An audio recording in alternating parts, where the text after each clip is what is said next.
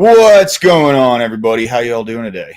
I'm getting all the stuff pinned in chat right now. Hope everyone's doing well. You know, you guys are amazing. When some folks get in here, I want to give some big dues to my girl Caroline. She has made a fat ass donation to the channel. Biggest one I've gotten so far. It's incredible. So, link is pinned.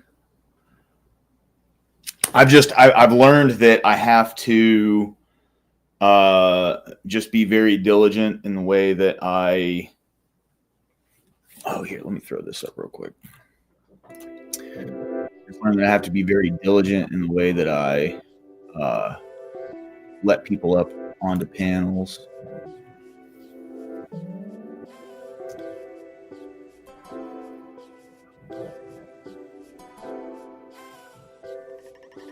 Oh, okay.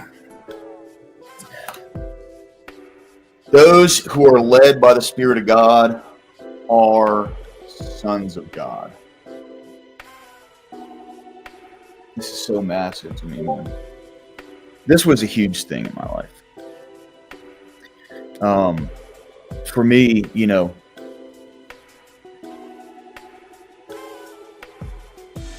I was not led by anything but my own will for a long period of time in my life. You know, when I was shooting dope and doing stupid shit,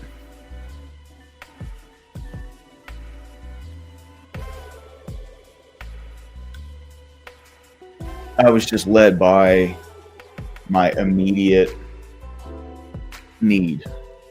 That was it. Or at least what I thought I needed, right? This thing in the front of my brain was telling me, go this way, do this thing. That was what led me. That's what drove me. That's what had the wheel. And when I found God, it completely altered the way that I interacted with life, interacted with people, interacted with everything. I mean, it completely altered my entire world, you know? And I'm incredibly grateful for that. I was miserable, was aimless.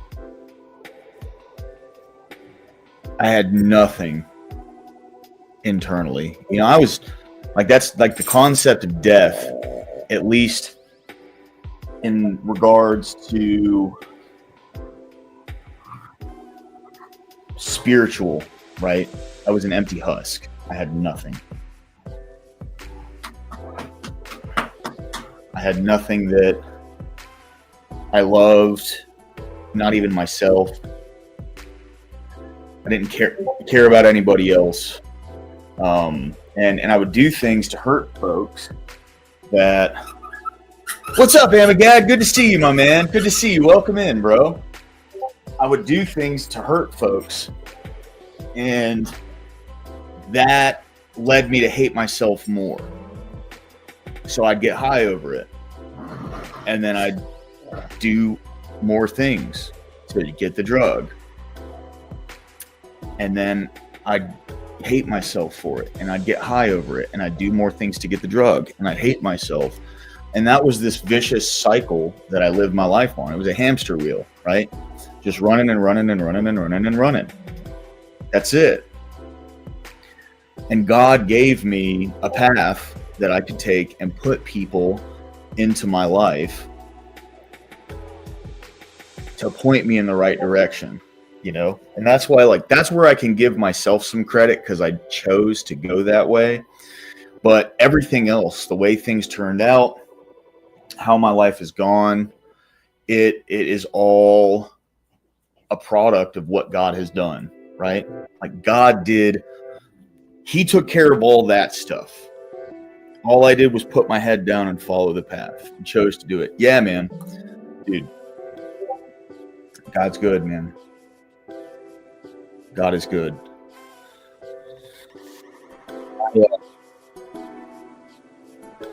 Just want to take a minute. Never Lucky, what's going on, dude? Welcome in, brother. Welcome in. How you doing, man? I just want to take a moment to sit in gratitude, because gratitude. Big Soda Corey Barton is in the house, brother. Good to see you, my man. Yes, 100%. And then he takes care of all the stuff on the outside, right? There's this speaker, Mark Houston, who actually, you know what? You know, we can do that. We can do that. Here, how about this? Hold on, guys.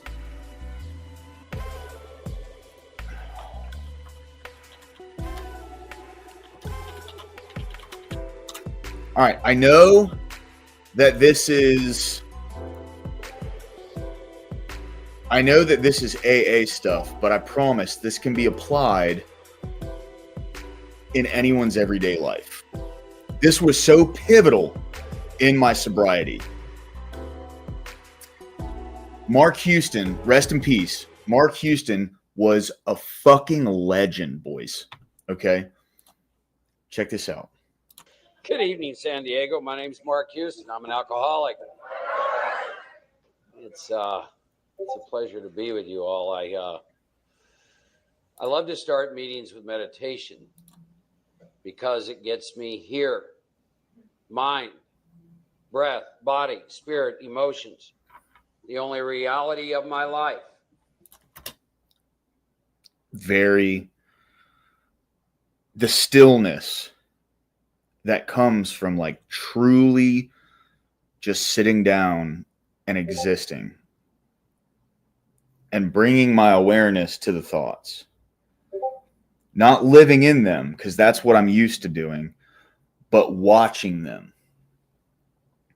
The stillness that comes from that was so pivotal in me being able to step back and you know, really developing some kind of awareness of my own mental illness, right? Like I'm not schizophrenic or anything, but you know, I'm pretty badly bipolar. I take meds for it and everything.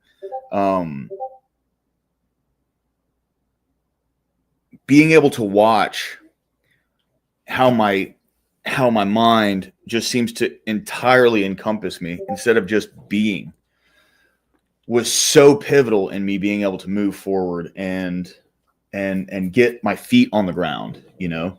I've never been here before with any of you in this breath, with this experience. And if you could touch that when you wake up tomorrow morning and you're looking at the loved one in your life or loved ones, if you have children, if you could understand that you've never been in that place with them before, and that would touch your heart, think how that would be. And if you went into your job tomorrow and realized you've never been in that breath, in that space, in that time, how could you not love your job? Absolutely based. That's what 10 and 11 did to me. There's no place in my entire world that I would. Okay, so just some backstory on this. Step 10 is continue to take personal inventory, and when we were wrong, promptly admit it, right? And there's a lot more to it than just that. So what it is essentially, you know, through the first 9 steps, that helped me develop this awareness of when I'm in fear, when I'm in resentment, and when I do like selfish and dishonest things. And continuing to take the inventory is looking at myself and being able to see I'm fearful of something right now. Talk to somebody about it, pray about it, do what you need to do to bring yourself into a position of being open and available to help somebody else. That's what the 10th step entails, right? And not I'm going out into the streets and, you know, finding an old lady to help cross the street or something. It's not necessarily that. What it revolves around is if I am open and available to when someone needs something from me, I can be there for them, whether it's just emotionally available or physically available. Like it's not necessarily just about like, you know, throwing on a cape and being Superman. It's being able to step outside of myself for enough of a moment and be there for someone else, and in what kind of capacity that may be, right? For me, when I'm all like stuck up in fear and stuck in resentment, I am fucking useless to everybody. When I'm present and open and available to someone else, I am useful. Yes, 100%. Exactly. And that's what the 10th step helps me do. On like, they call it the walking around step, right? So it's something that, you know, when I start to get fearful or I start to get resentful, it's something that I can practice consistently throughout the day. The 11th step, however, is my morning and nightly routine, right? So I start my day. Well, the way it's read out in the book is it starts at night. So at night, go over the day, look at when you were fearful, resentful, selfish, or dishonest. You know, if you need to make amends for those things, go about it, right?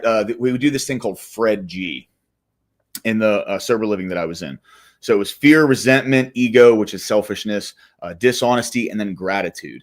So look through all the stuff that you did wrong that day. And then at the very end, you focus on the gratitude of it. And for me, what I like, then this is just how I describe gratitude and the way that it works for me, is it wrenches me into the present moment. So I'm thinking about the past and I'm thinking about what I've done during the day. And then I'm looking in the present moment to bring myself into gratitude, right? What do I have to be grateful for right now? And that's very, very helpful for someone like me who I get stuck in the past or the future, in resentment or in fear, right? Like I get stuck into those things and then I can overly beat myself up over stuff that I've done. And, you know, the 7th step is all about being able to like practice humility to the degree that when I do something wrong, yes, I need to learn from it. Yes, I'm not immediately like washed clean of something that I did, but I can give myself a little bit of a break. You know, I can cut myself some slack, right? Because I understand that I'm not a perfect person. That doesn't excuse what I did, and it doesn't give me this blank check to do whatever I want to do in the future to whoever, whenever, right? But me beating myself up over something that I did wrong makes me just as useless as being resentful, because it is a resentment. It's a resentment towards myself, right? So the amends process that I would make for myself for that resentment would solely be and only be not doing it again. Being stuck in the past and lacking gratitude for what we have is a huge problem in the country right now. Absolutely. You know, everybody wants, they want this perfect utopia, this country to be this perfect utopia. And, you know, looking back on when we were kids and how little responsibility we had, and then, you know, becoming an adult and having to take on all these responsibilities. And a lot of people weren't necessarily taught those things very well at one point in their lives. And instead of that, looking at what I have right now, that's fucking Discord, dude. Discord is just so.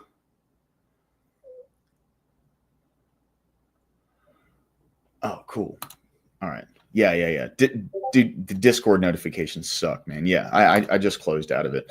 Stammy might be around. All right, I closed out of Discord. Stop beeping. But yeah, anyway, let's get back to the video. I'd rather be than right here, right now, with you.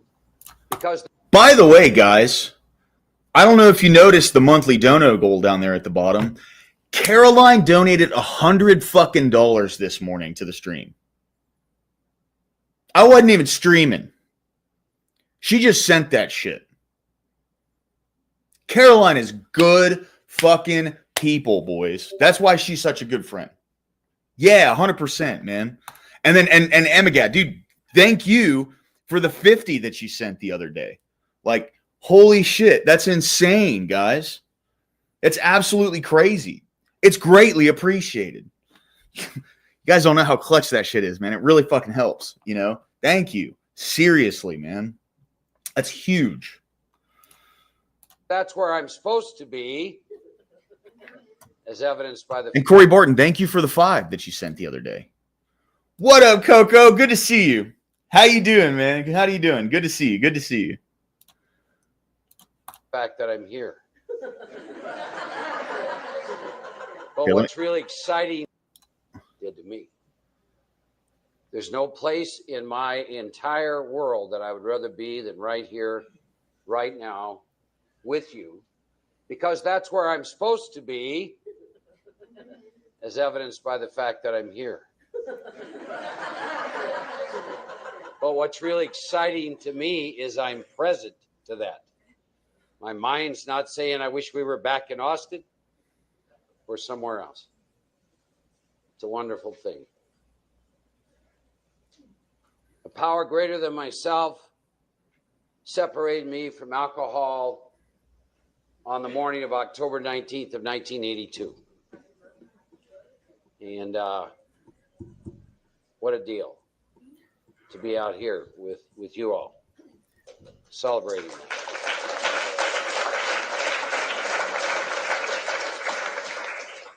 I want to read a prayer. It's called the Elder's Meditation of the Day. It says, peace comes within the souls of men when they realize their relationship, their oneness with the universe and all its powers, and when they realize that at the center of the universe dwells God, and that this center is really everywhere. It is within each of us. Black Elf, Ogalaga Sioux. If we're to know peace, we must look within ourselves. In order to do this, we must learn to be still. We must quiet the mind. We must learn to meditate. Meditation helps us locate and find the center that is within ourselves. The center is where the Great One resides. When we start to look for peace, we need to realize where it is within ourselves.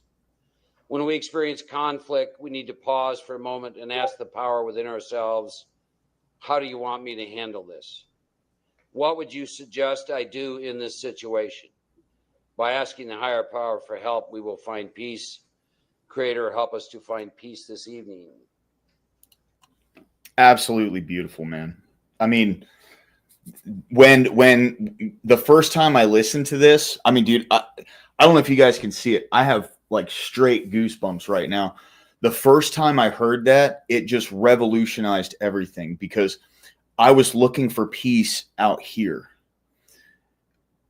And God is within us all, and God brings me peace. Now it's Jesus brings me peace. But at the time, I was just opening my mind up to the concept of God.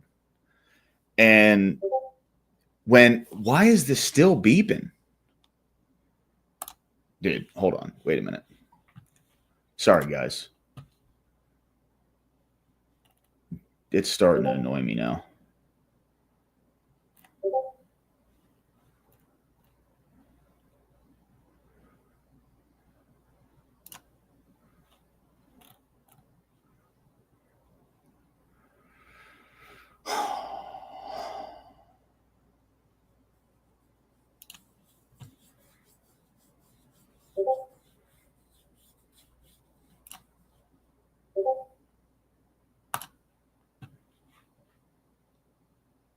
Maybe that'll change it. We'll see here. All right. I'd always looked for peace on the outside. Hey, Ag, what's up, dude? Good to see you, man. Sorry, I was in Discord. I didn't see you jump in a chat. I know, yeah, dude. Discord's like, bap, bap, bap. You know what I mean? Ag, welcome in, dude. Good to see you, man. Thanks for stopping by. But this was one of the most pivotal moments when it came to me, like, actually finding some semblance of peace in my life. This was a fucking tornado, dude. And it ripped through all of my relationships, and it ripped through everything I had ever done to build myself. It had ripped through any accomplishment that I ever made, right? And it really was that line right there of, if we're going to find peace, we have to find out where it resides within ourselves. It was one of the biggest, it was the most pivotal moment when it came to me as an individual growing, because I felt something out here needed to give me peace, but it's in here. It's not out there. That was so incredibly important for me to learn so I could gain some semblance of peace moving forward in my life.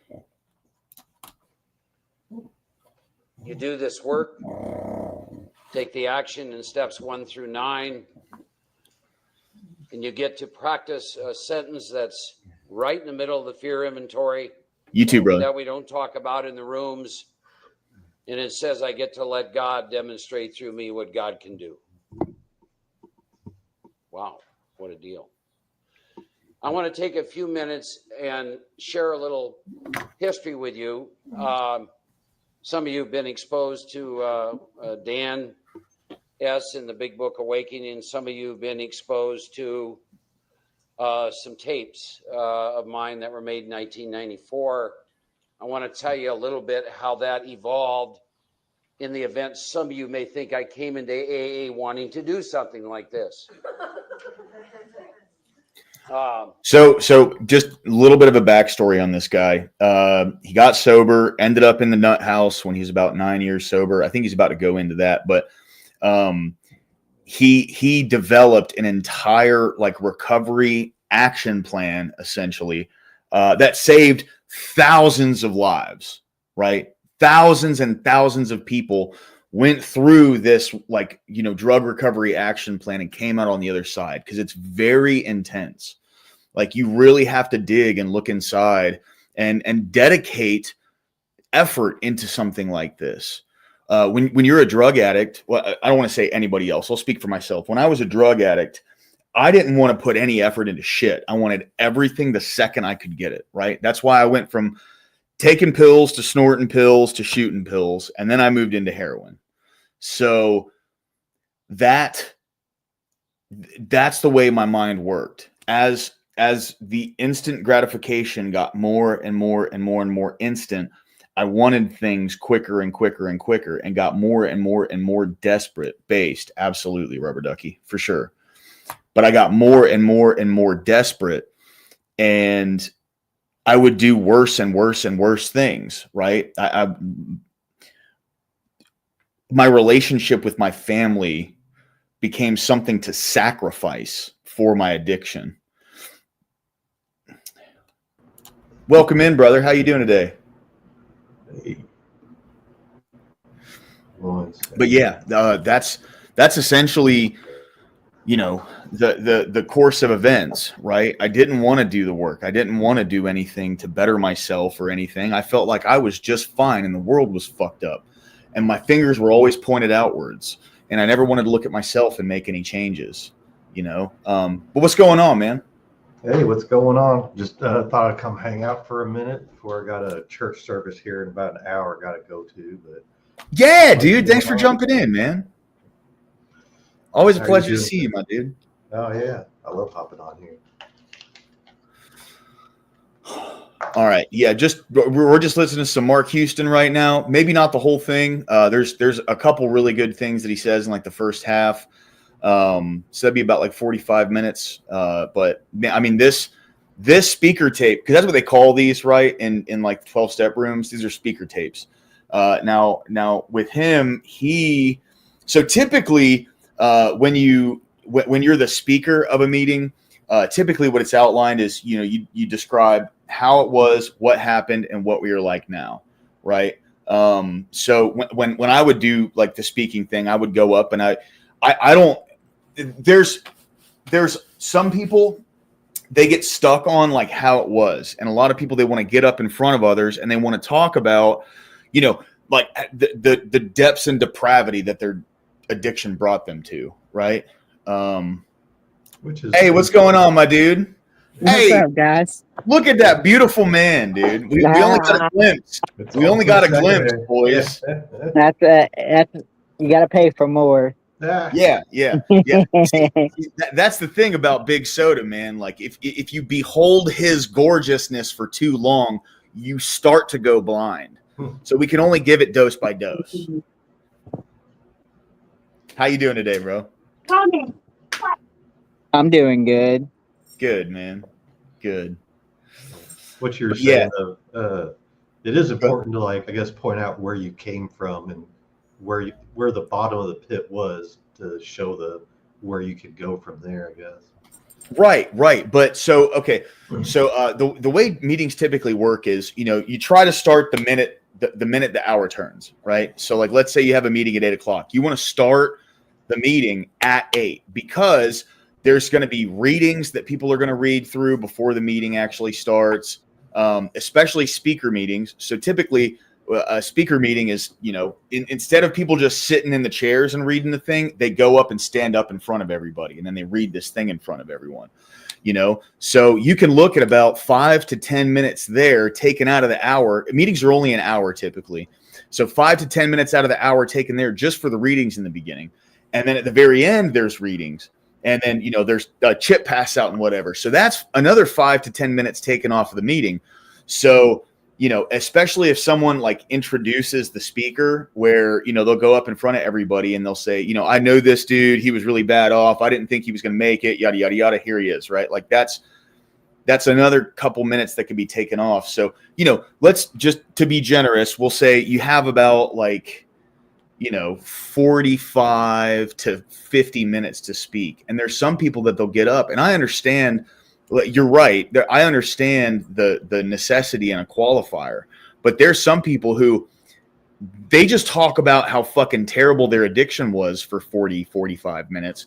And then they go, and then I worked the steps and now I have a car and a job and a family. And it's like, what did that do? Right.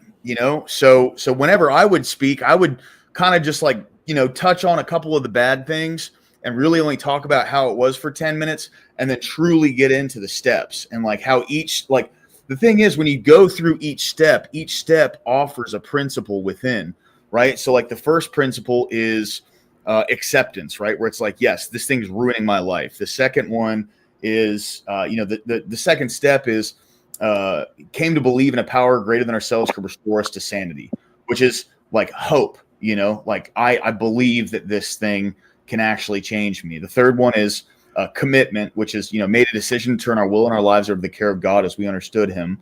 The fourth one is the inventory for the like honest self-appraisal. The fifth one is perseverance, because you have to sit down in front of somebody where you have this literal, like, it's not a packet, but I'd say, my inventories were always about like 10 to 15 pages of just all the shit. Right. And then I read through that with somebody, and a lot of that stuff has, you have no morals. So we have to appeal to the morality outside of ourselves to look for help. Absolutely. Yeah. Same, dude. Absolutely. 100%. Yes. Yeah. Dude, I say that all the time. Like that's the thing with God, is God offers me a consistent like reference point when I want to look at principles and morality. I can point back to that because it's consistent. Where when I was an atheist and I didn't believe anything, I could morph what I considered my principles. I could morph that around my actions to justify literally fucking everything, because it was amorphous. There was no consistency in it. It was whatever I wanted it to be. Whatever I wanted done, I could just morph my morals around what I needed done. And so that way I don't feel the repercussions of doing it. Because I'm justified. Yeah, that, and you could say there's no ultimate consequence to anything I do. There's no. Yep. And if anyone gets mad at it, it's their fault. Fuck them. You're the bad person here. I'm justified. I'm moral, right? And when I suffer those consequences, it's not what I did wrong. It's that what the world did wrong. Yep. What the world's doing to me. Yep. Because boo-hoo, I'm a victim. Feel bad for me. But hey, can I get $20? Right? Like, that's how that works, bro. You know what I mean? But yeah, that's this speaker tape is so fucking like it was so important to me getting sober, man. I mean, it was so huge. Well, to be fair, it's probably your first accomplishment. Well, probably the first accomplishment a lot of people in that area have had in a long time. Yeah. Like that true feeling of like, fuck, I done something. Like, Like this is something that it was very hard, and I had to accomplish it. Sorry, I'm eating something spicy and it's getting to me. All right, you're good, man. But it's I like, know how that is, bro. but it's like, especially when you accomplish something that you know was incredibly hard, or was very hard on you. That Yeah. feeling, a lot of people don't get that, and so when you get that first dose of it, it's a very, I guess, passionate feeling. Yeah. Oh yeah. There's a thing they call the pink cloud in the rooms where there's people who come in and they start working the steps and they start to see like changes happen within themselves. And then it's like in your head, you immediately think, well, I'm never going to get high again. Look at this. Like everything's changing for me. And that's too far on one side of the spectrum, right? Like one thing I used to say about the 10th step is it's like a pendulum, right? So when I first got into the rooms, I was on one side of the pendulum or the other, where it was, I'm never going to get high again. How could I ever do that? Look at all the things that I did and destroyed my life. I need to get better. Or I'm going to get high right now, or I'm going to die. Like it's one of the two, right? And over time, especially working with that 10th step and like truly keeping an eye on myself, seeing when I'm fearful, seeing when I'm resentful, like actually taking accountability for when I'm selfish and dishonest, that pendulum stops swinging so violently. And it really comes to this kind of middle point where it's barely swinging back and forth. It never gets completely still. If that was the case, dude, I'd start a religion, but that's not, right. You know what I mean? Something. Yeah. Right. So it's a subtle swing back and forth where it's like, I need to do some work because I'm starting to notice things are slipping in myself, or I'm doing really good right now. I'm taking care of everything I need to. And just right between those two, it doesn't have to bounce back and forth to the extremes. Mm-hmm. And that's something that's been very, very helpful to me. Well, yeah, and I think that's important too. Why Christianity is very important to something like this, because something I learned a long time ago was that part of Christianity, or what makes a Christian, is somebody that carries their cross, they fall and they get back up again. Yeah, and it's all about that falling and getting back up again. And if you never fall and get back up again, then you don't know what it means to be a Christian. right. Absolutely. Yeah. And that's like, I'll be honest, boys, I'm kind of scared because I know, like, I'm a new Christian, dude. I've only been a Christian for about a year. I know I'm a fall and I ain't looking forward to it. No, yeah, but we'll see what happens. I was in and out of rehab. Go ahead, my Christ will be there to offer you a hand to help you Absolutely. back up, though. That's the important part. Absolutely. And I will say it kind of softens the fall. Yeah. Because it's always something to it's kind of like a lot of people when they fall, they miss the lesson and kind of the learning around falling. And when you kind of have that guide or that moral authority to then help you be like, okay, well, let me stop. Something's not going right. So, yeah, I'm falling, I'm slipping. Let me stop and reflect on what I'm doing. And so that way I don't have to blame the outside world, or I don't have to feel this idea that everything's against me.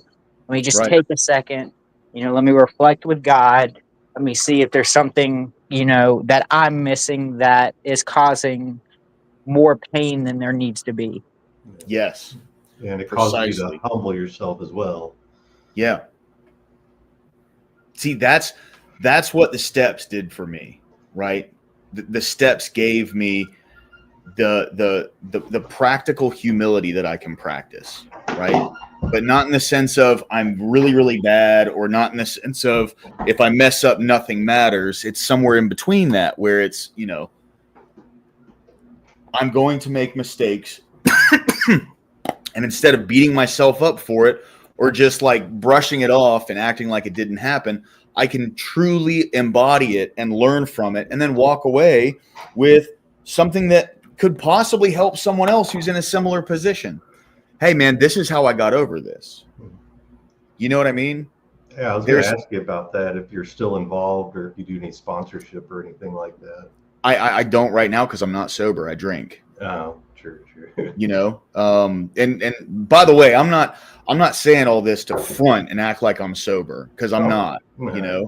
I did start drinking, but I'm working on that. You know, it hasn't ruined my life, and I know that's a piss poor excuse, but you know, my true issue, I never really had an issue with alcohol itself. My true issue was always hard drugs, and I have not even gone anywhere near any hard drugs. No, same here. Like, yeah, but I also hardly ever drink. Well, I don't do much of anything anymore.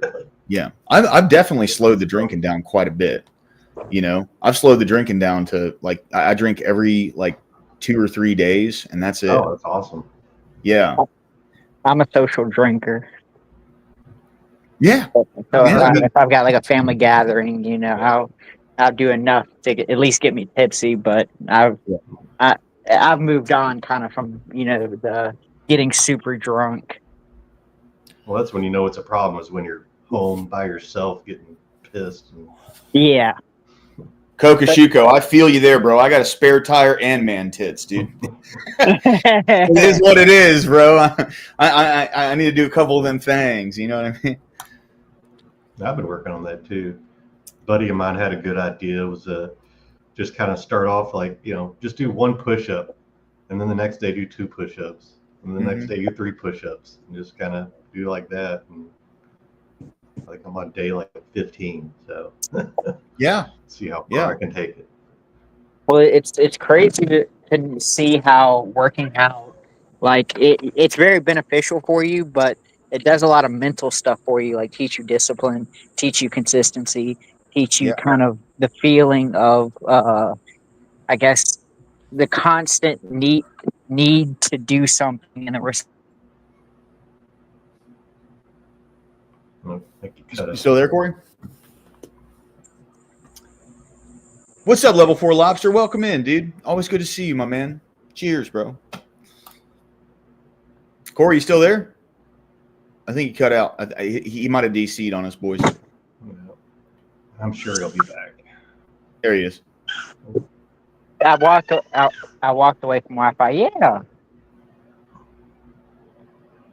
Welcome back, brother. Yeah, I think he touched on something important though too. Hey, What's up, Level 4 Lobster? Good to see you, man. Hey, I wanted to jump in because I'm not I don't want to like detour away from this, but like I'm not as deep into the religious part of this, but I have a similar experience, not so much with hard drugs, but definitely with alcohol. Yeah. And I went 4 years to AA. I didn't follow the steps, but I did see a lot of, you know, what my problems were, and a lot of it was issues inside. You know, inside I was the problem, and I was always giving excuses. And when you let that last one go, where you're like, well, you know, I don't have a problem with alcohol, and I've heard that many times before from many different people, and some people don't, and that's totally fine. I definitely did have a huge problem with alcohol. And I'm just thankful that it didn't ruin my life. But I think more so away from the religious aspect, I think what helped me the most was realizing that I was the problem, realizing that I did have a super addictive personality. And anything I do in life, I take it to the extreme. And I had to remove myself from situations where I would falter, because I am a man and I do make mistakes. And the easiest way to avoid mistakes is avoid situations that are going to put you there. Right. And so for me, I found, obviously not much better, but video games were my outlet. And I've got years in video games like Ark Survival Evolved and Rust, like hours that would you should be ashamed to say that you have in these things. Dude, you play Rust? I don't see, that's my crack. Don't bring me back. Don't get me back into this. Yeah. Hey! I've been off for a while, but I got 1,000 hours in Rust, man. I fucking love that game. Don't embarrass. I don't want to say what I got. I have way too much. I don't gamble. I try not to drink. And by try not to, like, I maybe drink once a year at like a tailgate. But honestly, like, I've removed myself from situations, and it is easier the older you get, because more responsibilities are put on your shoulders. And as a man, if you realize that you are the one to carry in your religious term this cross, this cross for me is responsibilities. I have a child I need to take care of, a wife I need to take care of, a mortgage I need to pay, packages I need to deliver. People are counting on me, and I found that to be my release outside of religion, because I'm not the most religious guy. But it is getting old, and step one of that is realizing that you do have that problem. Yes. And then once you realize that you are the problem, it does get so much easier. And finding a good woman that loves you and takes care of you, building a life and a family with that person. Honestly, at the end of the day, that is your salvation, at least here on earth. And that should be the goal everyone is working towards. So Absolutely. Yeah. but I'm gonna mute myself because I don't want to ruin this conversation. I'm really enjoying it. No. Dude, you're not. You just contributed to it. What are you talking about, Lobster? You're good, man. Yeah, because No, I don't want my beeping and the truck noises and all that goes with this. I appreciate it, man. I appreciate it. But if you have something to say, man, chime in, bro. You're always welcome. You know what I mean? So he touched on something important though too about removing yourself from those situations. And my thing was removing looking at who I associated with and realizing the influence that they had on my life. And that was the hardest thing for me, of just cutting certain people out of my life, because they were dragging me down. As much as I loved them, as much as I enjoyed them, and also too, I mean, it's cliche, but you'll realize that certain people they're only your friends because of the drugs. You take that out of the equation and you're like, I don't like these people. Like, I wouldn't be caught hanging with these people if the drugs were involved. Right. No, 100%, man. I guess that's one of the easy things for me. Like, you're not going to catch me at a flop house. I have no reason to be there. A flop house, trap house, dope hole, like whatever. You're never going to catch me in one of those places unless I'm there to get drugs, right? Now, I'm a bartender. I work in a bar. I've been working in restaurants for fucking years, right? It's somewhere that I know and I'm comfortable and I can do that. But there's a reason for me to be there aside from me going there to get a drink, right? Get paid. Right. But there's no reason to go into a dope hole.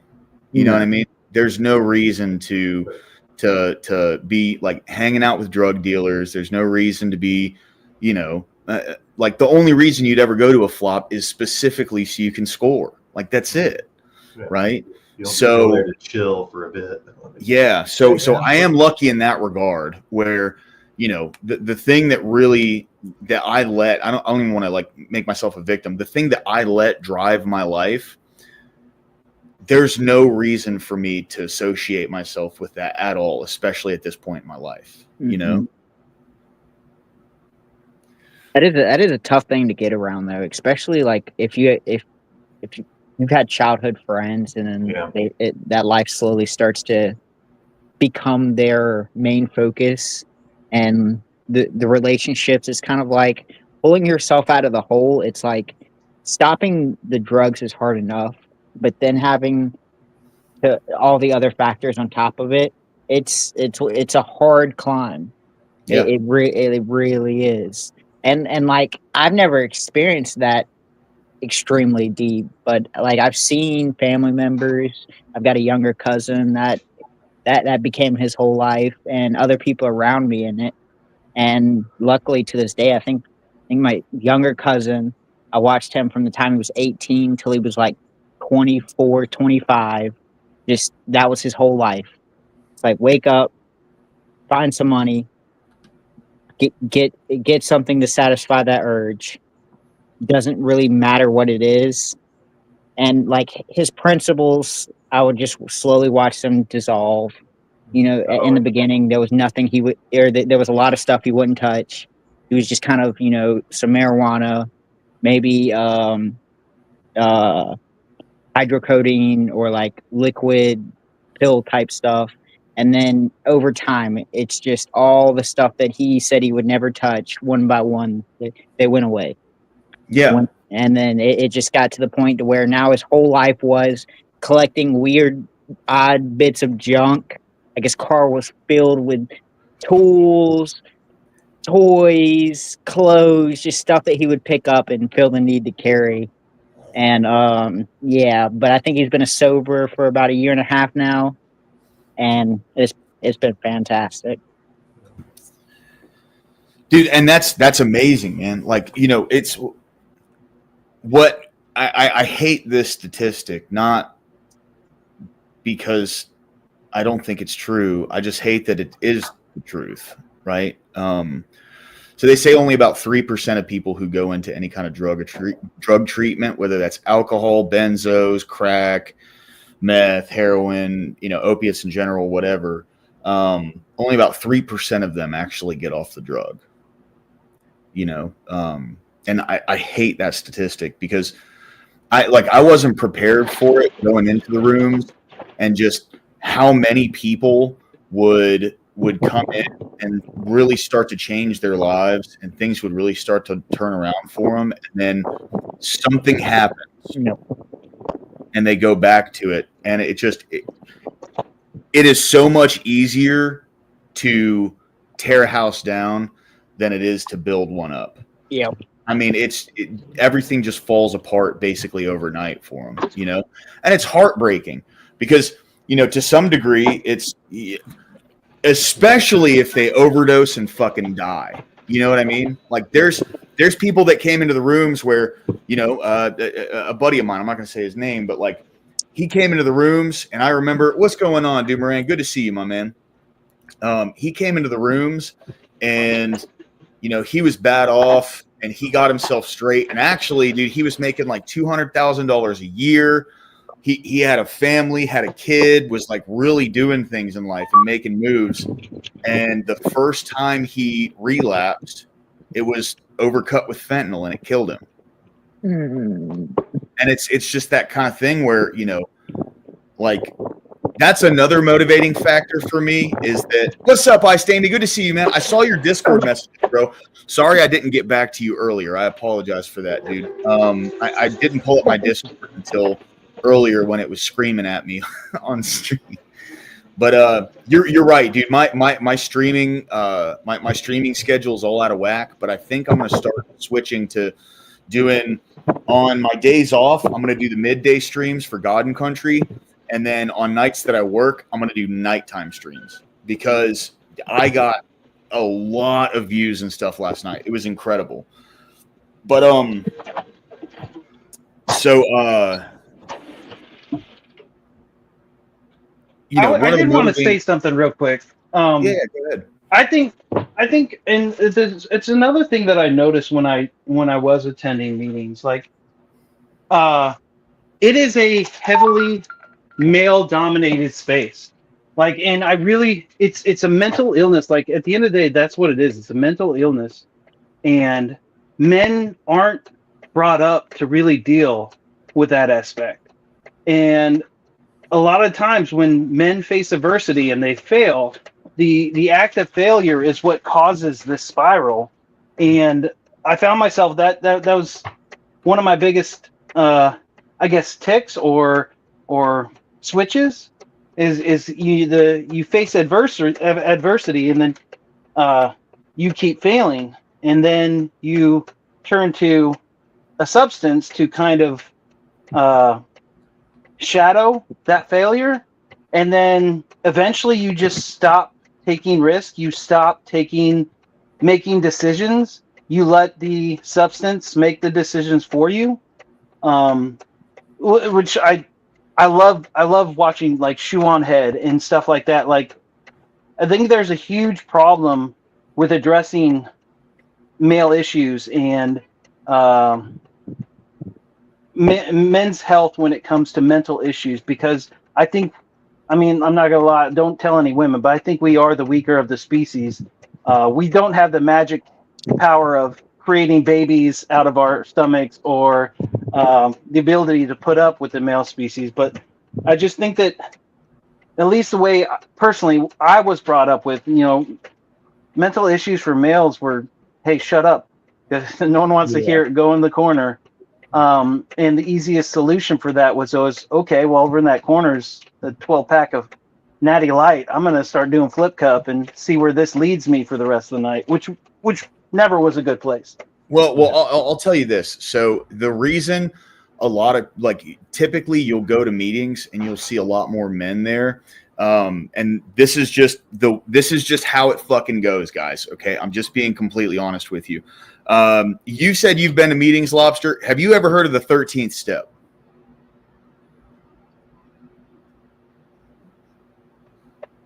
I haven't been to a meeting since 2006. This shit's like 80 years old. Like the 13th step. I cannot recall a 13th step. No. The 13th step is fucking a newcomer. That's what they call that, right? Now, my thing with that and the hang up I have on it is like whether it's a dude fucking a woman or a woman fucking a dude newcomer, however that goes, it's bad because this is someone who's in a vulnerable state, and sex can be just as detrimental to you going back to drugs, especially if you're like a cocaine or a meth addict. Like meth and sex go great together, guys. And I'm not trying to fucking, glorify it here. I'm just saying. So a lot of people, when they're, you're fresh off the boat coming into a meeting, you were just high 2 days ago. And then some, 5-year sober chick, she's hot. She wants to fuck you. You have sex and she goes about her day and you got to go back to the sober living. Well, I just got my dick wet. I want to get high. Right. Like that's why it's more of there's more men at meetings because there's a lot of predatory people that go into meetings. That's the thing is you'll go into meetings and you'll see it yourself. There's a lot of people who go to meetings that aren't actually like addicts or alcoholics. They're just there to prey on people. Because that's they're in a vulnerable state. Yeah. Right. Especially and when you think about women sounds like a plot from a movie. Well, there's women who are heavily guided by their emotions. And when you've brought yourself into a position where all of your receptors, let's say you're a meth addict, your norepinephrine receptors are all burnt out because you've been slamming meth for 2 years or 3 years or 7 years or whatever. Or cocaine, your dopamine receptors, they're all fucking tore up. Or, opiates, heroin, your enkephalin and your endorphin receptors are all burnt out. When these things are all burnt out, the chemical regulation in your brain is completely tossed. And that's why the first year and a half of getting sober is one of the toughest, because during the first year and a half to 2 years, your brain is rewiring itself. So it's starting to learn how to regulate without this constant flood of specific chemicals going from your cerebellum into your prefrontal cortex. Like look up the Broken Brain lecture. It's been given the stamp of approval by neuroscientists. Like this is Robbie Keeble's the one who wrote the lecture. He's the one that came up with all this. It's been given the stamp of approval. This is how addiction physically works on the brain. So when you've had all of these chemicals rushing as in a flood from your cerebellum into your prefrontal cortex, and then that stops, your brain freaks the fuck out. And with men, we can kind of we're more apt to be able to kind of push things down and power through, where with women, they're almost entirely driven by emotion. And your emotions are just that, chemicals going from here to here, right? So when you have someone, especially, here's the thing with women in addiction too. Men are more likely to do bad things to get a drug. Women are much more likely to have bad things happen to them, because they're physically weaker. Like you wouldn't believe how many rape stories and just really terrible shit happens to women when they're in drug addiction. Especially with, people who don't give guys who don't give a fuck out there, dude. When you're getting high, all bets are off. You're prey to anybody at any point in time. It's like force doctrine at its peak. You know what I mean? So, when you take a woman who is more than likely traumatized, either in a sexual, mental, or physical way, and you put them around a bunch of people who have been traumatized in some either sexual, mental, or physical way, and you throw their emotions all out of whack because the one thing that has been consistent and your brain has kind of like, you know, adapted to a consistent application of a chemical into your head, your emotions are all out of whack, and that can be very incredibly volatile, you know. So a lot of women, what they end up doing is they go to women's meetings. There's women's meetings, and there's some, especially around here, there's some very popular women's meetings, right? Like there's women's meetings where 150 women go to these things because they know dudes aren't going to be there to try and prey on the newcomers. And that's just, I mean, that's just the way it goes, right? Like, it's not necessarily that men dominate the space, but, you know, women are weak, especially in the vulnerable state that they're in when they come off of the streets from a drug addiction, you know, being surrounded by other women. And that's not even to say that, like, you know, lesbians aren't predatory, because they are, you know, but you're much less likely to, you're like, women are much less likely to be preyed upon when they're just surrounded by other women, you know. So I understand it from that perspective. But you know, there's lots of co-ed meetings, and there's tons of women in the rooms and stuff. But typically, you know, like, a woman's not going to go into a meeting. Typically, I'm not saying not all, because there are women who are just straight up honest. Like, I know this chick that whenever she tells her story, she starts off by saying, like, you know, if my dad would have known I was sucking dick for heroin, you know, he probably would have changed the way he raised me. And, like, it's like, damn, you're real as fuck, dude. You know what I mean? But well, yeah, it goes to, like, you know, I think of guys, they'll use violence to get what they want when it comes to that, and women will use their bodies to get what they want. Yeah. That type of situation. I knew many people in that type of situation. Yeah. And go ahead. I'll say, going back to the 3% stat that you talked about earlier, if I could put a positive spin on that, is, you know, it's better than the 0% it would be if the programs didn't exist. Fair. And also, it's, even if they're not successful with the entire program, it can still build that foundation for that house you're building, right, or plants the seed that wouldn't be there otherwise. So it can still have good positive effects. And even if they do relapse, they might still think back to some of the stuff they learned. And, you know, it gives hope for the future instead of just the absolute nihilism that you'll never get clean. Yeah.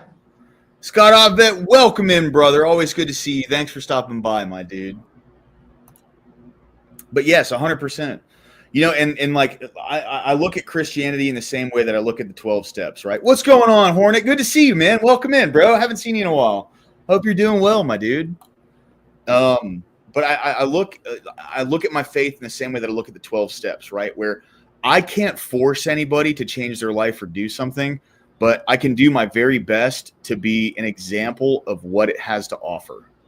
And it would be fantastic if I could do that 100% of the time. But the thing is, I'm human. I'm not infallible. And if I could live like that 100% of the time, I would be Jesus, right? Like, that's the whole point of having Jesus to look towards as something to strive for. Like, I want to live like that. I never will, but there's not anything to be upset about with that, right? I'll say you can lead by example, and then Jesus is the ultimate example. Yeah. Right. You know, but you do your part to show other people what it's done for you. Well, Living your life that way. You have that progression as well, because you have a model to look to, and it's like, yeah, you will never meet that model, but if you slowly progress toward that model, you will be light years ahead of where you began. And if you just keep leaning on that model and know that as long as I try my best to be as close to that model as possible, that I'm going to be infinitely better. Yeah. Right. Bro, you got nothing to apologize for, Ag. No. You're good, my man. I thought it was great last night. Yeah. Don't apologize for you didn't spurg, bro. You didn't spurg. You didn't spurg at all. No, Dude, he I was sparked. fucking trashed last night, dude. Like I was spurging. Okay, you were fine, bro. You were part of the conversation. I appreciate you coming up. Yeah, you're good, my man. Yeah, I was listening to you at work last night. I could tell, like, from the very beginning of the stream, as the night went on, I was like, oh, he's probably on his third beer now. Now he's like, Well, the issue was at work. I had my shifty, and at the end of basically we get one drink at the end of the shift, right? So I just got 2 ounces of Knob Creek 9, and that's 120 proof bourbon. The thing was, though, is I've been working on a new drink. It's a bourbon, blueberry bourbon caipirinha, right? So it's like a caipirinha is typically made with it's a Brazilian rum called cachaça, and then you muddle some lime with some simple syrup, shake it over some crushed ice, and that's it. And what I did was cut down the simple syrup a little bit, add blueberry into it. Instead of using cachaça, use bourbon. Easy, you know what I mean? Like it's not that crazy, but it goes together really well. And we were just kind of like tweaking it and going over like a way to make this a little more practical and not use as much of product and stuff like that, to where we can make it into a little rocks glass, and then people can pay about like $13, $14, maybe $15 for it. And, it'd be something that people can buy. We can make money off of, and it still tastes good. So I made like 4 of them, bro. And I was sitting with my bosses, we drinking these fucking things. And I was already buzzed at work, let alone like after I got off, I had the 2 ounces of the Knob Creek 9. Then after I got home, I went and got a 4-pack of Super Balecki, which is a 7.8, and those are all tall boys. And nighty night, you know what I mean? It was a good time, though. It was a good time. It was, man. Had fun, dude. Had fun. I was a bouncer for a little while, and I remember hanging out after the bar closed, and we for science, we're doing experimentation. Right. We're not just drinking, and no, we're experimenting. It's quality control, man. Yeah, right. Yeah, I woke up like at 5:21 and seen you were still up, and I was like, damn. Yeah, So I got home last night because I actually didn't get to watch the debate between Alex Jones and Nick Fuentes while I was at work, because I got there, and the second I got there were people there. So I just kind of got in the mix immediately, and I ended up missing it. So I was like, fuck it. Instead of me sitting at home half drunk in my underwear watching fucking Alex Jones debate Nick Fuentes, let's just stream it. I thought it'd be a good idea, and it was, man. It was fun. Like. We got through about like an hour and like 15 minutes of the debate in 4.5 hours, because we were just talking. Much of a debate, anyways. It wasn't much of. It really wasn't, dude. It was a glad-handed circle jerk, man. Yeah. Like that's, not dissing him or anything, but it really wasn't a debate. I did think it was funny that like periodically throughout their talk, Alex Jones kept trying to go, all right, well, I want to get into the thing where we disagree. It just never got there. At least when we were watching, I thought that shit was hilarious. Yeah, my favorite moment was definitely we had an agreement that I bail you out, you bail me out. Yeah. And Alex Jones went. The look on his face was like, bro, you weren't supposed to say that shit. You know what I mean?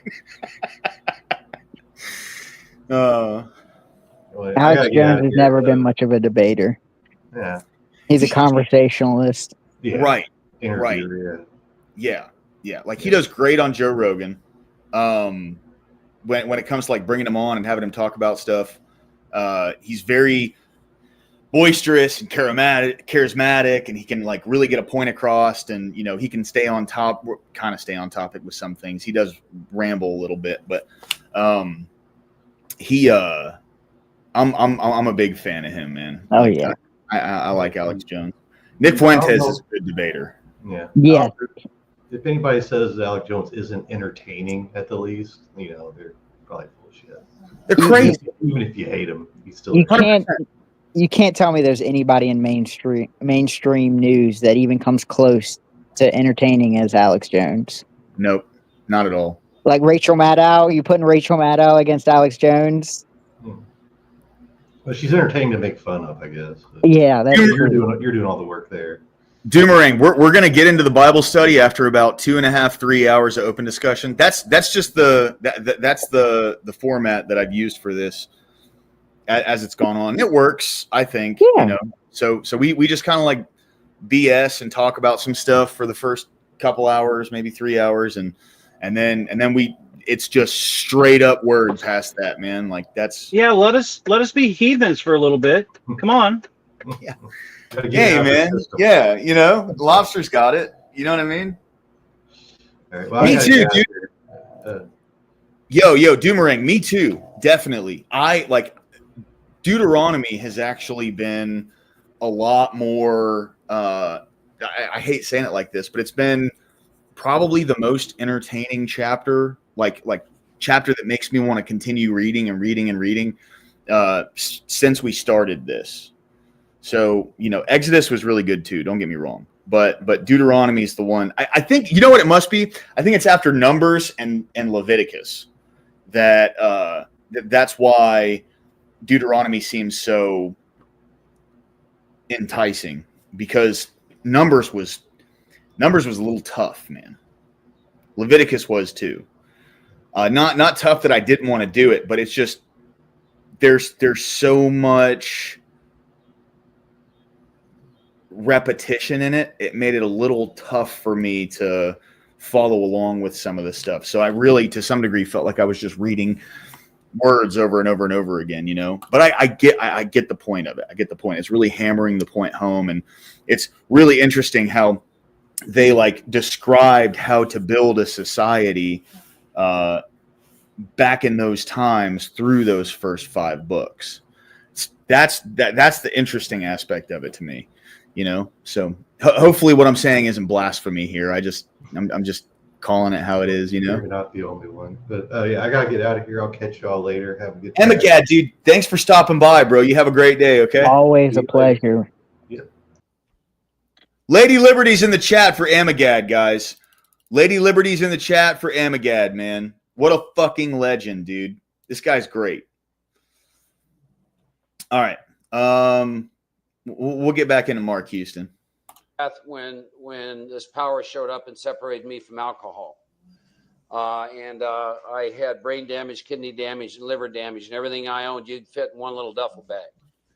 And that's how I started this journey. I went to a detox and a treatment center, and I was living in Denver, Colorado, which is where I sobered up. A lot of big book thumpers there.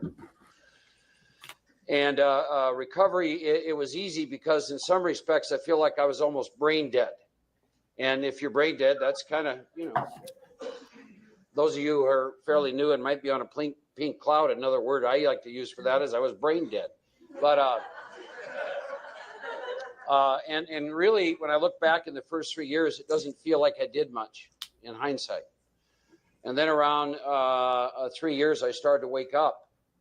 You know, you wake up sober, and I don't know what your experience was. It was not very comfortable. And, you know, all these fears started to manifest. And then, you know, all of a sudden the world's coming at me, and there's this thing that they call a career that guys are supposed to get involved with because women like it if you have a job. And, you know, it's so crazy, man. Like when I was living the way I was living, where there was no responsibility, there was no structure, there was no anything. And it seemed like almost overnight, you know, like I had to spend a week in detox. So detox is typically like it's a small group of people where they kind of put you, and you know, they give you medicine to help you get through the DTs. You know, when you're on alcohol, they give you like a little bits of benzos to like stymie the shakes so you don't like literally fucking seize out. But there's not much they can give you for opiate withdrawals, right? Like they can give you a little bit of what's the Imodium, just to keep you from shitting your pants constantly. That's literally all it's for. But yeah, but for the most part, you kind of just have to dry kick, right? And detox is a lot more comfortable than fucking kicking in jail. Let me tell you, they don't give you anything in jail. You just you just lay on your rack, bro. That's it, you know, giving away trays and stuff. Oh, what's up, Yo. Grid? Oh, is Grid here? Yeah, Grid's in here. What's up, Grid? Sorry, you came in right as I was going. You might have caught the bad part of the conversation.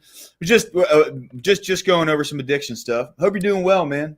Good stream. Grid had like a panel of like 12 on there when I first jumped over. I was like, my ADD was kicking in. It's like I can't handle all 12 of these people talking. So that must have quit pretty quickly.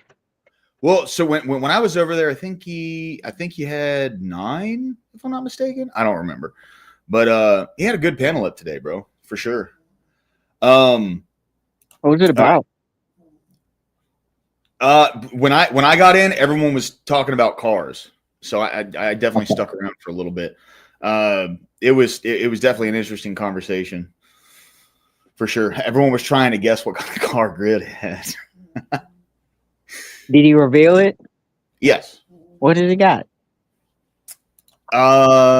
Grid, do you mind if I say what kind of car you got? No, let's just say he drives a Volt, man. That just sounds better. He drives a smart car. Grid in his Chevy Volt. His Prius Mach 2. Yeah, I like this. Let's not live in reality. This is way better than reality. Yeah. But hey, I'm gonna bounce out before I get another call. I appreciate you letting me in today. Thanks, Lobster. Appreciate it, bro. I always enjoy it, Lobster. All right, we'll get back into Mr. Houston here, man. But yeah, that's one of the crazy things is, you know, it's like 1 minute you're sick. I mean, because that's essentially like, it feels like an illness, you know. For me, it was I was always too hot or too cold. There was never like an equal balance. I couldn't ever make it to the bathroom. Like eating was a chore. Like forcing food down my throat. And sometimes you couldn't keep it down.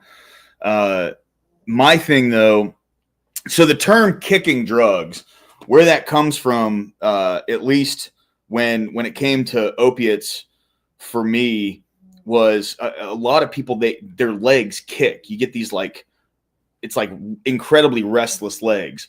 Well, see, mine always was in my chest. And it was like laying in bed, especially on day 2 or 3, because those are the worst, right? Once you hit, at least for me, once I hit day 4, things started to ease off a little bit. It was still bad, but it wasn't as bad as day 3. But like I couldn't sleep. But I would get that restlessness up in like my chest and my shoulders. So like laying in bed, I would, you know, dude, it was terrible. But that's gotta be a scary feeling too.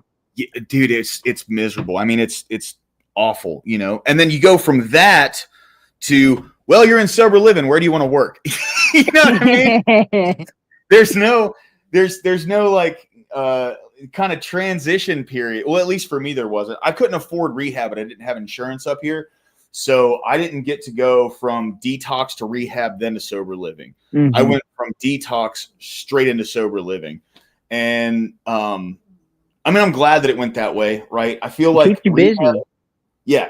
Rehab's a little too much of a cottage industry for me. And anything that's made comfortable for me, I abuse it, right? So for me, I had to go absolutely fucking shit miserable in a detox to, all right, you're working now. You know what I mean? And it is weird, like kind of, like like he said, you kind of just wake up one day and it's like, oh fuck, like this is life. This is what I have to do. Yeah. Fuck, what was it, Grid? I forgot what it was, man. It was an SUV. SUV. Ooh. Yeah. Range Rover. No. Dodge.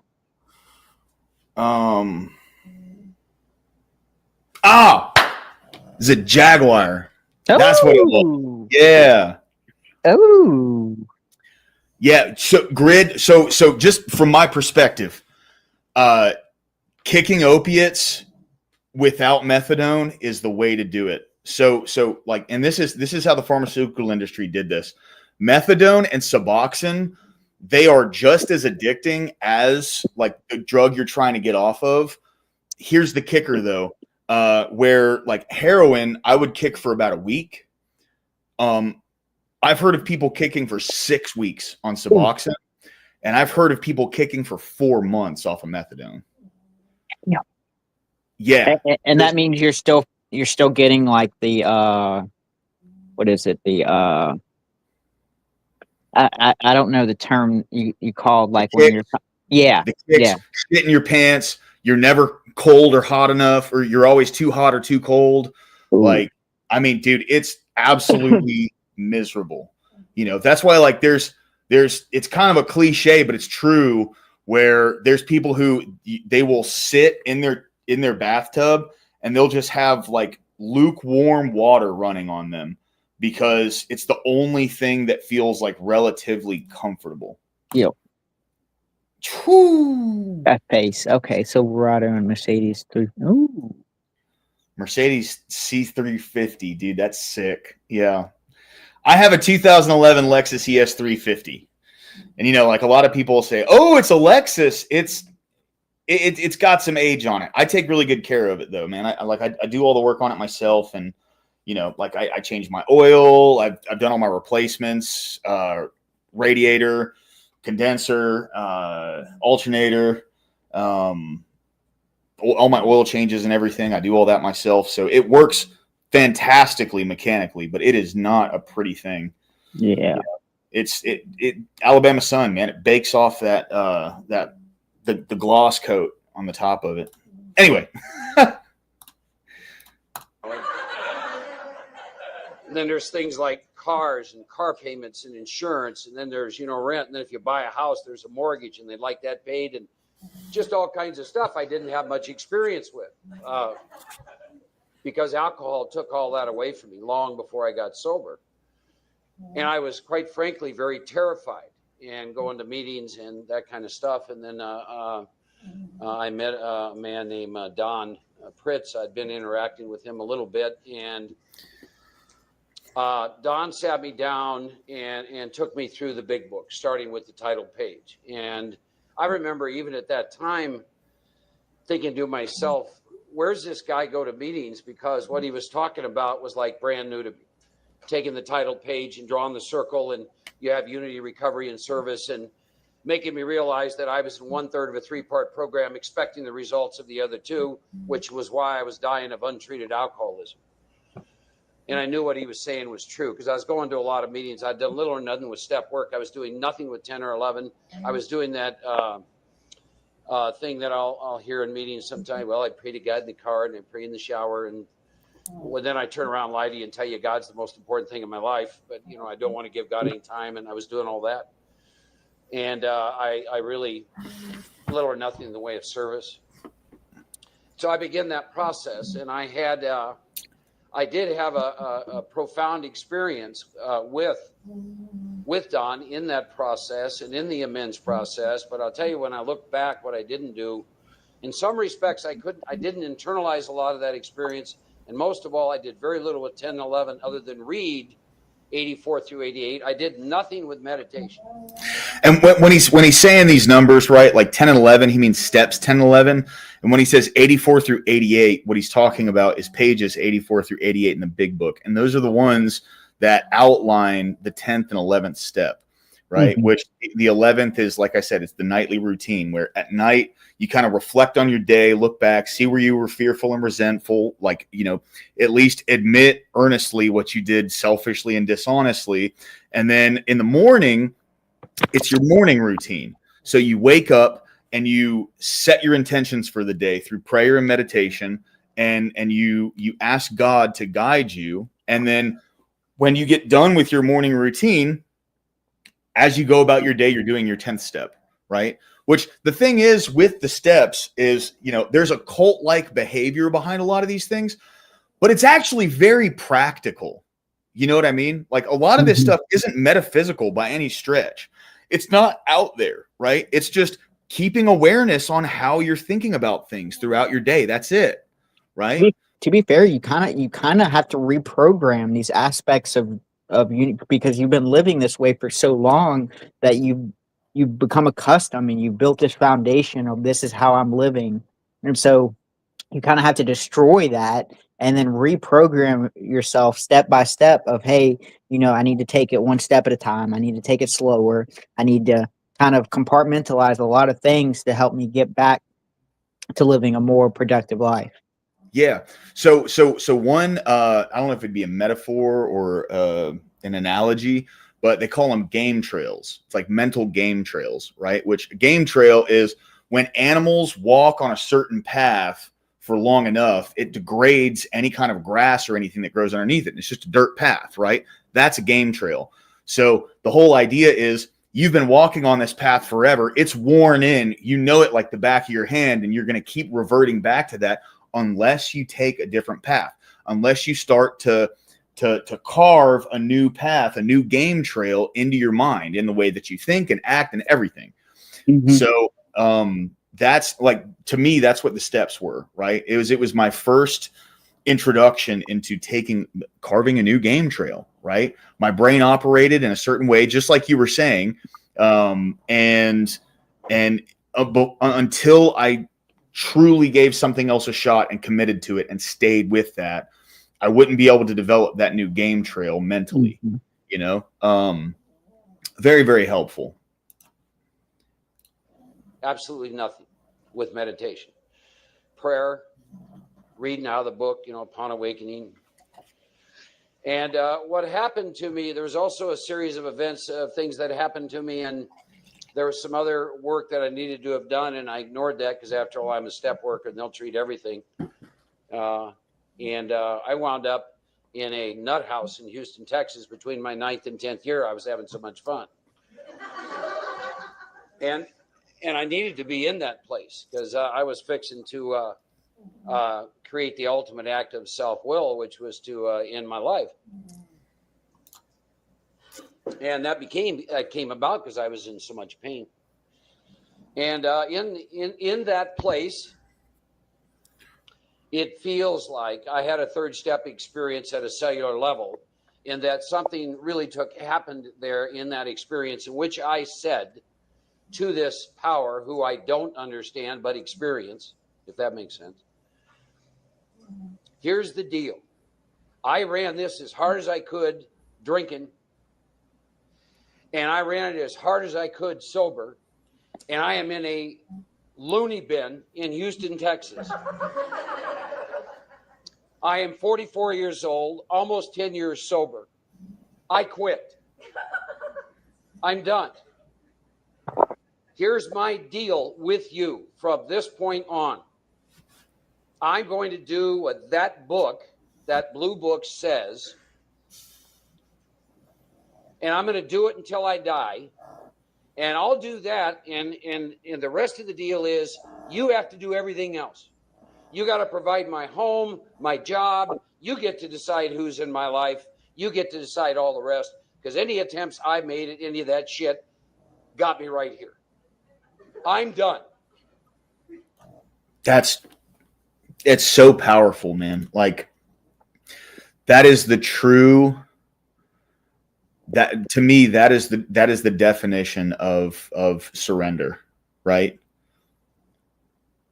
No, man, you're fine, dude. Don't worry about it. Don't worry about it. Yeah, you're good, bro. 100%, man. Yeah, guys, go support Emmett too. Like, Emmett has a great channel. He can use all of the support that he can get, man. If he's still streaming when I get done with this, I'm gonna ghetto rate him too. So, but no, that feeling of surrender is just so powerful, man. Like, it was incredibly important for me because I had this illusion that I was in control of all of these external things in my life. And with that presumption that I was in control, whenever something would happen outside of my control, I was a victim to it. But if I operate under the presumption that I'm not in control of a lot of these external circumstances, I'm never a victim to it. That's just how life is. That's God's will, right? And I can't fucking fight God's will.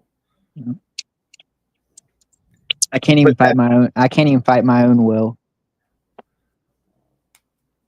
Sometimes my will, possesses me and makes me do things that I shouldn't do, and I know I shouldn't do. Yeah, no, 100%. Absolutely. But, bro, we're all born in sin, right?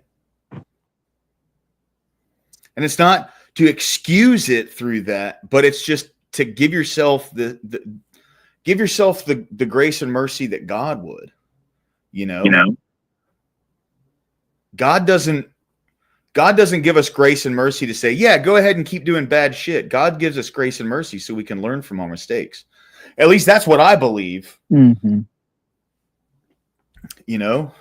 And you're a child of God, man. You know what I mean? That's the verse of the day today was Romans 8:14. Those who are led by the Spirit of God are sons of God. Mm-hmm. That's massive. What up, Live for Life? Good to see you. How you doing today? Hope you're doing well. Brother, trust me, it is much appreciated. You know what I mean? All right, let's get back into it. I'm just going to be a little sunbeam seeking your ass. Because that was a wonderful, horrific experience sitting in that nut house. Those of you who've gone know what I'm talking about. So I left there and I wound up going to work for the nut house. And that lasted 4 or 5 months. And then a pal of mine moved to a fairly small community in Texas called Kerrville. And I moved up there. And I'll tell you, I really went into my big book and I looked very hard at the 10th and 11th step. And I got very honest with myself about all the things that I had been unwilling to do. And I got very honest with myself about my lack of involvement in terms of sponsorship and service and really committing and taking people through this. And I got real honest with myself about the need for more inventory. And I begin to see that there. So just a heads up for anyone who doesn't know, inventory is when you look at your fears, your resentments, and your sexual relationships, and you take a solid inventory on what did I do to put myself in this position? How are these fears driving me? And how are these things manifesting in my relationships with the opposite sex, or if you're gay, the same sex, whatever it is, right? How are these things manifesting with people who I have intimacy with? You know what I mean?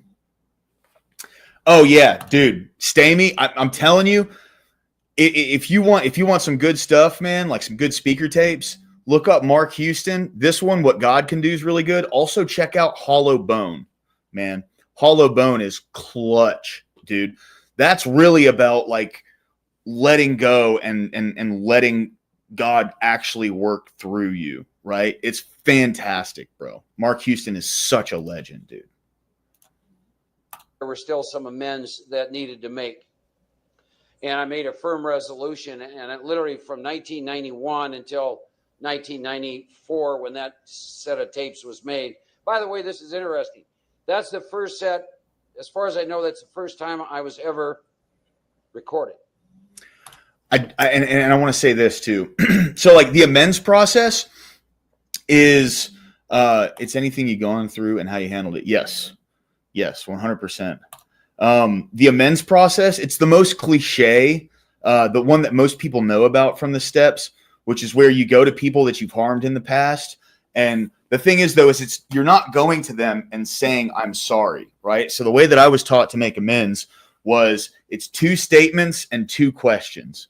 So the first statement is, this is what I did wrong to you. The second statement is, it was either selfish, dishonest, inconsiderate, fearful, resentful, whatever, right? Like, I'm letting you know what I did, why it was wrong. And then the first question is, have I left anything out? So am I forgetting something that I did wrong to you? And then the third question, or the second question, sorry, is what can I do to make this right? So at no point do you apologize. What you do is you go to someone you've harmed in the past. You take full accountability for what you did. You admit it outright, right there. Ask them if you left something out, and then what can I do to make this right? And most people, they'll say, yo, just keep doing what you're doing. I'm glad to see you're doing well. Some people say, don't ever fucking talk to me again, please. I don't want you around. Fine. I get it, right? And then other folks, like if you owe them money, they'll say, well, fucking pay me back, dude. You know, if I stole your PlayStation, I pawned it for some dope money, like get me a new fucking PlayStation, dude. You know what I mean? Like whatever it is, right? Now, obviously there's some things that are a little, you know, unreasonable when like pay me $1 million or something. Like obviously not, you know, I'm not going to do that, but you know, like things within reason, right? You know what I mean? Like reason would be equal to what I did to you, you know? So that's what the amends process really is. For me, that was incredibly important because I had never taken accountability for shit, for anything ever in my life, dude. You know what I mean? Is that kind of like what that show, My Name is Earl, is about? Like where he goes around and he's pretty much going through all the people he's wronged and then trying to make amends by doing favors for them or however it goes. Yeah. Man, I vibed with that show. That was a great show. I'm gonna be honest, I like that show. You know, like that was like a Scientology show. It wasn't actually Scientology, but like the producers were Scientologists. The guy that played Earl, he was a Scientologist. Like it's great show.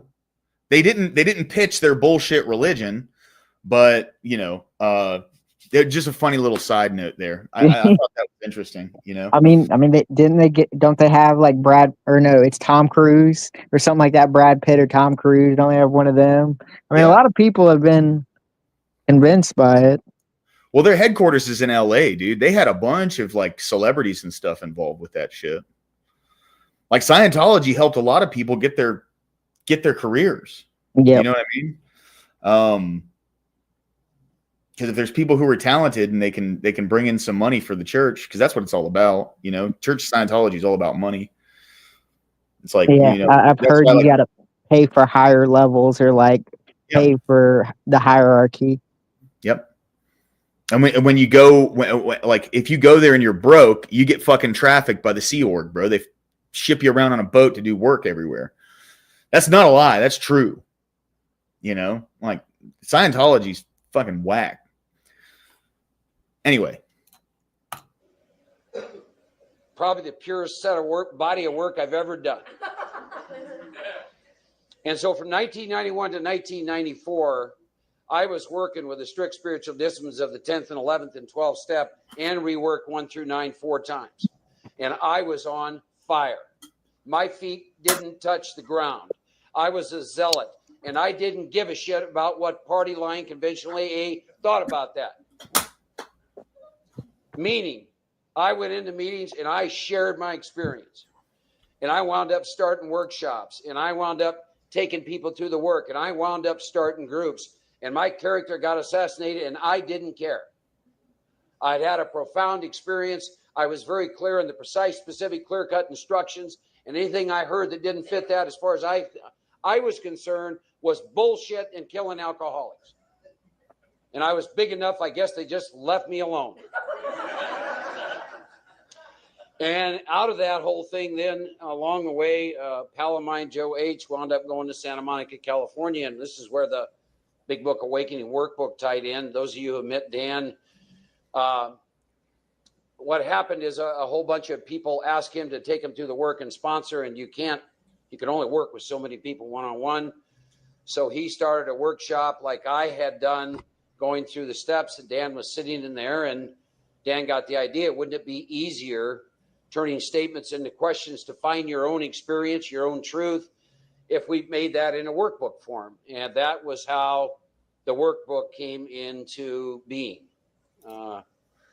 I always laugh to myself. I mean, over the years, well, it's not AA approved. Anything that gets a guy like me in here is wonderful. Mm-hmm. Anything. Who cares? What, and that's how the Big Book Awakening came into existence. And what started to happen off that, those of you who've been in here or those of you who've gone through there, you probably have the same experience I did. Is I had a much deeper, clearer experience with the steps than anything I'd done before. And in particular with my first step. And then in particular with my second. And having clarity on my third step decision.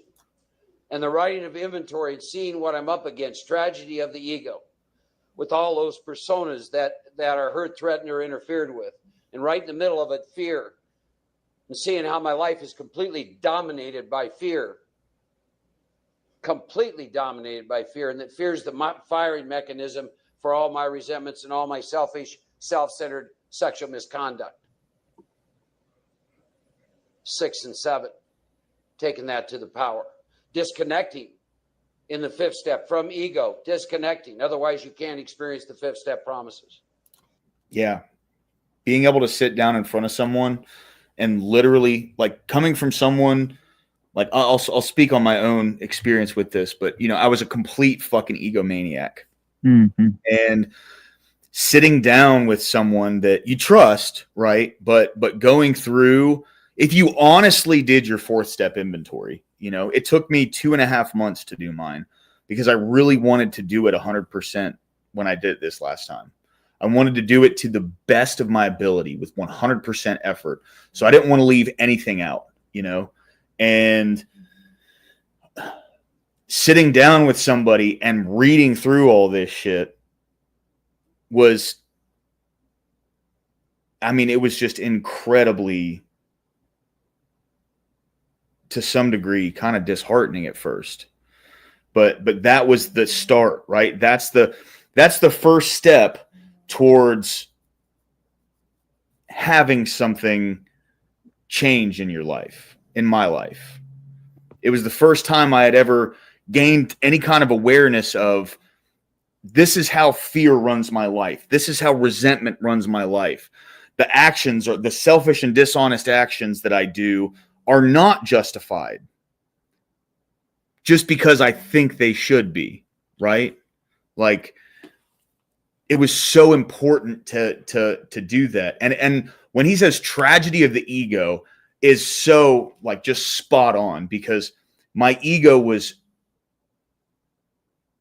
flayed alive and dismembered when I sat down in front of somebody else and admitted everything I had done wrong. It's almost like, the fifth step, it feels demoralizing because, you're someone who, for me, I did my fifth step at about like 3.5 months sober. The first 2 steps ain't nothing. Yeah. There's not a lot of work to it. It's just, do you honestly think you're powerless over this drug? Yes. Has your life become unmanageable? Yes. In the second step, it's like truly coming to this idea that there is a higher power and it is the only thing that's going to get me sober, because I can't fucking do this shit by myself. Mm-hmm. Right? Third step is, making a decision, which what it amounts to is, here's the third step prayer. I'll find it. I can't remember exactly what page it's on, but that's more about alcoholism. That's right. All right. One sec. I'm almost there. All right.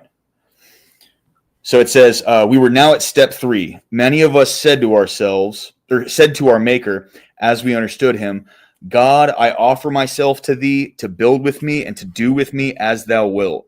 Relieve me of the bondage of self, that I may better do thy will. Take away my difficulties, that victory over them may bear witness to those I would help of thy power, thy love, and thy way of life. May I do thy will always. That's the third step prayer. So my only step work for the third step was to write that in my own terms, you know, like write it in my words and then say that prayer. And then I got into the fourth step. So, you know, the fourth step took a while, but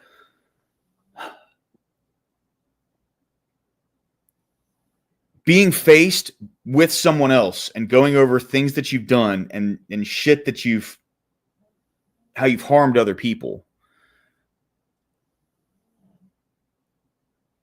My illusion that I was a victim to all of these things happening in my life was immediately smashed, right?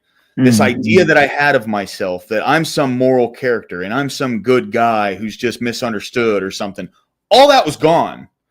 You know, it was brought front and center while I'm talking to somebody else about these things, that I have been a terrible fucking person. I've been a terrible guy. Not to say I deserve this, I deserve that, none of that. Looking solely at my actions and what they did, I caused almost every problem that I had in life.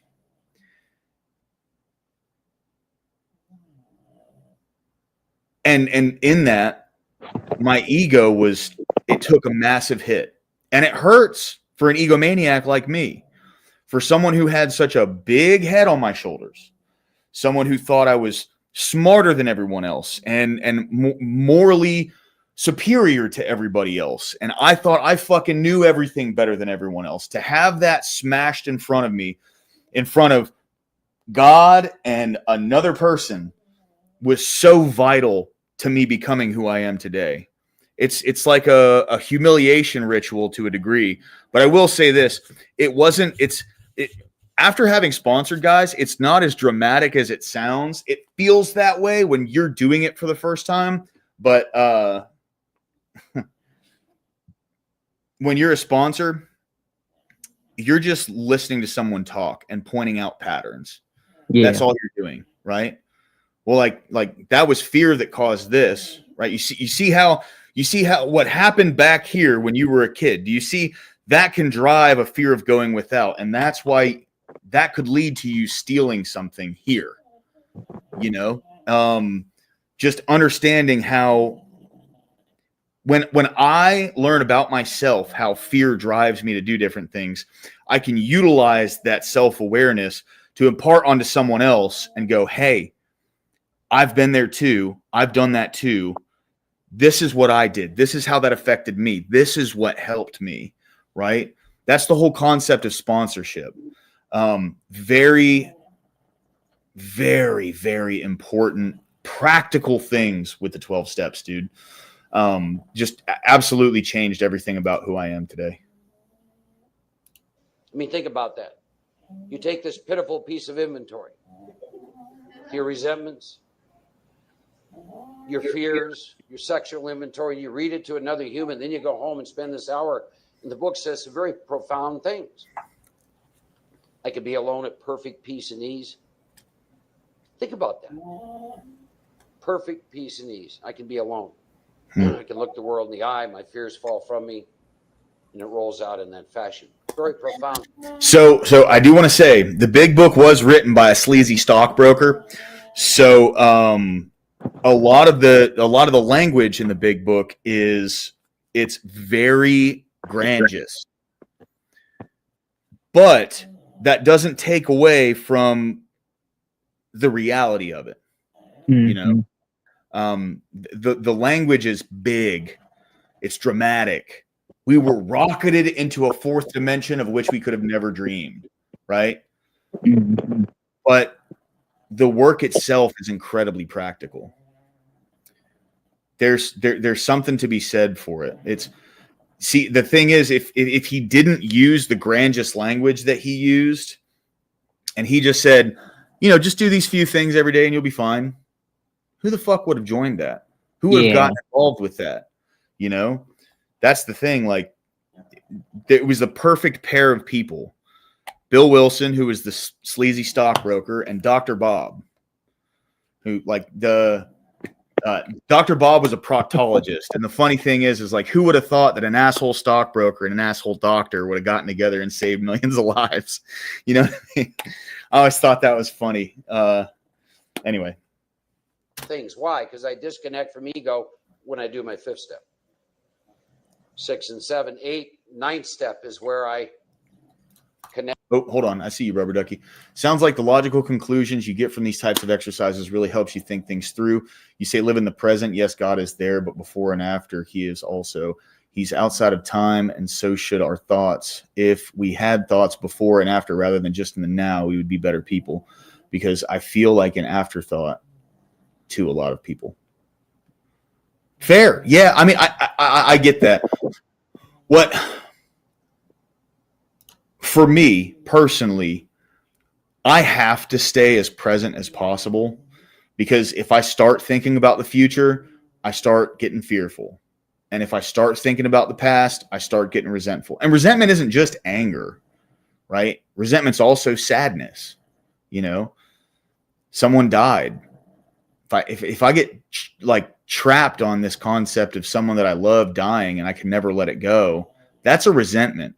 Maybe not in the sense of they did something wrong, but there's an emotional connection to something that makes me relive this emotion. And then essentially I'm living in the past because that thing isn't happening anymore. It's not there, right? Would regret also be resentment? Yes, it's a resentment towards yourself.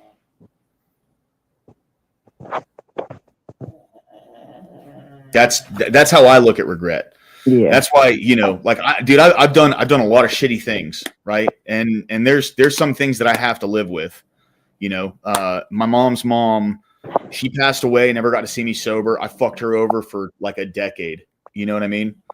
She never got to see me sober. She passed away back in 2018, a month before I got sober.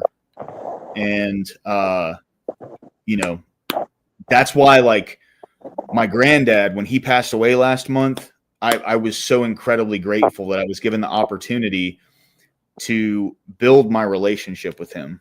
So, you know, when I say my grandmother, that's my mom's mom.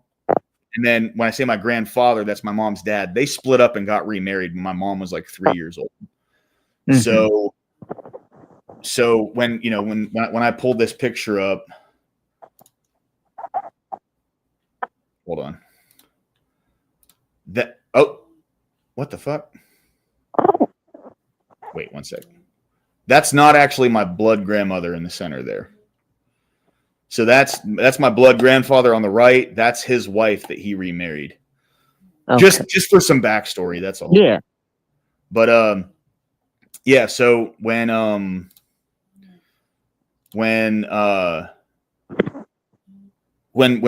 grandmother died, I never got to make amends. She never got to see me sober. She never got to see me change my life. And, you know, there's part of that I have to live with, right? You know, of course, I have things, like I have regrets of things that I've done, but at the same time, like, I've learned lessons from all those things. Yep. Like, I will never do I will never treat anybody the way I treated her. Yeah. Right. Ever again in my life. If that makes me soft, I don't give a fuck. Okay. I will never treat anybody like that again. And with my grandfather, you know, I was blessed to be given an opportunity to repair that relationship. You know what I mean? And it makes me sad that, you know, I wasn't given that same opportunity for Mary, but maybe I fucking needed that, dude. Yeah. Maybe I needed some, like, serious regret and serious something that I need to live with in order to motivate me to actually change myself in a more permanent way. You know, I think that's generally, like, genuinely what it is. Like, God needed to teach me that lesson. That's God taking off the belt as far as I'm concerned. Yeah. You know what I mean? Like, you know, and to me, that's God is balance, right? Like, there's people who say, you know, if God could do something like that, he's not a good God. No, God is a good God, but he's balanced. It's unfortunate, right? Yep. But sometimes we need those things. Anyway, Lessons are always good, but sometimes they can be very bad. they can be hard, yeah. It can be hard. They can be heartbreaking. They can be destructive, but that's the lesson's still there. Yeah. And thank God for them, dude. Yeah. You know, I'm just glad that God brought me to a position where I can actually learn from my fucking mistakes, you know, and like, because I was doomed to repeat them if I continued doing what I was doing. If God hadn't, dude, that's why, you know, this may sound like grandiose language here, but like I genuinely think, bro, the change that happened in my brain that made me willing to like surrender, stop trying to control things, to give up in that regard, that was divine intervention, because I was never going to fucking do that on my own. Yeah. Ever. I never would have done that on my own. Like, that's a change God made in me that I didn't even try to make happen or necessarily want it to happen. It just happened one day, bro. And you know, that's not, I'm so fucking grateful for that, bro, because that was the turning point, right? Like, that's where God went, all right, let's go. You know what I mean? That's why God's the Father. Connect with you. I connect with you, my fellow brothers and sisters. I've disconnected from ego in 5. Now I come up to 9. The sponsorship lineage I had believed the most important word in the 8th step was the word all. Made a list of all persons we had harmed and became willing to make amends to them all. You all know what all means? All. Yeah. Because if you read the big book, apparently in your workshop, you've been going up through the 9th step. And the book talks about this thought brings you to the 10th step. What thought? Amends. So when I work with people and you get to the 9th step and you have your list, you're going to start working with the disciplines of 10 and 11, but your focus is your 9th step, and you use 10 and 11 in the morning, in the quiet time, 10 all day long, 11 again at night, and the whole focus is driving amends, making the amends, paying the money back, cleaning it up with employers, with family, boyfriends, girlfriends, those types of things. Continuing to work with 10 and 11. 10 and 11, drive the 9th step. I will tell you, it took me 17 years to complete all of my amends. It took me 17 years to find the final 2 people back in Iowa. I will tell you that with each successive amend, my capacity to practice, experience, and live 10 and 11 grew more profound with every single amend. Now, as that would happen, I didn't understand that. Some of you have experience with this. You owe money and you pay back money, and money starts to come in. And maybe, let's say, for example, that you're a man, if you have the experience I had, because I didn't do very well in the male-female relationship dynamic. And as I start to clean that up, all of a sudden I start to develop friendships with women. Wow, what a deal. And everything starts to get connected. I clean up some past employment, relationship things, and I start to get better career moves. They all start to show up, and I start to see the connection between all of this stuff. So I would encourage any of you, in terms of your list of amends, to work off the idea that with God's help, you can move through that list. It's not a sprint contest. Some of you, if you're like me, I'll take a simple one, the Internal Revenue Service. I had not filed for 6 or 7 years. I was a little nervous. And I went down and filed, and, you know, we don't like this. You know, it's like, okay, I'll pay you $100 for 900 years.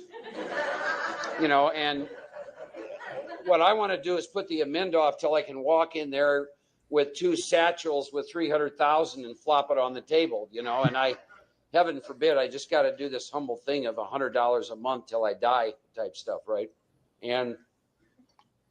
But I did that. By the way, the Internal Revenue Service is the most intimate relationship I've ever had. It's also the longest, I think. So there's a lot of benefits in amends. I will tell you that one took 14 and a half years. And I'll tell you something else. I will not get involved with them again. It really isn't necessary. And but that's how all my amends process started to. And that's the thing with amends, right? Is it doesn't matter who the amend is. The amends. It doesn't matter who you need to make an amend to. It's not about them. It's about me, right? Yeah. I'm the one that did the wrong. I'm the one that needs to answer for it. I'm the one that needs to make it right. Doesn't matter what they did. Fuck it.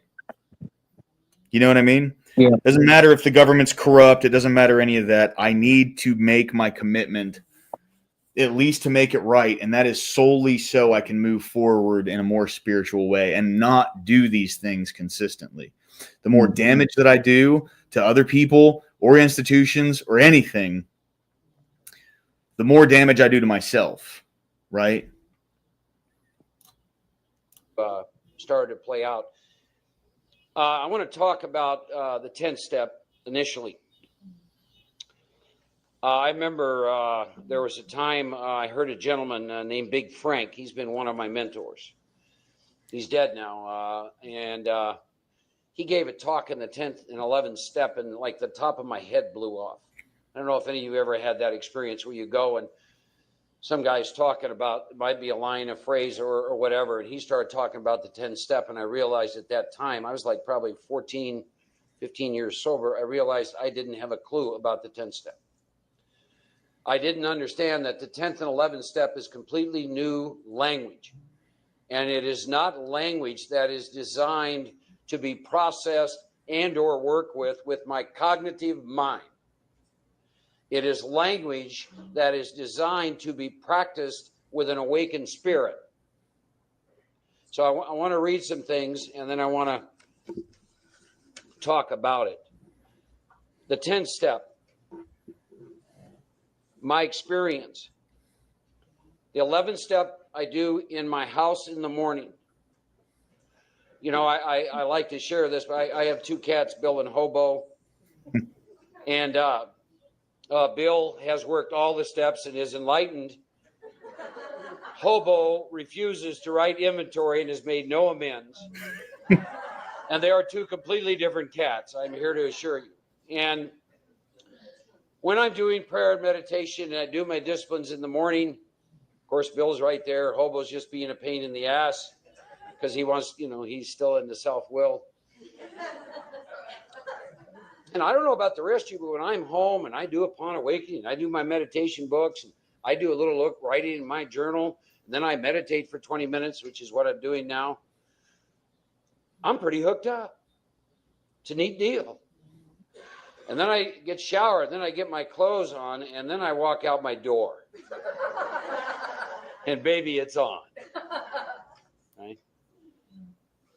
Normally, that time for me is like, because I get up Monday through Friday at 4 a.m. By the way, I want to mention this.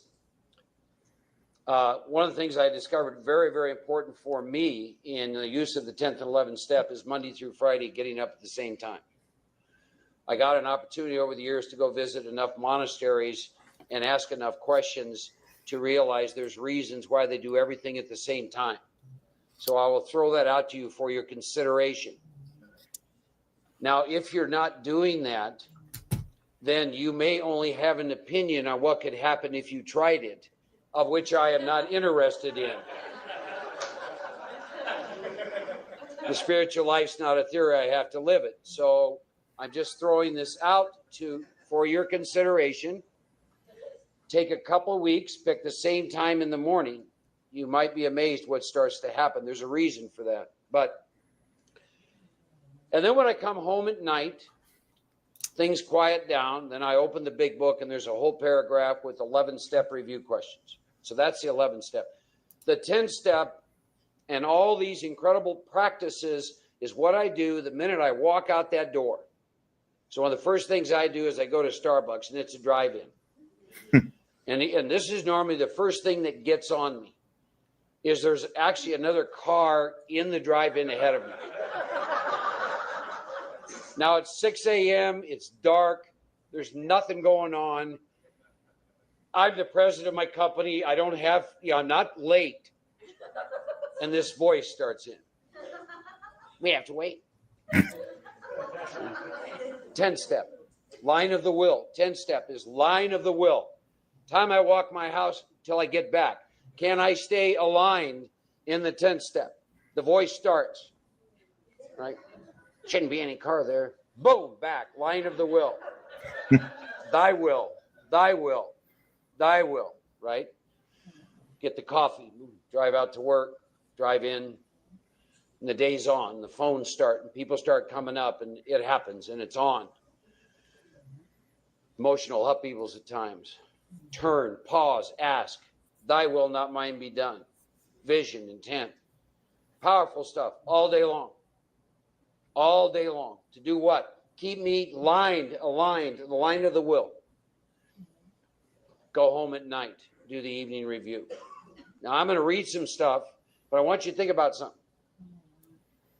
I want you to think about how your life or your day is going to be if you're not doing any of the practices I'm talking about. Even more so, I want you to think about what your life's going to be like if you're not doing the evening review. And I'll tell you, based on my nut house experience, this is what it looks like.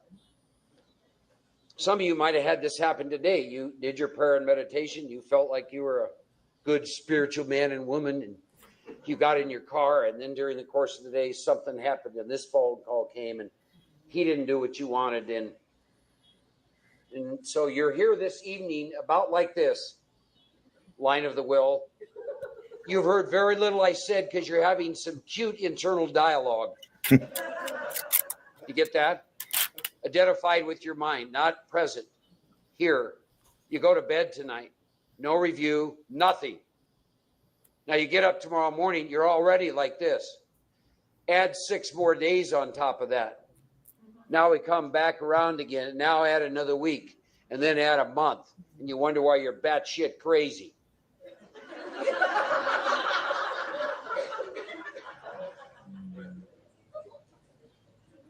That's my experience. What 10 and 11 do, if I do 11 in my home, and if I work at 10 all day and I do my review, I lay down and I wake up in the morning and it's clean. Man, it's clean. I've looked at it, I felt it, I experienced it. If there's anything to clean up, I'm ready to rock and roll. Let's go. I'm not carrying boxcars of crap behind me. It's a new day. It's fresh. It's exciting. I've never been here before. The job is not boring. I love the people I work with. You know why? Because when you're free, you're always present to them, but you've never been with them before. See? This is what 10 and 11 do. But I want you to think about what happens if you're not doing any of that.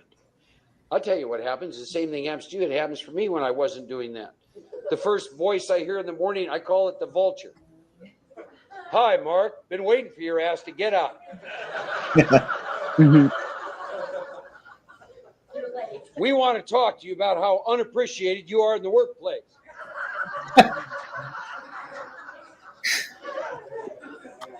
Coupled with she isn't treating you with the respect you deserve. I haven't even had coffee. My feet haven't even hit the bed, and it's on my ass. Yeah. Right? And it starts, and the fear comes in. What about? Boom, now I'm hooked. I'm tied into my mind. Meditation books, read them, don't see a thing. The mind. What do you think about this? You all do this. You all get up every morning. You got your little table with all your little host of characters around you. Somebody better be chairing that meeting. So the thing behind that right there, and we can go ahead and stop this here. He does this concept. It's not necessarily a concept, but it's like a work group, right? He developed it's called Theater of the Lie, and what it essentially revolves around is, internally we have all these different characters that we live our life in, so like there is, what's up, Abe? Good to see you, my man. Hey. How you doing today, brother? But we have all these different characters, right? So for me, there is the social drinking Brody. There's the bartender Brody. There's the pet owner Brody. There's the responsible, I pay for my apartment Brody. There's the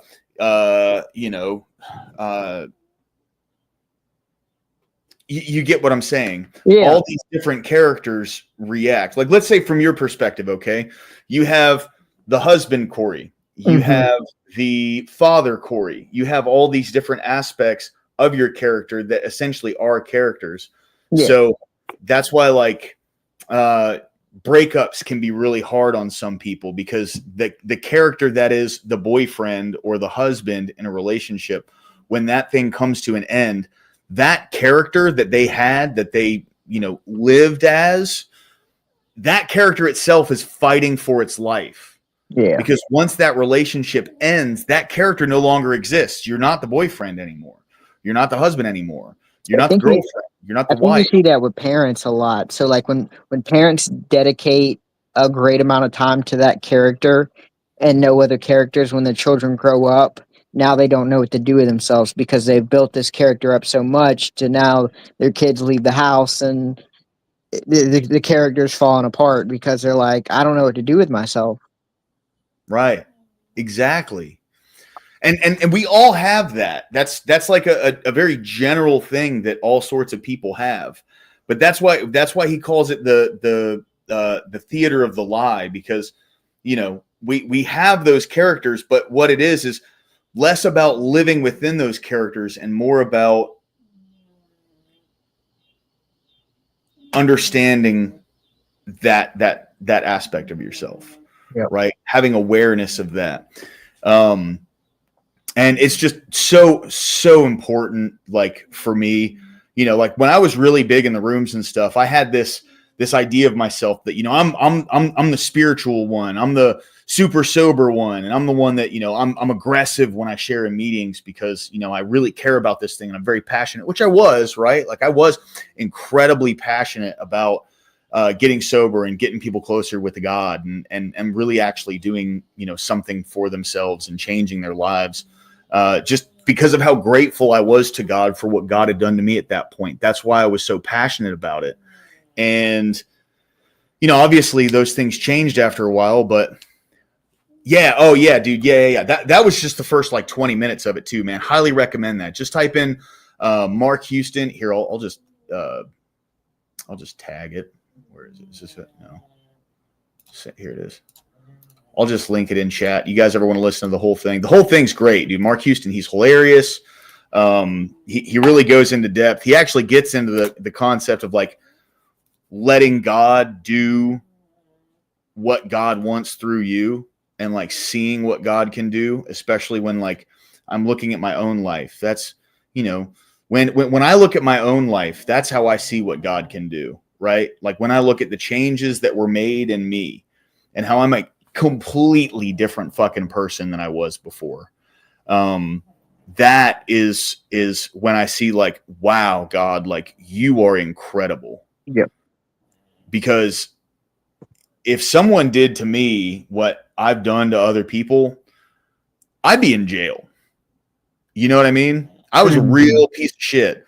Now, granted, like I never did anything like, sexually egregious or anything like that, but I've really broken trust and burned bridges and just smashed good relationships I had with people into pieces over a bag. Yeah. You know what I mean? So, yeah. But it's all God though, right? Like this isn't me patting myself on the back because all I did was I just walked the path God put in front of me, bro. That's all I did. I didn't design the path. I didn't design the outcomes. I didn't design any of this shit. I put one foot in front of the other. God did everything else. That's why I'm so grateful, dude. And that's why God is so important. Like that's the whole concept of the God and country thing, man, is, God is unspeakably good.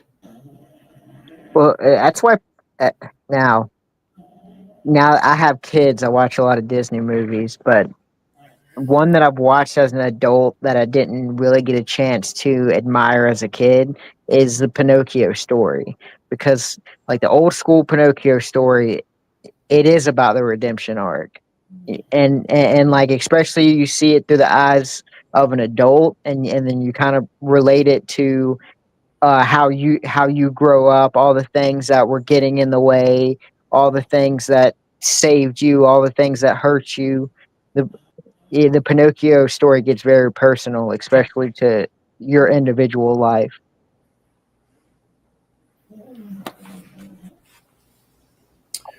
I need to rewatch Pinocchio. I'm telling you, man, it's of all the Disney movies, it's got the best message and the most symbolism. Yeah. For me, it's all about Pinocchio. He's he's considered a fake boy or a puppet, and then he doesn't become a real boy until he pulls himself out of the, I guess, desires of the world. So like the Paradise Island, when he goes to Paradise Island and he starts doing all the stuff that's fun, all stuff that's cool, and it's like, it to me, it's probably hands down my favorite movie of all time. I definitely need to rewatch it again. I've seen some really good stuff about it where, there's this kind of concept of, the I don't think it was Epstein's Island, Rubber Ducky. Yeah, it was Pleasure Island, but Yeah. like the whole concept behind it was more of like, when you live your life solely based around instant gratification, you're just a jackass. You know what I mean? Yep. Like, and then one day you can never leave because you're so ingrained in this lifestyle that there's no other way to look outside of it.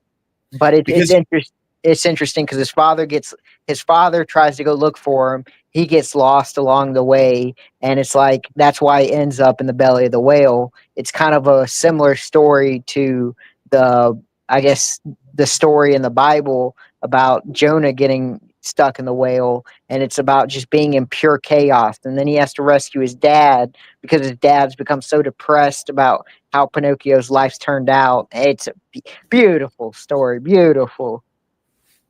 I definitely need to look back through it. That was made back when Disney was still good. Yep. Because a lot of people take the fairy that comes and visits Pinocchio. There's two ways people look at it. If you're not a believer, you probably look at more of a self-conscious. But if you are a believer, it's pretty much the manifestation of Christ. Yeah. I gotta watch Pinocchio again. I fucking love it. That was a good one for sure. I don't know if it was Epstein's Island, man, because I mean, Pinocchio was like it's I think it's 30s. Yeah, that was like 100 years ago. And to be fair, Lion King's not a bad one either. Lion King's less about, I guess, a personal story. It's more about what do you do, like when you lose your father and then you become the man. And it's like how to tackle that and stuff like that. Perseverance. Yeah. Because, I mean, the Kuna Matata, that sounds nice, but it's only going to take you so far. Well, Hakuna Matata's bullshit. It's communism. Yeah, it's absolute bullshit. Or I guess to be specific, it's probably more Marxist ideology. It's about, no worries, things or the government will take care of me, life will take care of me, this, that, and the third, and you start to fall through on your responsibilities. But I guess the good message inside of it is that we all have this calling, and it's like there are some. If you sit down and you really just think to yourself or just be in a quiet room, you will tell yourself where you're fucking up. It's like these thoughts will come into your head. It's like subconsciously, what you're doing wrong. Yep. And that's weird to describe because this is the argument of morality is subjective, but it's like, no, if you sit down in a quiet room and just think, you will tell yourself what you're doing that's immoral. But see, that's the bounds in the fucking mental acrobats. Oh, you're good, Abe. Yeah, Abe, you might be a little bit behind. I think he was just answering you saying, come up, Abe, now. But yeah, 100%. It's just good to have you in chat too, brother. Yeah, it's just good to have you in chat too. Yeah, it is funny how Hakuna Matata was sung by a fat pig and a rat. You know what I mean? Yeah. That's go back, watch Pinocchio, and look at the two people that tricked Pinocchio into, I guess, going down this lifestyle. It's a fox and I forget the other fat guy, but it's a skinny fox and a fat animal, and they trick you. It's your wants and desires. They trick you into a place that you're not meant to survive. right. Boo, Abe. I'm just kidding.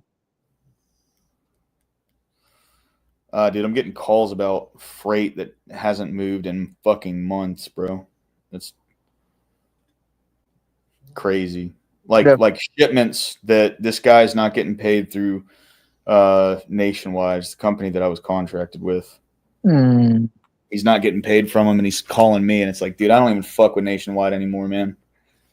They really dicked me over after that that load got stolen. Yeah. So that one load got stolen, but I had 3 other loads run at that time, and what they said was, until all this gets handled, we're not paying you on these loads. It's like $1,700 they fucking owe me, dude. It's crazy. Anyway, sorry, not trying to get in the past and get all resentful on you. Just saying, you know what I mean? Like, anyway, it's just funny. All right, let's see. Did you watch the debate last night?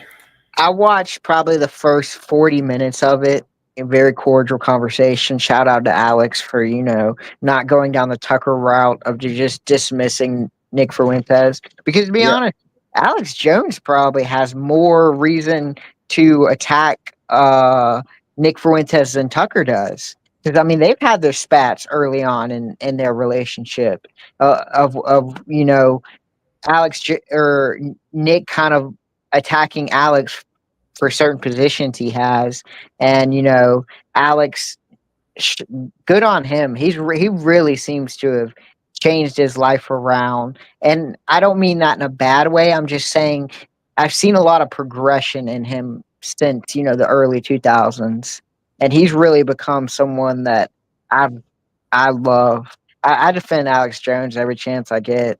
I mean, because a lot of people just dismiss him outright, and I don't like that. I hate that for him.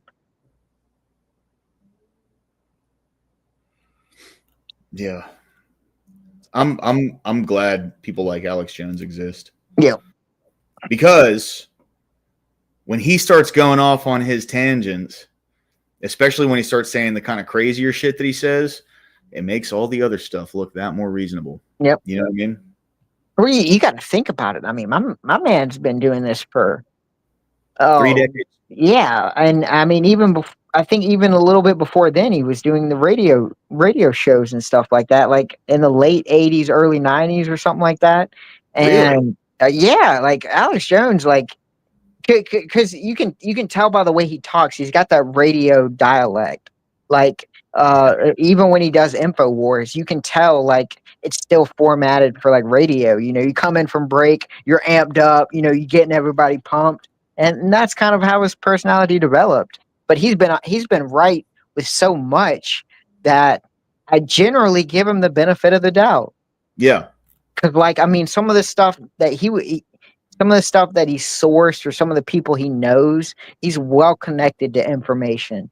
Sometimes people lead him astray. Sometimes he leads himself astray. But man, the stuff that he has been on top of, no one else has been on top of.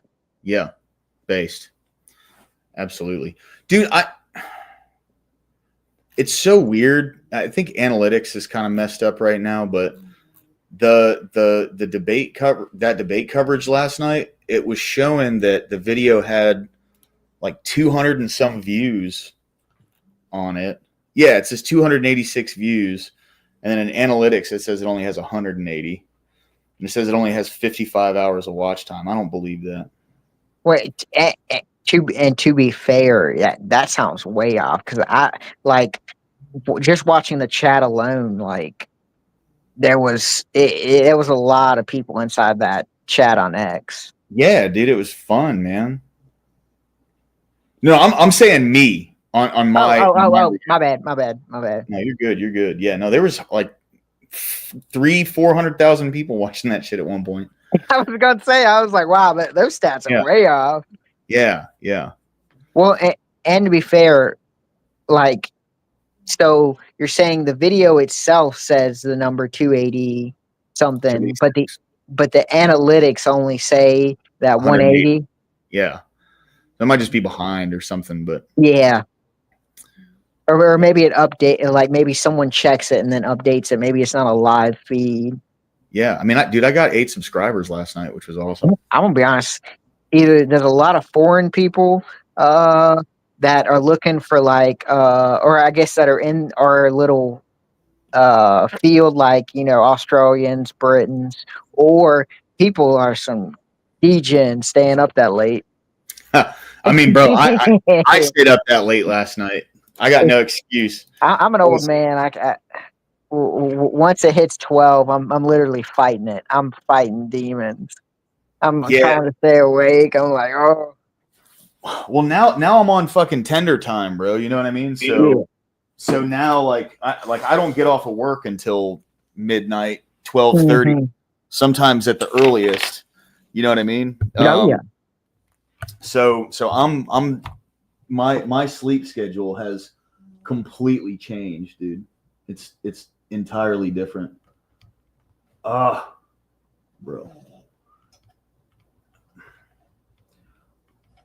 I'm working on getting a better webcam.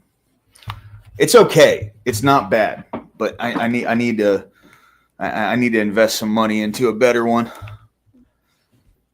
I don't think. You ever heard of I think he's a famous mathematician. I think he goes by Dr. Linux. Dr. Linux. Yeah, he's I've seen him debate like people like Richard Dawkins, seen him debate very prominent atheist. I just found him out not that long ago. He's like a bald, a little bit chunkier of a guy. I can't find him. If you can, yeah, I'm gonna find his actual name. Yeah, if you link him, dude, I'd love to check him out. All right. Let's see if there's something good to react to while we got this last. His name is John Linux. John Lennox? Yeah. He's a mathematician, and I think his last job was at Oxford. No, not John Linus. He's got some videos like of where John Lennox. Okay.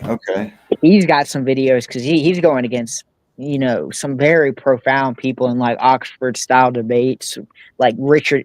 I keep wanting to say Richard Spencer, but Richard Dawkins, evolutionist, and stuff like that. And he's a very smart cookie. Okay. And it's a little bit different than the Jay Dwyer style because he's coming at it almost like, I guess he's pretty much using the same debate style as like a Richard Dawkins would use or stuff like that, where he's kind of not so much getting into the pure history of it, but more of a scientific outlook on it. Hey, Brooklyn Lou, how you doing? Yeah. Well, glad to see you in chat. Thank you, man. Thanks for stopping by. I was seeing some clips of like him versus Richard Dawkins, and he was making Richard Dawkins look silly. Steelman, what's going on? Good to see you, man. Welcome in. All right, here, hold on. I'm gonna pull this up. I don't involve myself in I don't involve myself in like the God debate, right? Yep. It's not my wheelhouse, you know. You have to be careful. Yeah, I don't want to misrepresent anything, right? Yep. That's really what it comes down to. That's why I don't debate religion at all. I'm very new to all this shit. So sorry, I don't mean to say it like that. It's just how I talk. But I'm very new to all this. So for the most part, if I were to debate it, I'd be speaking out the side of my head. You know what I mean? You're also going to catch, if I do it, you're going to catch a more emotional side to it. And Right. like arguing off emotions is not beneficial for your side, but it's like, it's an emotional subject for me. Yeah. Because it's like, man, you don't know how much I owe, Jesus Christ for everything in my life right now. Exactly. And it's like, I'm so blessed. And it's like, to debate that and separate my emotions from it. I don't know if I could do it. I wouldn't be able to. All right. This is Dr. Lennox. He says God does exist. I'd like to hear what he has to say.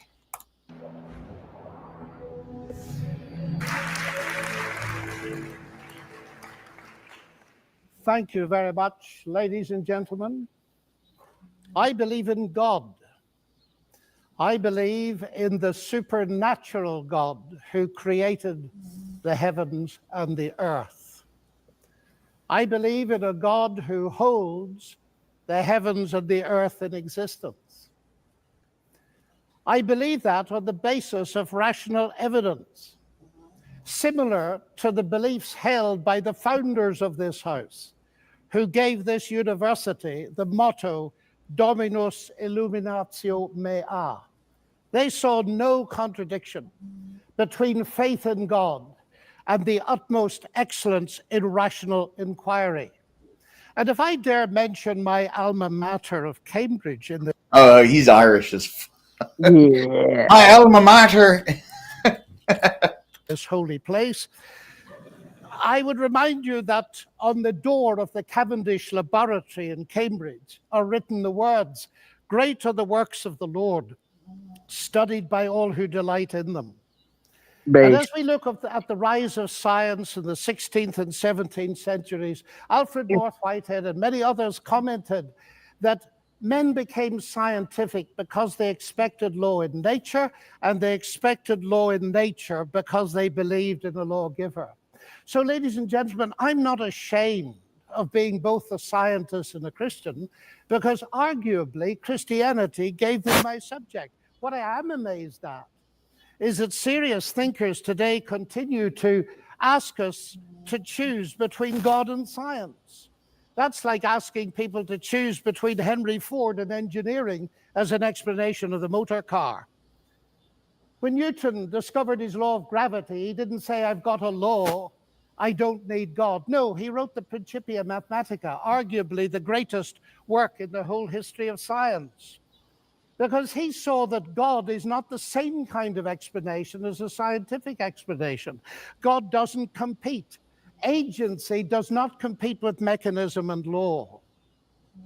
Why is there something rather than nothing? Alan Sandage, the brilliant cosmologist who became a Christian in his 50s, said God is the answer to that question. But people are now so desperate to show that the universe created itself from nothing, which seems to me to be an immediate oxymoron. If I say X created Y, I'm assuming the existence of X to explain the existence of Y. If I say X created X, I'm assuming the existence of X to explain the existence of X, which simply shows that nonsense remains nonsense even if high-powered scientists utter it. It reminds me a little bit of G.K. Chesterton, who said, "It is absurd to complain that it is unthinkable for an unthinkable God to make everything out of nothing, and then to pretend that it is more thinkable that nothing should turn itself into everything." The heavens declare the glory of God, says the ancient psalm.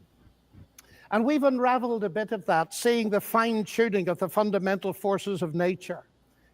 It's something that's so striking to scientists that it demands explanation. And it seems to me that Arno Penzias hit it right. He is the Nobel Prize winner who discovered the microwave background on which a lot of the evidence for the Big Bang is based. He said astronomy leads us to a unique event, a universe which was created out of nothing, one with the very delicate balance needed to provide exactly the right conditions required to permit life, and one which has an underlying, one might say, supernatural plan. So it's really interesting how he's breaking all this down, and I've never heard it broken down that way. Oh, Brooklyn Lou says, why would anyone have to represent God? Isn't he a person? Why does he speak for himself? No one has to represent God. I think like the main thing is when someone is a believer, it's more along the lines of anyone who doesn't believe, when they see the way you act, they see the way you talk about something, you are a representation of that belief to that person, right? So if let's say I claim to be a believer, right? But I'm a complete fucking dickhead and I'm an asshole to somebody. It's a bad representation of what the principles of Christianity have to offer, right? It's not. I understand the route you're going here, and you're going kind of the like hyper literal route. I think more along the lines, it's less about like physically speaking or being a physical representative, and more about the way people perceive a faith or a belief based on the way people that claim that belief act and the way they talk. And that's what it means more or less to be like a representative of it. It's not like, there isn't like a committee that gets together and go, okay, you represent God now. It's not necessarily that. Well, when I look at a flower, God talks to me, sure of that. When I look at a thorn bush, is the devil talking to me? I don't know how. What's up, Are We Not, man? Good to see you, man. Welcome in, dude. Thanks for stopping by. Well, it's kind of the same as like my kid, when he goes into public, he's a representation of me, of your family. Yeah. No. Yeah. Lou, you're not listening. Like that comment right there. I'm not even going to read past the first. You're not listening. Yeah. It's, if you don't want to listen or engage in like a constructive way, I'm not going to engage. You know what I mean? But I specifically did not say that. Sorry, bro. But yeah, go ahead, Corey. My bad. Well, I was going to just to speak back to like what I've heard from this guy. Like this guy, he tackles it from a very different standpoint than I've heard a lot of people tackle it, and it's probably, I mean, generally, some people can fool you with their intelligence, but it's like from the small bit I've been kind of browsing with him, he seems like so very smart, especially in his belief too. Yeah, like he's come to a point to where he's understand it to where now he can elaborate on it and be able to explain his belief in a way that it's just sounds very intriguing to me. Yeah, absolutely. I know that was fast, man. Dude, and I welcome the trolls, bro. That's crazy. Yeah. I just with Lib for Life, this is the thing I like about Lib for Life. When he's in chat, when he's talking to people that are in chat, he's straight up trolling folks in chat, but he'll actually engage in conversations with me. Like when I go back and forth with him. That's what I like about Lib for Life, is like Lib for Life is actually like willing to have a conversation where, unfortunately, Brooklyn Lou here, like, I never said God talks through men and only to people who believe in the God. I never said that. That was a complete straw man of what time I was, or of what I was saying. Like it had nothing to do with what I was saying.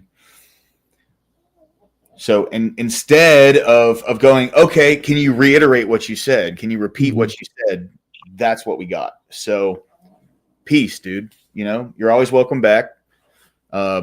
hope you come back. Hope you come back willing to engage in like, you know, a good faith conversation. But if you're not going to listen and you're going to strawman me and try to make what I didn't say look stupid, I'm just not going to talk to you. Sorry. It's not going to happen, right? People in chat can talk to you. I'm not going to kick you out. I'm not going to ban you. Not going to time you out. But, you know, just like, oh, nothing, brother. Very short. So Brooklyn can't talk through seeing a flower, but then is mad that God can talk through man. Banning or timing out Live for Life was a big L. Yes, I agree. Yeah, it sucks. But at the same time, dude, like if you're going to come in here cussing Jesus, my mods, for the most part, are all Christian. So if they act in my name, all the mods need to be deranged. No, not at all. If someone's going to come in here cussing Jesus, dude, you're getting timed out. Bottom line. Well, right? It doesn't matter who you are. Corey, if you came in here cussing Jesus, you're getting the timeout. Right? I think that's fair. Yeah. Yeah. That seems reasonable. Are we not men? Chill. Chill.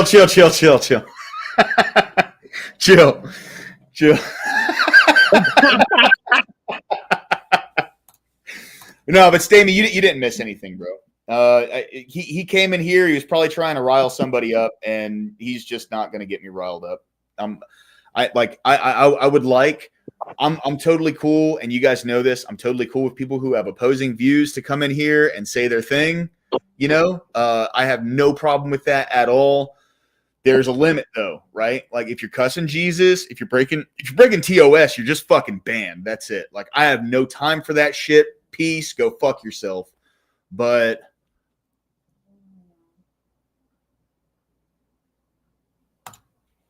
hey, what's going on, Innate? Yeah. Yes. Yeah. So Innate, the way I have this structured typically, and thanks for the sub, man. I appreciate it. Welcome in, dude. So the way I typically structure this is for the first like 2.5, 3 hours is kind of an open discussion.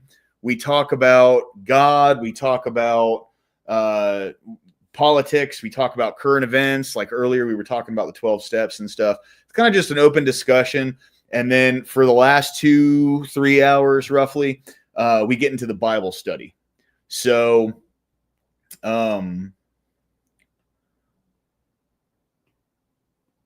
Chambers, dude, like, it's not that deep. If you really want to go, if it was really that big of a deal, I'm not going to stop you. But I like having you around. And Are We Not Men was just fucking around when what'd he time you out for? Like 3 seconds? You know what I mean? No, Are We Not Men? Take his time out away. Take his time out. Yeah. I was trying to engage in a conversation with him. I like Steel Man. I like having him around. You know what I mean? Yeah, it was, dude. Well, like the issue, Stamy, with that dude was he was asking really stupid questions. And then when I would answer, I answered it in good faith. And then he just completely misrepresented what I said in an effort to make something I didn't say look stupid. So that's like, I'm just not even going to engage at that point. There's no use, right? Like, and that's what happens, you know? He said he drank creamer.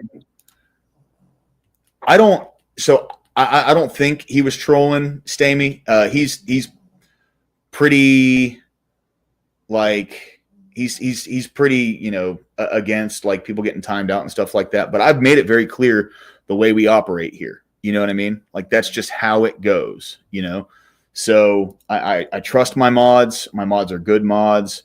If they make a call, I'm going to go with it. Bottom line, that's how it happens. Okay.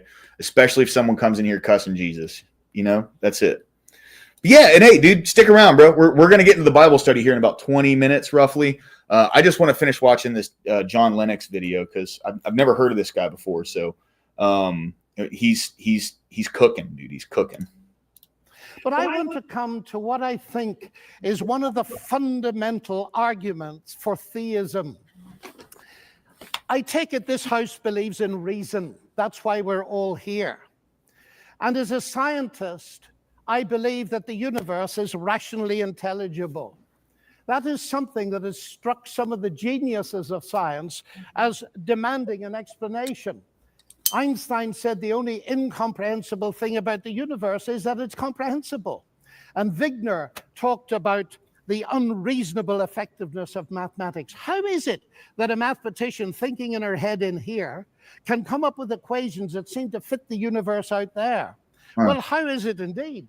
Because the irony of the atheist position here is evident. My atheist friends, and I have many of them, tell me that the driving force of evolution, which eventually produced our human cognitive faculties, reason included, was not primarily concerned with truth at all, but with survival. And we all know, ladies and gentlemen, what has often happened and still happens to truth when individuals or commercial enterprises or nations feel themselves threatened and struggle for survival. The leading philosopher Alvin Plantinga of Notre Dame says if atheists are right that we are the product of mindless, unguided natural processes, then they have given us strong reason to doubt the reliability of human cognitive faculties, and therefore inevitably to doubt the validity of any belief that they produce, including their atheism. Their biology and their belief in naturalism would therefore appear to be at war with each other in a conflict that has nothing at all to do with God.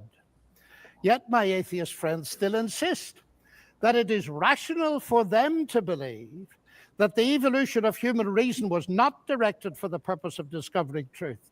And yet it is irrational for me to believe that human reason was designed and created by God to enable us to understand and believe the truth.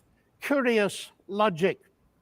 By contrast with that, biblical theism asserts that ultimate reality is personal and intelligent, and the reason science works, and this was the motivating force that drove the great pioneers of science, is that the universe out there and the human mind in here that does the science are ultimately the product of the same intelligent divine mind.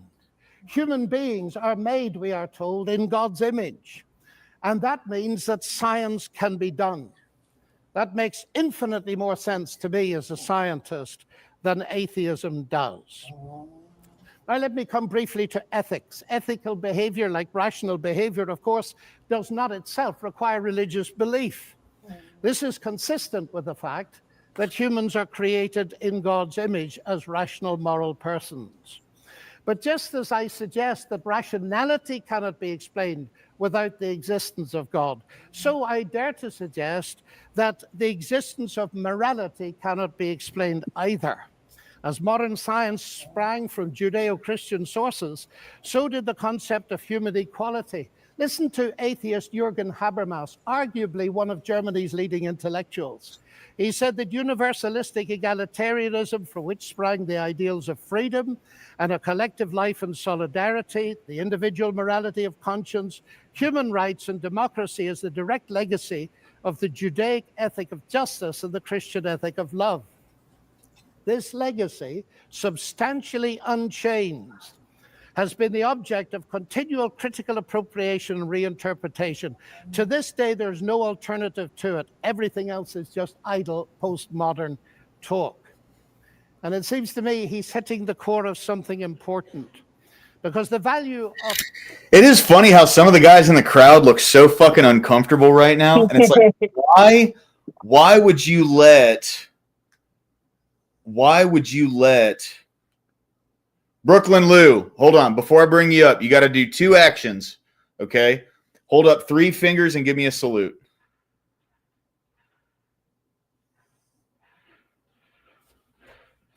What's up, dude? Hey, look, the only reason I do that, a couple weeks ago, I had someone gay porn bomb me. So that's the only reason I do that. What's going on, man? I didn't like how, I don't know if you just misheard what I said or if you were actively misrepresenting what I had said, but yeah, I wasn't a big fan of that, man, but I'm willing to hear you out. What's going on? I wanted to come on because you were saying I'm trolling. I don't know really what that means. It just means like kind of acting a fool in chat. That's it. I was acting a fool. Yeah. What did I do that was foolish? You either actively misrepresented what I said, or when I told you that's not what I was saying, you just left. So to me, I that's left- cool. If I recall, and I guess you can go back and look at the chat. Yeah, But if I recall, you said you didn't want me here. Never said that. So then I just said I you wouldn't were engage. Then you were talking about, I come in, I go out, so here I am. Cool. Welcome back. I'm willing to put you up here, but yeah, I never said that you can't be here. Never once. I never said I didn't want you here. I never said leave. I just said if you're going to misrepresent what I said with this comment right here, then I'm just not going to engage. So God only talks through men and only to people who believe in the God. Did I even say that you said that? I wasn't mimicking what you said. I was making a point. It had nothing to do about what you said. I was not recording what you said and spitting it back at you. I just was making a comment. Okay. So yes, then the answer is no. To what? To the question you asked. Okay. That's it. So that's called talking. Cool. Yeah. what it seemed like to me, and all I said was, if you're going to misrepresent what I say, I'm not going to engage. You could have easily said in chat, that's not what I meant, and I would have engaged with you at that point. You see what I mean? So when I read that, especially with some of the questions, you were asking them in kind of a weird way, right? Like when I look at a flower, God talks to me. Sure, that's not. That was in comment to someone in the chat who said that if I look at a flower, right, that the flower is going to speak to me as though it was God. That was in the chat. And I said, okay, I guess that's how God talks. You look at a flower. Okay.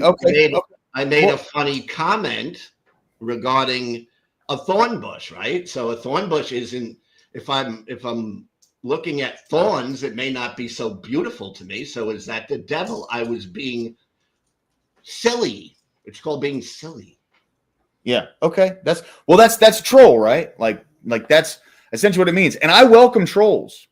I don't have a problem with trolls. What is I have my own channel. I have anyone and everybody. I don't care what they say. I don't care who they are. I don't care what they do. I welcome everybody. So this troll thing, I don't understand. Yeah, If you're trying to invite conversation and I'm communicating, why would you're a troll? What the heck does that mean? All right. Well, I mean, you said you were being silly, bro. That's what I was saying. I'm not a robot.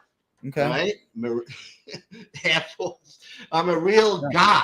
That's a troll. No, dude, you're taking it way too personally, man. Look, so like you even said it yourself, you were just being silly, right? Yes, exactly. And when I said when someone's acting a fool in chat, that equates to being silly. That's just like it's trolling. It's not calling you in like your appearance or anything like that a troll. It's just a figure of speech, right? Like trolling is when you go into a chat and you act silly and you act a fool. Like that's all that meant. And I wasn't telling you I didn't want you here. I wasn't telling you to get out. I'm an old man. I'm secure. I don't need to act crazy. I'm just myself. Well, but I don't do that. I don't run around acting silly and I saw your chat. It was open to the public. Yeah. I came in the chat, made a couple of comments. That's it. Yeah. It's gonna survive. It's not a big deal. Oh, I'm not the one tripping, man. I was willing to have the open discussion with you. I mean, I brought you on panel, you know what I mean? Well, that's why I'm here. If you want to talk about anything, if you want to talk about my silly statement and about the flowers, I'm happy to talk about that because the guy did say that. No, I don't know. To me, that's a silly thing to say. When I look at a flower, the flower is talking for God. That's a silly thing to say. Well, it's a very silly thing to say. But just for context, everybody, he was talking to Steel Man. That's who he was talking with when that first comment got made. So look, just so we're both on the same page. Steelman isn't like a representation of the beliefs of this channel or anything. He believes that Jesus was a mushroom, and Okay, well then again, he said a mushroom, a flower, whatever. I mean, I was just being silly and trying to make conversation. That's it. Yeah, no, it's cool. It's cool. Right? And I'm into religious dialogue. I'm totally into that stuff. Yeah. So, I mean, I would think I would be the type of person that might be invited into a discussion about religion and stuff like that. Well, I mean, you're on panel. Okay, well, that's good. Now Yeah. we're talking. Yeah. I didn't bring you up here to get a gotcha or like trash you or nothing. I figured when you jumped into panel, you had something you wanted to say. So I spoke my piece. I appreciate you clearing the air there. We're good, man. Welcome on. It's good to see you. All right, and and I have a channel I started about a year ago. Okay. I invite all types of people on it when I'm doing a live. I literally anybody, any place, any topic. All right. It doesn't matter to me. I'm not trying to guard anything. I let everyone speak whatever they want to speak. All right. And if they're a troll, I don't give two shits. Okay. So fair, neither do I. Maybe a little different, but I'm not. I thought I'd come on and just say, I'm just a free speaker. That's it. Yeah, 100%. and I don't even care what anyone believes. It doesn't matter to me what people believe. Origins of religion. You can speak. He can. I never told him he couldn't speak in chat. I just told him I wouldn't engage. That's it. Yeah, no, that was the thing. I'm like, I didn't understand why you didn't want to engage because I said something you took offense to. No. Let me reiterate here. What I thought you were doing was misrepresenting what I had said because I was talking like the first comment was something about like why does God need a representative, and I was just trying to say like, it's not that God needs a representative, but someone who believes in something. Or let's even like take the religion out of it. This is a very general concept. So if let's say I'm in chess club. Right. And I go out and I'm talking to people and people know that I'm in chess club. And I talk about like, yeah, I'm in chess club. Right. And I make an ass out of myself and I cuss someone out and just I look like an absolute douchebag. What is everyone there that is not in chess club going to think of chess club? They're not going to appreciate the chess club because they get a bad image. Right. That's what I was saying was like, that's the representation there, which is when I myself am a Christian, if I go out somewhere and I'm a complete douchebag to a bunch of people and, I'm puffing my chest out and making other people feel small, but I'm also calling myself a Christian, what is that going to give the image of to people who aren't Christians? It's gonna be like, wow, he's a fucking asshole. Why would I want to have anything to do with that? Yeah, right. So that was the context of the representative thing. I understand what happened. There was just a little bit of a breakdown of communication. That's true. And there's, looking out at the religious landscape today, there are, many Christian pastors that are giving Christianity a bad name. They're abusing littles. They're abusing women. They're defrauding people of money. All right. So that goes on all the time in Christianity. People give it a bad name. Now, right. I don't think all Christians are those people. All right. I don't say, Christians are bad people because every single day I read about rotten Christian people. All right. I don't broad stroke everybody. Yeah. Right? I have a kid who has been in ministry for 7 years. Okay, Christian ministry. All right. I don't think my kid is a bad person. Okay. Yeah.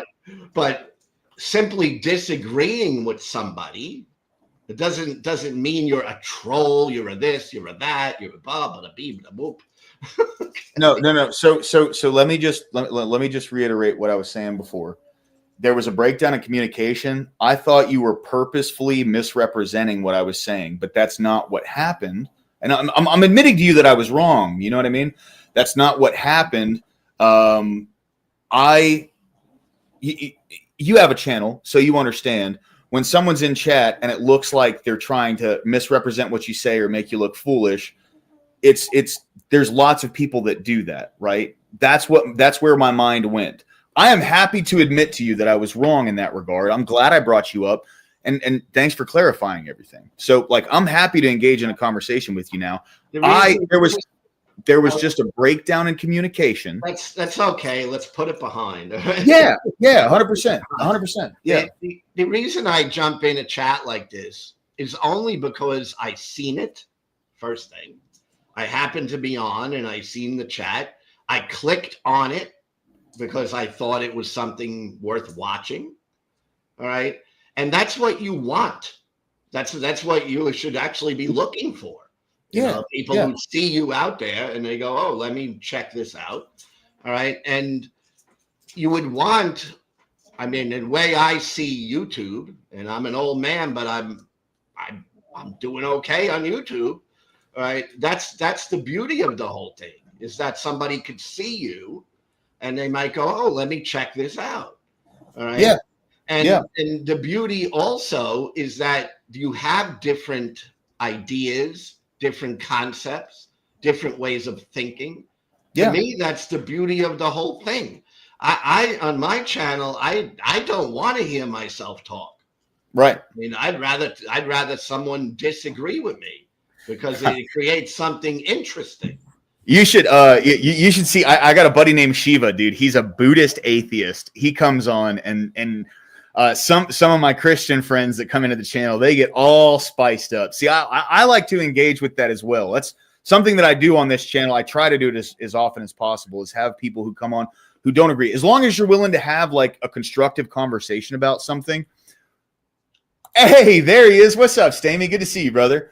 But as long as someone's willing to have a constructive conversation about something, I'm totally willing to have them on. That's now I understand now that you weren't trying to be bad faith and you weren't trying to do anything wrong there. And again, I do want to apologize for the way that I came at you about that. I mean that genuinely. But I'm glad to be able to bring you up and for you to clear the air. And now we know, like, you're just coming up to talk, man. And I appreciate it. Yeah. I literally am. I mean, again, I started YouTube without any understanding of how it even works. Yeah. Okay? I'm an old guy. All right. I'm, probably old enough to be a father, I suppose. All right. I had no clue about how to make a video. All right. The first videos I made were just using a cell phone and just yapping. Okay. And I've grown it. I got over 2,700 subscribers now. Oh, good for you, bro. That's awesome. In maybe 6 months. Nice. Right? Fuck you, Corey. I learned how to make a video. All right. Little by little, I learned how to make a video. Yeah. And in my YouTube experience, it is exactly what I'm looking for, is when people find me, they see me live or something and they pop on. That's what I want. Yeah. So I'm trying to put a different spin on it. I mean, I thought I was doing good by participating in the conversation. No, you were. No, that's what I'm trying to say here, man. I misunderstood what you were saying. I thought you were misrepresenting what I was saying. Instead, it was me who was misunderstanding what you had to say. You see, you were fine. You were fine. I understand where you're coming from now. Yeah, I mean, I wish people come on my YouTube channel and argue with me. So that's all I'm saying. Fair. Yeah, 100%. Damien, do you have something to say, bro? It just seems like the classic case of the voice's inflection and the, kind of like you can't perceive the message correctly because it's through text and not a person talking to you. Yeah.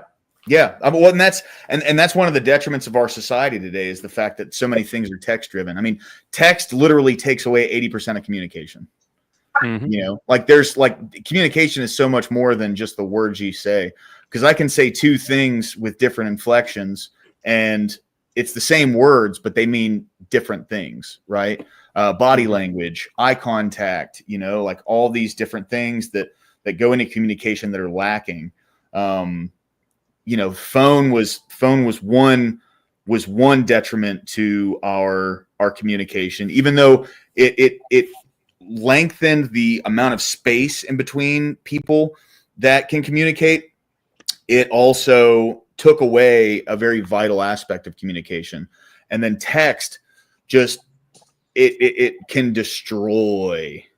Yes. Yeah, emojis help. Yeah, thanks. But yeah, text has completely stripped a lot of our aspects of communication today. Anyway, go ahead, Luke. Lower class. I just wanted to come on and talk in person. All right, so enough. I'm not going to interfere with your beliefs and whatever you got going on with God and country. I don't know what you have going on with God and country, but whatever it is fine with me.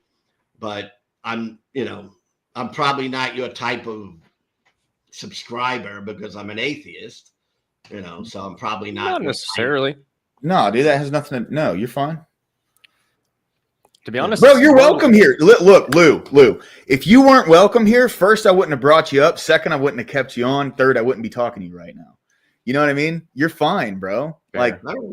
Look, I know our first interaction was not necessarily textbook, right? But that's why I apologized, because I was wrong. You know what I mean? We're past that, man. Yeah.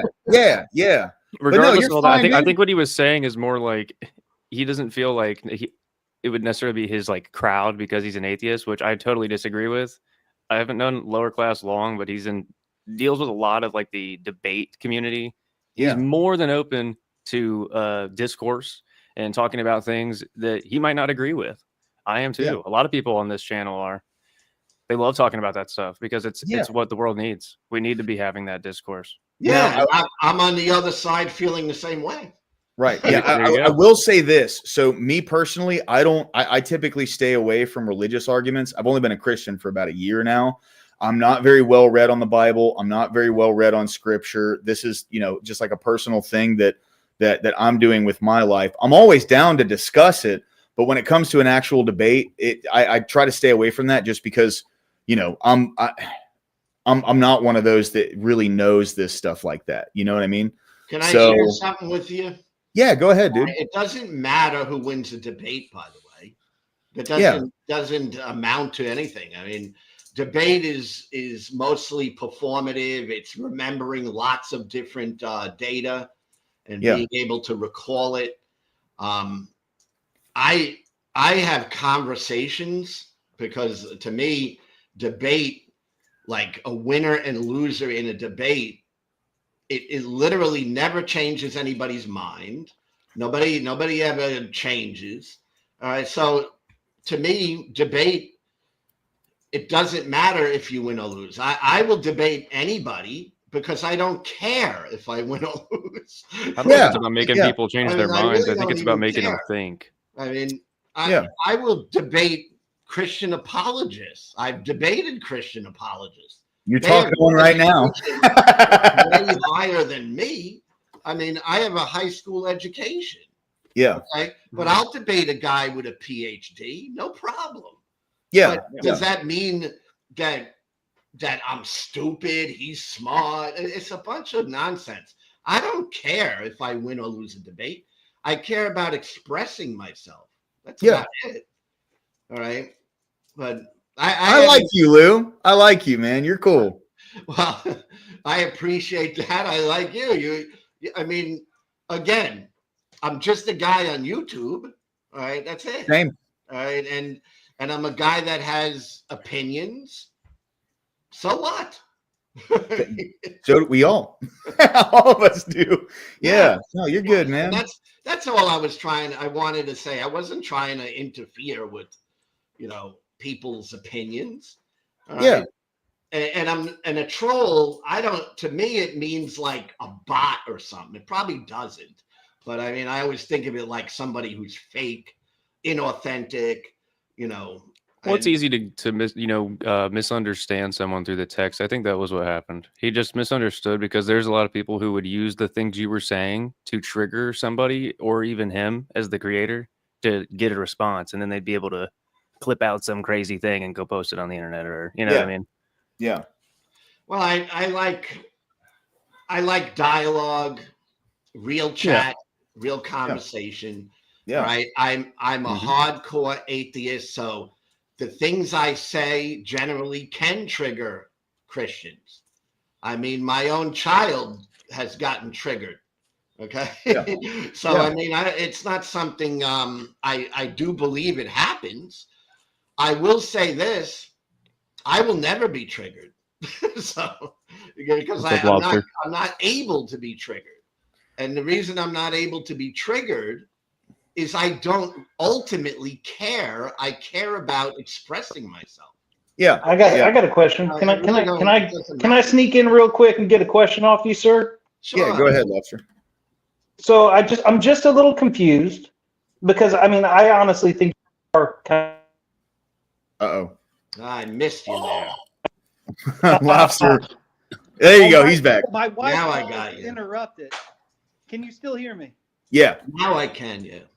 I think you are being trollish because you've admitted that you're an atheist, right? And an atheist saw a 7-person podcast going labeled God and Country and thought, this is where I need to go. This is for me.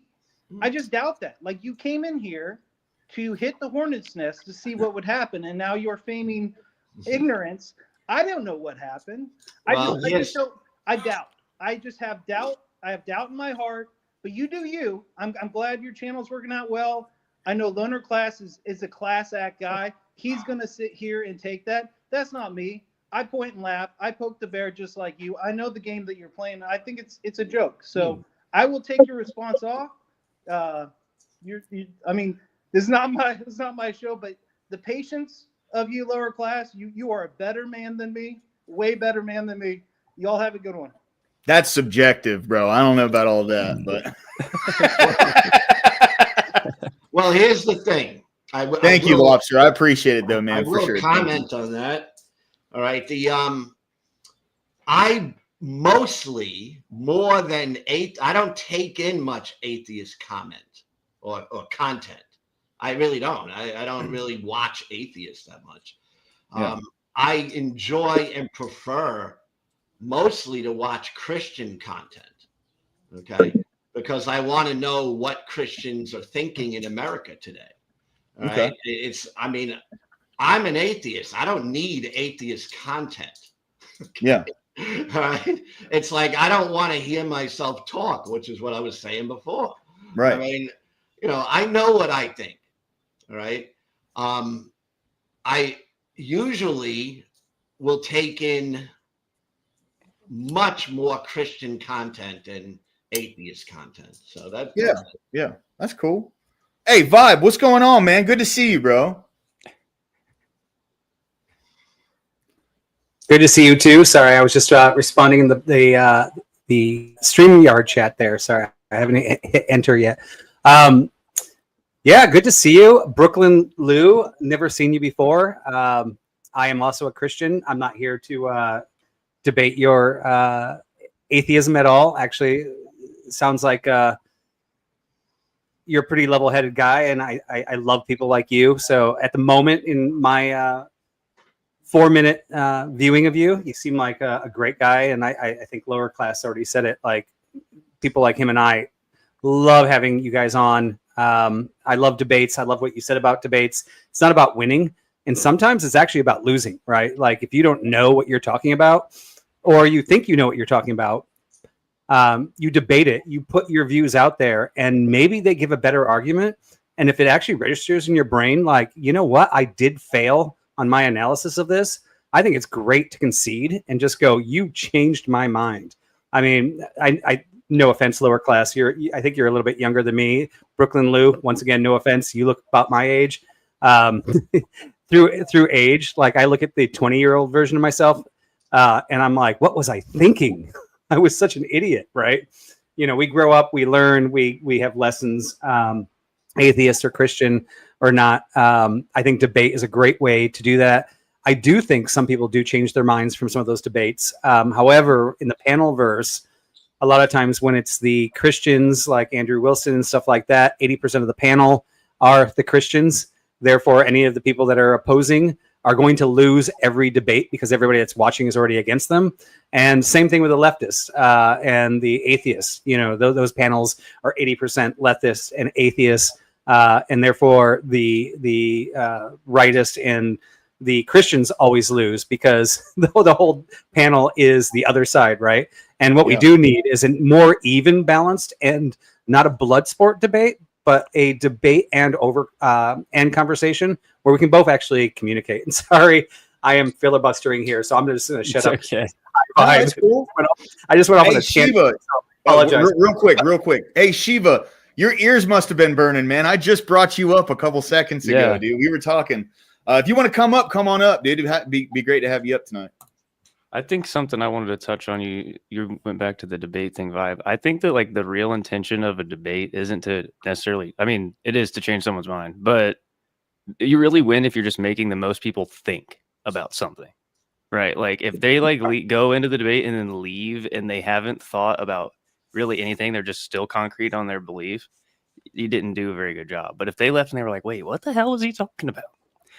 What was he saying there? That was kind of, maybe I need to research this. That's like the true, you know what I mean? The win if you get the most people to think about something. Yeah. Spot on. That's what I feel. Yeah. And that's what this is all about, man. It's about people thinking for themselves, in my understanding, and it's what I'm trying to do. I don't want people to think or take orders from me on how to think and what to think. I want people to contemplate things for themselves and draw their own conclusions. Right. And that's it. And I want to be like in the Christian atheist world, I want to be a counter voice to some of the Christian stuff. And I like to know what's going on out there. Right. Okay. Because I'm not a Christian. I don't have that view. All right. So I like to counter that view and make people think. That's it. That's pretty much the reason I have a channel. Yeah. That's it. Mad respect, dude. 100%. Anyway, I'm going to go, but I'm going to subscribe so I'll see your stuff popping up. Hey, Lou, what's your channel, man? I'll go ahead and I'll spend, if you want, post your link in the back chat. You know how to get a private chat in StreamYard? No, I'm on I mean, it's just simple. It's Brooklyn Lou the Skeptic. That's all one word? Yeah, at Brooklyn Lou the Skeptic. Yeah, that's it. Brooklyn Lou the Skeptic. Again, I'm new to YouTube, but I'm enjoying it. I have a good time with it. And not trying to make people, have a bad time. All right. I had a chat last night that was 3.5 hours, a live chat. And I had some Christians in the chat that subscribed to my channel because they liked, the way we were talking. Yeah. Yeah. So, and these are not people I agreed with, Right. So, I mean, that's it. I mean, it's YouTube, right? Yeah. I mean, this is not, it's just really ultimately, it's kind of for entertainment purposes, right? Yeah. Yeah. Well, it's the free marketplace of ideas. You know what I mean? That's hey guys, by the way, the link I just spammed in chat, that's Brooklyn Lou. He's a new friend of the channel here. I went over and gave him a sub. Why don't you guys go over and give him a sub? I appreciate that. Thank you, Brooklyn Lou. I appreciate you coming up, man. Thanks for coming up and clearing the air, bro. You're a good guy. I like you, man. All right, we'll see you later, man. Bye. All right. Corey's in here trolling, dude. Who, Corey? So how you doing, lower class? I'm doing good, man. I'm doing good. I just picked up a bartending gig a few weeks ago, and it's going well, man. It's completely changed my sleep schedule and my stream schedule. So just adjusting there. How about yourself, man? Doing good. Doing good. Finally going to launch our Uncomfortable Bible Study. Not to self-promote, but we're going to launch it this Sunday at 4:00 Pacific Standard Time. That's great, bro. Here, what's your? Can you post your link in back chat, and I'll spam that one too. Yeah. I'll do the YouTube one. Yeah. And this one actually is not the first episode. This is the introduction to the panel that's going to be doing the first 12 episodes, and then the following Sunday we'll be hitting episode 1, which is what does the Bible say it's divine itself? Which actually is perfect for Lou. So if Lou is still watching, it's 3 Protestants and 3 atheist agnostics doing a Bible study. And you're in one of those. So if you watch that episode, you'll find out which episode you're in. Hey guys, yes, per episode. Guys, so Vibes channel, just spammed it in chat. Go over, give him a sub. He's going to be starting that Uncomfortable Bible Study. I think that's going to be really fun. So I'm going to be tuning in. What day is it again? What time? Sunday, 4 p.m. Pacific Standard Time. Okay, cool. Yeah. So typically by that point, I'm doing God and Country. So, but I really tried hard. Of all my fellow streamers, we have our little thing that we're all like kind of doing our thing and starting up to try to not overlap on anybody else's. So I apologize. I'm overlapping on yours. No, you're good, dude. But we'll dual stream on your guest star one for your if you're open to that. Yeah, I'm episode 5, right? Yeah, dude. I'm totally down, man. That sounds great. Yeah. So, but it was hard. I had to reschedule it like 8 different times because we've got Powder Dusty, we've got Glenn Lawrence, we've got these are the permanent panelists. We've got Ryan the Radical Coder, Beth, Grid, Tyler, and Tyler is on the atheist side, but he just married a Catholic girl like a month ago. So like I really love the diversity because like Flow State or the Powder Dusty is he's right on the right side of politics, but he's an atheist. Shiva, say something. That's a solid lineup. Why do you want me to say something? Okay. Sorry. When I was looking at your authentication, it wasn't Sky Like Mind. So No, I got worried there. Does it say the incongruous sofa? Yes, it does. Yeah. Okay. I'm still like, dude, I have a little bit of like PTSD from when I got fucking porn bombed the other day. Yeah, I was about to say, here's you my got porn picture, bombed? just so you know. Yeah, thanks, man. Oh, dude, bad. They got me so fucking bad, dude. And then whoever was doing it was coming into back chat, and I was banning channel after channel, and they kept coming in just playing a video of a dude beating his dick. So like every time I'd look down into back chat, there'd be a new video of some dude wanking off, and it was like, oh my god, dude, old Baker Johnson. Yeah, man. So I'm like, they got me twice in a row. One time they copied Corey's, and then that same day they copied yours. But luckily I reached out to you on Discord and I was like, hey, are you trying to get in? And then I looked and saw you were in a different Discord, like active chat. And I was like, oh fuck. Dude, these guys, they really wanted to play some gay porn on my channel for some reason. I don't know what it is. Yeah, dude. That's why like when I have like it's kind of annoying, but I have like so many things set up on my channel to like where if like you haven't had your channel active for more than so much time, your email verification, phone number, all that shit, it's like annoying for my friends or people that want to follow, but it keeps my account safer from bots and trolls like that are trying to get me banned. Right. That's why, like when Lou came up, I was like, all right, hold on. This could be one of them. I was Here like, we go "Put up again." 3 fingers and give me a salute, and he did it. And I was like, all right, what's up, dude? You know, Come on in, brother. you never know, dude. You never know. Lou's got some definitely blue eyes. I could have swore those yeah. were contacts. I couldn't. At first, I was like, wait. And I was like, whoa, dude, there's like the ocean. So Yeah, blue. yeah. Yeah. But no, he's a No, good guy. and that's not an offense, Blue. Those are Lou.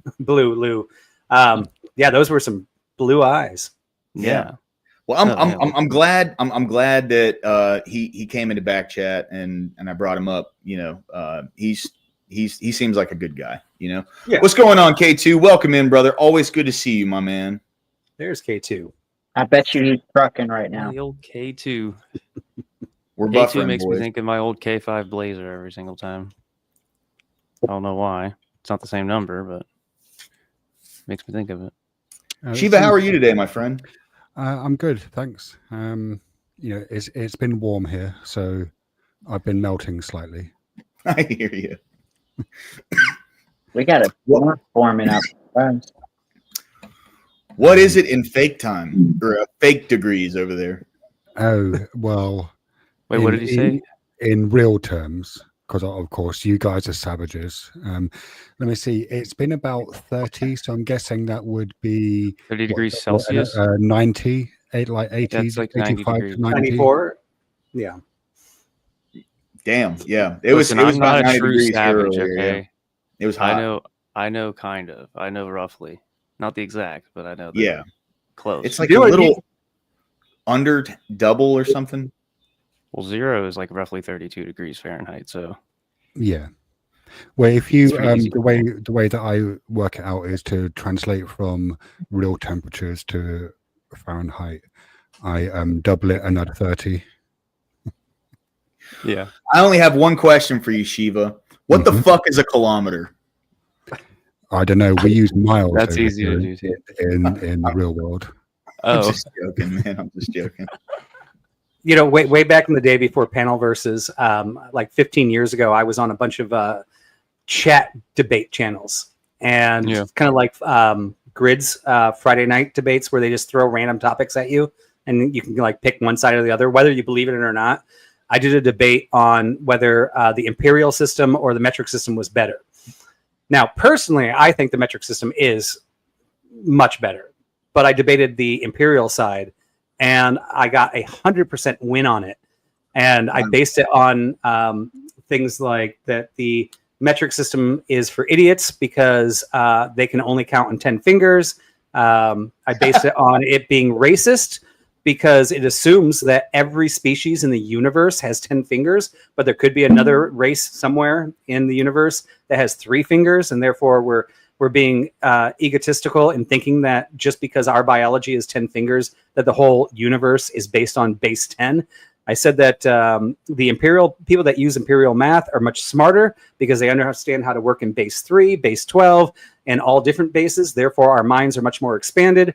And like I went through all the drug users use kilos when it comes to cocaine, but they don't use pounds. You know, so the metric system is for degenerates. I came up with all these points, and I freaking slammed the debate that the imperial system, which is based off of like the size of somebody's foot, you know, a yard, all these things. I mean, the metric system is a lot easier. It really should be universal.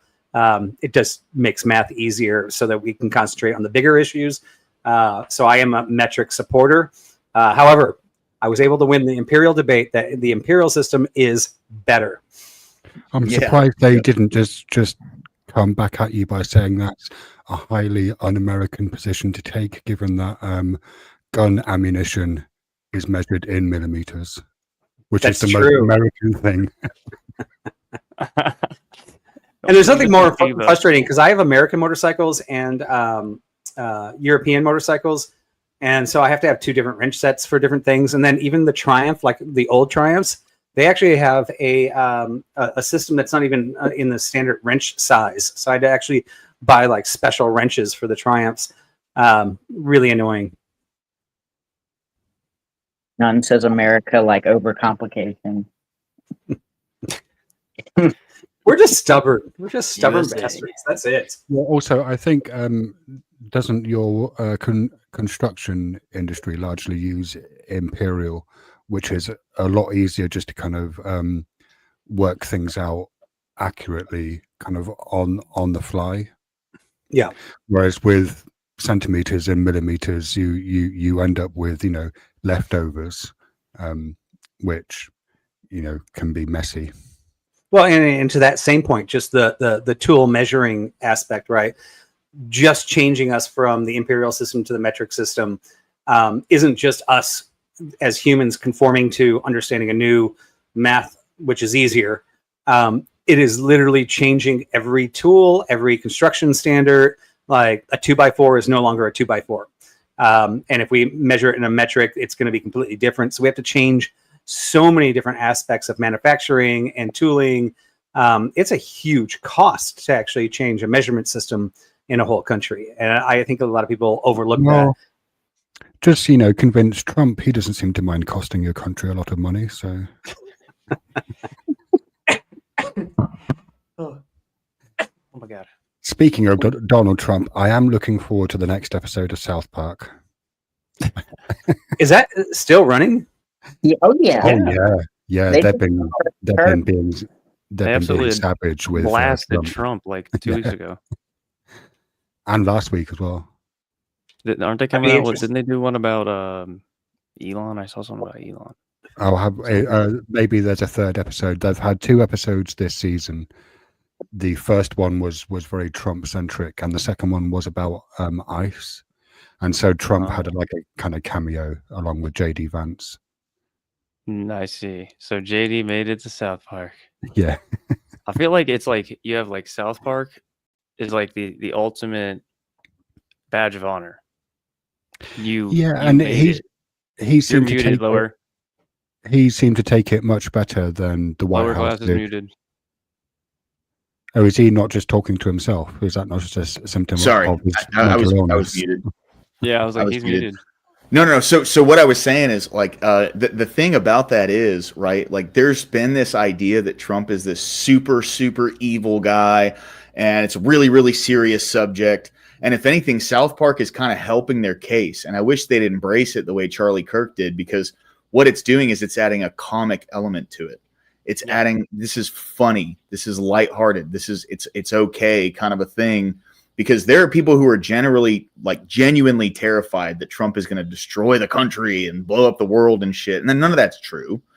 But, I think South Park is doing Trump a favor if he wasn't such a fucking egomaniac and he could just accept that. And they're blasting both sides of the coin.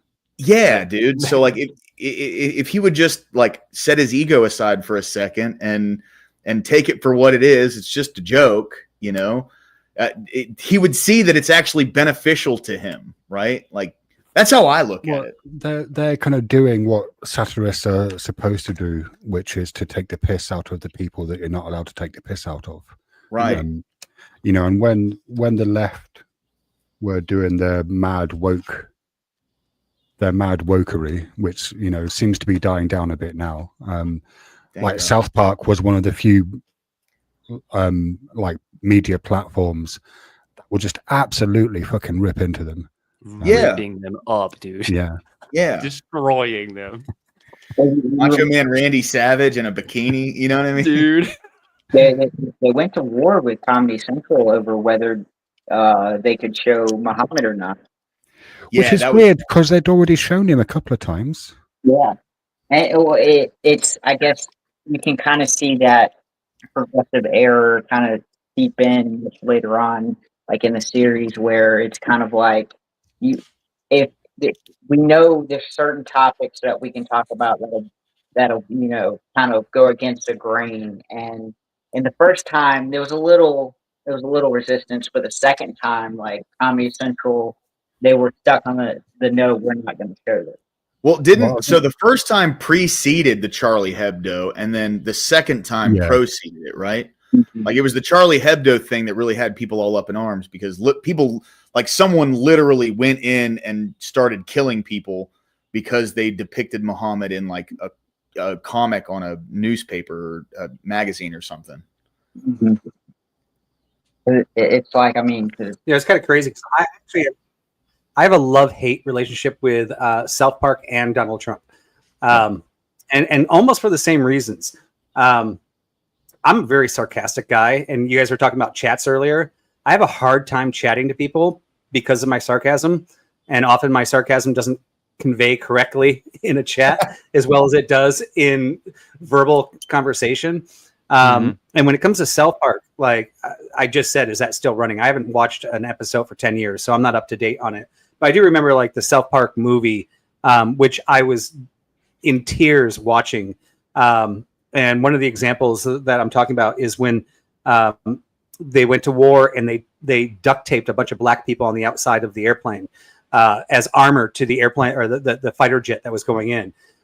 It's an absolutely horrible thing, but it was a reference to our older times when we put the black soldiers in front, and not saying it was right, but saying that we did this and making fun of our own society for basically doing that. And they were totally mocking and saying this is wrong.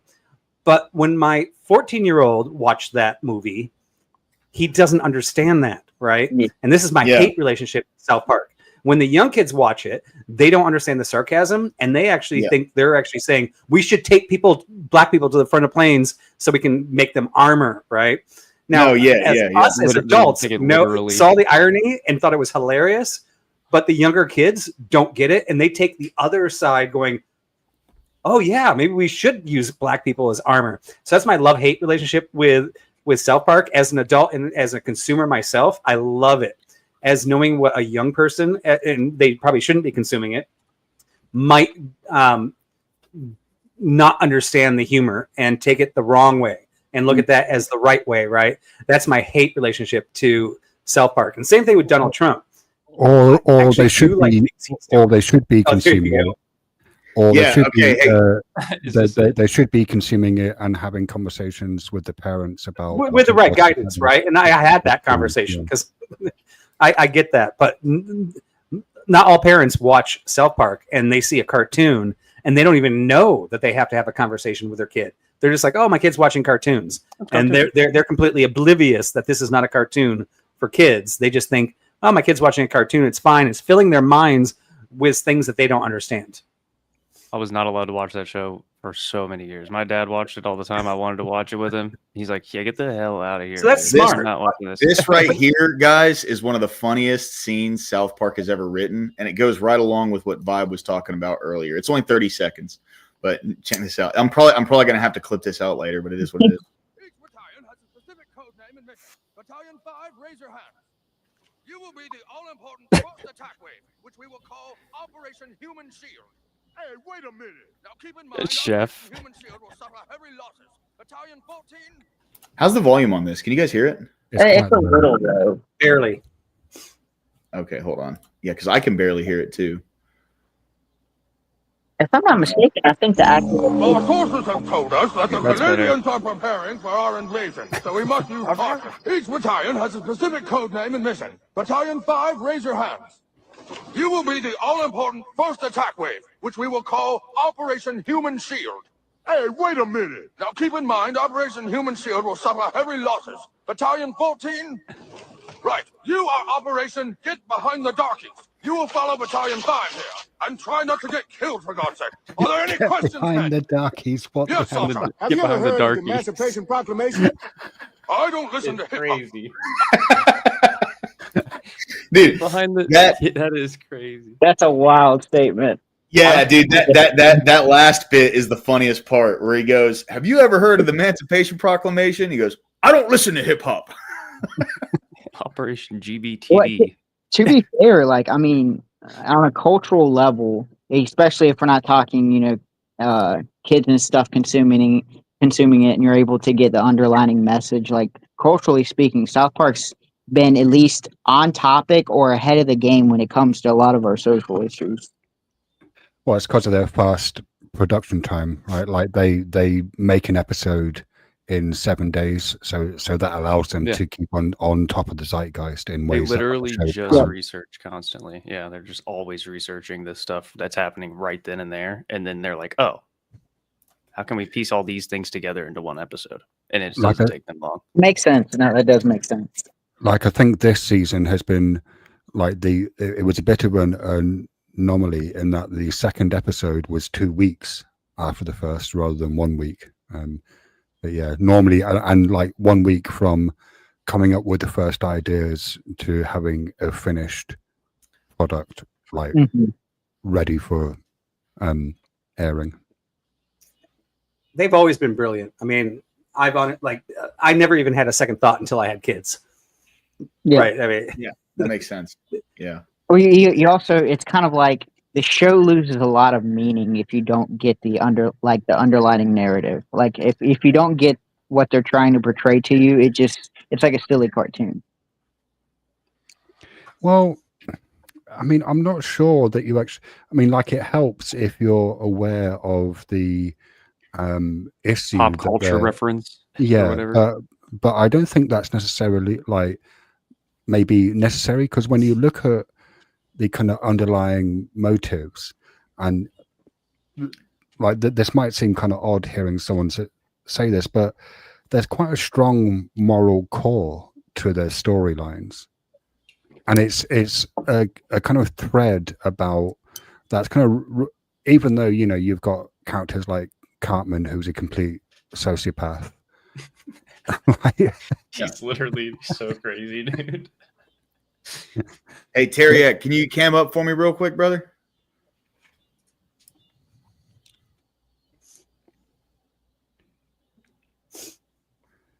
Well, Chambers of Logic. Yo, what's up, dude? Welcome in, man. Seems annoyed. Hey, Teriak, how's it going? What's the crack, boys? What's the crack? Not much, dude. The crack is my bum. Well, that's the secret answer to the question. You know what I'm saying? Usually, like men usually say it's like our best part of a woman. You know? Am I wrong? Am I wrong, fellas? Vibe. Have you got back to me with a date yet? Like I said, I want to have that. I eventually want to have that discussion with you. Yeah, we're gonna do it. And once again, I'm not procrastinating, but I am launching my series on Sunday. That's been my main focus, right? So I want to get that out the door. I also have before you a promised debate with Emmett. I think everybody knows about. We don't know what platform that's going to be on yet. Who wants to host that debate? What was it, Abe, or was it you, lower class? The sex and gender binary debate. I think it's supposed to be mine. I think so. Okay. I'm not sure. We'll have to talk to Abe and see what happens. So I want to set that one up first, and then you, Teriak. And I have 3 kids, and they just started school. I do not do YouTube as a profession or for money. Therefore, I have to find my available time when I can. So you're next. If you just lock them, you're third on the list. Just lock them in the basement. It'll be fine. Steelman, are you okay? Are you okay? Is that Steelman? All right. Yeah, it's Steelman. Are you all right, bro? I think he's annoyed. I genuinely, dude. I like having you around, but you're kind of talking craziness right now. You put a curse on you. I know, dude. I don't know. Last time I like Steelman, and so I'm sure you're listening. But last couple times I saw him, I swore he was tripping on shrooms. I really like Steelman. I like having him around. I like having him in chat. He's crashing out. Damn. Sometimes it happens, you know. It does, dude. Why are you being a tyrant, lower class? Yeah, dude. Sometimes you got to rule with an iron fist, Shiva. Oh man, I don't know. But would the iron fist be wearing a velvet glove? It could be. You know. I'm sure tyrants have a lot more money than me. Let me just tell you that. No, not if they're poor. Yeah, poor tyrants exist. Who? What's there to be tyrannical over? I don't. I'd have to ask Chambers. Yeah, that's above my pay grade. I'm just a door guy. Right. And I appreciate you all the same, bro. Well, isn't that a dynamic where like war is necessary? It's like a necessary precondition to peace is to have war. No, you can have peace. No. For yeah, like, but peace is the we opposite could have of been war. born with peace and never gone to war. Yes, but define peace without defining war. Light and dark. You can't have light without dark, right? Yes. So it's like if you have this principle of liberty, okay, that no. you're So willing I'm going to to say die on for. peace, you are incorrect because in the sense you are correct. Phonetically, we would not have the word peace because there would be nothing else ever known except for the situation we're in, right? Yeah. So, but the word wouldn't exist, but the situation still would exist until all of a sudden somebody coveted their neighbor and then war broke out, and now we actually defined peace and war. But, you could have peace without the word peace. There just be no definition for peace because that's just the way it is. Yeah, but like once war breaks out, how do you stop war? Okay, so that's a different question. Once it breaks out, how do we stop it? Well, which war do you want to talk about? Second one, we finished it with a nuclear weapon. The second war? Yeah, with more force. You know what I mean? You just like it constantly goes to an escalation to where your enemy goes. Wait. Are we just going to gloss over the fact that Five just said the second war was won with a nuclear weapon? Yeah.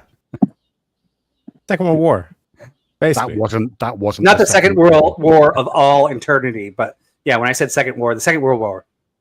World War II. I got you. But like what I'm pointing is that like war is like because we have free will, like we will always have war, we'll always have conflict. But this conflict is what actually drives growth. We have it's just human nature. It drives human nature. Yeah. It drives advancement. It drives technology. Like think about even when you're building muscle, you're like tearing muscle to build muscle. No, I mean we can definitely see through all war that technology greatly improves. I will not even. I mean, from World War I to World War II, technology drive. Even actually before World War I, World War I was a crazy war because most of the countries were still on horses, and that was the first war where like mechanical vehicles started happening. But then, and countries could obliviate other countries based on the new technological innovations they were having that country didn't have. Between World War I and World War II, and we can actually even go back to tribal. Like the first people that were warring were like fisticuffs, and then somebody had a spear, and somebody then had a bow, right? I mean, technological advances have always been to protect our families, right? From somebody else's different point of view or their fear of losing their resources, right? So we can see that war has, if it wasn't for war, we'd probably still be in the 1800s. But because of war, we landed on the moon. Did you just make a Harry Potter reference with your use of the word obliviate? I didn't think I was. Did I? Isn't that the spell that's used to remove people's memories? He's a Fed, bro. I told you he's a Fed. He was just trying to mind wipe us there. He was trying to do the Men in Black thing. Oh, good catch, Eva. That was a good catch. These are not the droids you were looking. You're not gonna remember. But what I'm getting at though is, and like actually tying into the meme a bit, is that like there technically is a solution to war. If I can mind control my enemies, like if I can control their minds, control their behaviors, I don't need to go to war with them.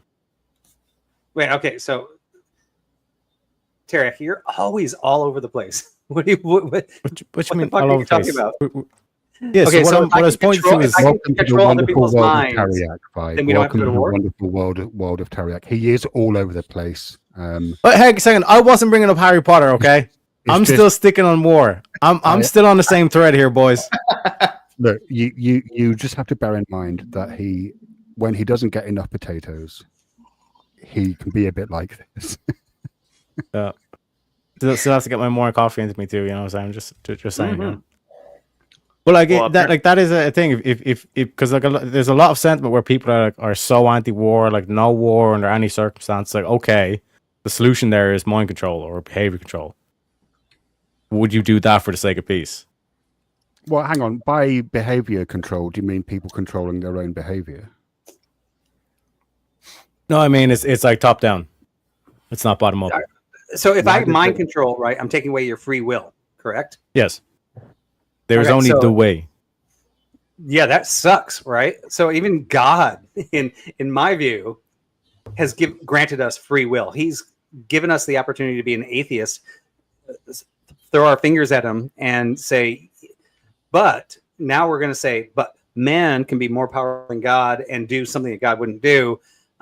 He's going to take away our free will. Is that worth it? And there's been tons of movies about this type of stuff. One like the Stepford Wives, right? Let's just take away all control of the women. Let's just make them do what men want, right? And granted, that's a movie, but I think we all would concede that that's a pretty horrible option for peace. Right. God gives us free will apart from when he decides to take it away. Yeah, I mean, here's the great thing about atheists and secularists. Maybe is that, I mean, at least, Christians and secularists. Christians actually believe we have free will. I'm not sure secularists actually believe they have free will. I think it's they kind of believe it's all predetermined. If I do this, that's going to happen, right? And there's nothing you can do to change it, right? You're set on a path that you can never change for the rest of your life. I have quite a good argument against free will. Would you like to hear it? He's a compatibilist, but and I apologize, Shiva. I'm having your volume's like the lowest out of everybody's. Oh, really? Hang on. I'm not quite getting all your words. Let me see if I can change that. I'm having to. You're coming through clear for me. Because my other half is in bed and I don't want to wake. You're getting a little louder. Let me crank up the gain and hope it doesn't clip. How's that? Oh, let's turn that off. Oh, that's is that better? Yeah. Okay. Yep. Yeah. Now you're about the same level as everybody else. So I think that there's quite a good argument against free will that I heard proposed by an English atheist YouTuber called Alex O'Connor. I don't know if you're aware of him. So it uses the law of excluded middle, and it runs like this. Either our actions are external or internal. And if they're external, if they originate outside of us, then we can't be said to be in control of those actions, right? So that's not free will, right? Okay. So if they're okay, great. So if they're internal, we're then faced with two possible choices. Either our actions have a cause or they do not. And if they do, then they are determined, which is not free will. Or if they do not, then they are random. And we can't be said to be in control of that. So that can't be free will either. And it doesn't matter if you push the problem back, if you try and relocate it to something such as the self or the soul or some other kind of immaterial property that we're said to have, you can pose the same dilemma. Like if actions originate within the soul, then they are either caused or they are not. And if they're caused, then they're determined, which is not free will. And if they're not, then they're random, and we can't be said to be in control of that. So, so I would push back on that a little bit. Go on then. So there is a philosophy experiment, and I don't know if this was derived differently with other people's philosophy experiments. When I went to high school in the philosophy club, we did the brownie experiment, and the brownie experiment was you're in the lunch line, and you're getting your food in the lunch line. And as you're walking through the lunch line, there are cookies and there's brownies. Right. Now, the environment at that particular moment, while you were walking down, getting your regular food, by the time you got down to the dessert, the wind blew over the brownies. Right. And hit your nose. And when you went to the dessert section, you picked the brownie because that's what you smelled. Now, that's internal, right? So I smelled that. I made a decision because I smelled that. But external was the breeze, right? Right. So I picked the brownie. And that happened. Now we reverse time, and I put myself back at the beginning of that line again. All the environment variables are the same. Once again, I'm going through that line. The wind goes across the brownies, not the cookies. That's external. My mind smells the brownies first, and I pick the brownies again. The question is, could I ever pick internally from my mind? Could I ever pick, after rewinding time and not having any knowledge of that time prior, ever pick the cookie, right? And I would say that that's my argument between internal and external. The external is the wind. The internal is my mind making the decision of what to pick. I personally love the feeling that in that particular situation, I will always pick the brownie, which takes away what you're talking about, free will, correct? Yeah, and I think for the purposes of this argument, external doesn't just isn't referring to whether external factors influence your behavior, but whether the action originates outside of oneself. Okay, so that's actually where I was going to go second, was because there's our brain, right? And like, I'm a science guy. I feel like my body is just a tool to move my brain around. There is a scenario where I could pick the cookie outside of wind, smell, and all those things, repeating that scenario, if my actual decision making is beyond my body and my mind. And this is kind of where Christians come from, right? We have a soul. I cannot go to heaven. It's impossible for me to go to heaven if my whole construct is purely my body, which means I have something that can operate on a different plane. This could actually even work in physics and in non-religious realms, where that our thoughts are being generated outside of the influence of external environment, which then could say, to your point, it is feasible, and it may not actually be random, because you said random. Well, yeah, it may not wait, be yeah, random. hang on. Okay, stop. Take a breath. Yeah, Bob, you bit down on his B. These, like I said, I'm a secularist, but I can defend it, because like Shiva, he's pulled the wool over your eyes. But I'll let it continue. So the thing about caused or uncaused and determined or random, in like for something to be random just means it doesn't have a cause, right? That's what if there's no known cause? Well, that's right. So you're saying the cause is the wind going across my nose. So it doesn't matter if it's random or not, whether it's external or internal. Because of that, that's my decision making at that moment. Yeah, I mean, or the cause could be neurons firing in your brain, or so my decision making is always based on a cause. Yeah, or it's random. But if it's random, then you can't be said to be in control of that, and so it's difficult to see how that could be any sort of will, let alone free will, right? Right. So, but if we were saying that our consciousness is actually operating in, let's say, another dimension on the secularist view or on the Christian view as a soul, right? Would you not say that there's other environmental elements also outside of that could also influence our ability to make a different decision? I suppose my response to that would be that like that seems to me to be a metaphysical claim that simply cannot be verified. You either accept it or you don't. Well, I mean, that's great to say that, and I'll concede to that, because both of our views are metaphysical. Yes, but the claims that I make, given that they don't rely on unverifiable phenomena. How's that? Because I'm a being in the world who makes decisions, right? And I'm not positing something that I can't show or demonstrate or prove. So it does seem to me that my view is more what's the word, parsimonious. I would actually say that both of ours are actually in par equally unprovable and are 100% philosophical. And it's a great discussion to have. And but I can't see how you could prove yours. What he's saying is that we can observe that we are. I can prove mine. I think we both made really you good can prove the points. existence of you can prove the existence of the soul. Yeah, like what he's saying is you can't prove the existence of soul, but he can prove that we are beings that make choices on a daily basis. Like that's like part of like the definition of like what human beings are, or what we define human beings are.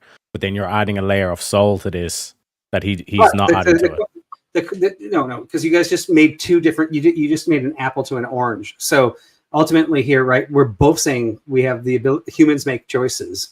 We're trying to figure out if those choices are immutable or not immutable, right? No. That's not what we're trying to figure out. I mean, that might be what you're trying to figure out. Immutable, on my understanding, just means unchangeable. So immutable is unchangeable. So our decisions are unchangeable, and that's where you're coming from, correct? Well, I mean, the reason between the immutability or the non-immutability is something that is both philosophical from your standpoint and what you presented to me, and the ones that I presented to you also are philosophical and not provable. So neither one of us have provable points to that. I'm not making any claims about being able to reverse time. So I'm not saying that if we could reverse time, that we would necessarily make the same decision, because that's not actually part of my. Like I actually never use that. That's why I'm saying those are theoretical. Right? It's just a philosophical experiment.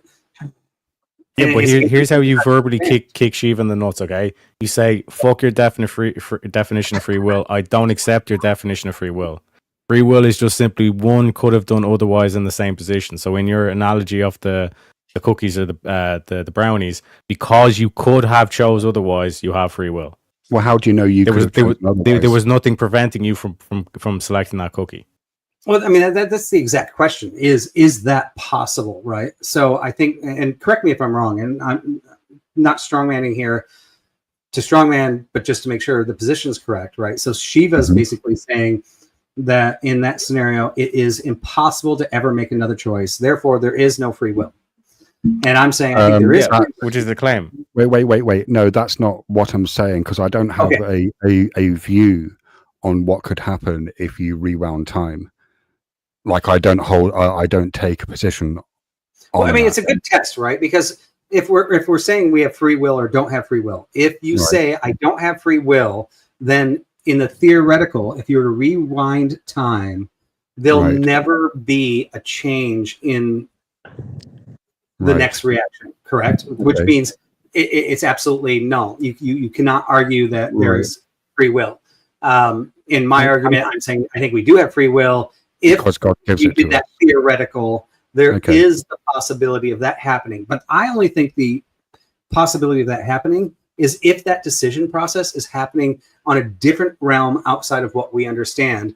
And to me, that is unprovable. I cannot prove it. It's only a theory. Can I ask you, on your view, is God omniscient? Yes. And does that mean that he's aware of all events that will ever transpire? It's a little bit more complicated than that, because he doesn't exist in time. He's got you. So he's here. Right. Okay, so he's atemporal.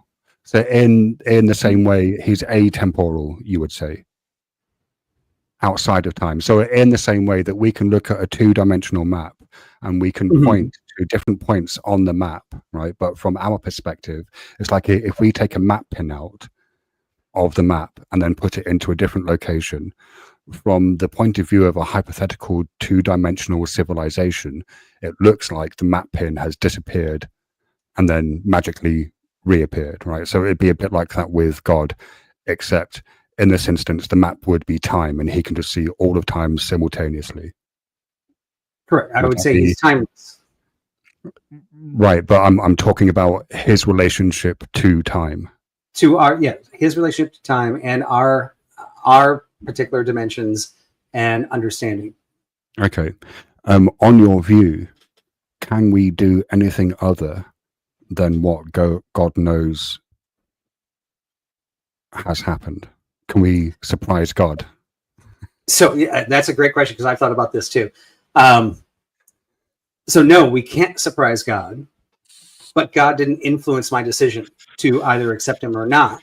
He knew I'm not making that of what my choice was. Right. So yes, he knows my predetermined end, but he didn't determine my predetermined end. Yeah, I it's funny when I make this argument, I've kind of run it by a few Christians now. Quite often they will assume that I'm arguing that God causes the events, and that's not what I'm not arguing that. He's given, because I'm arguing free will.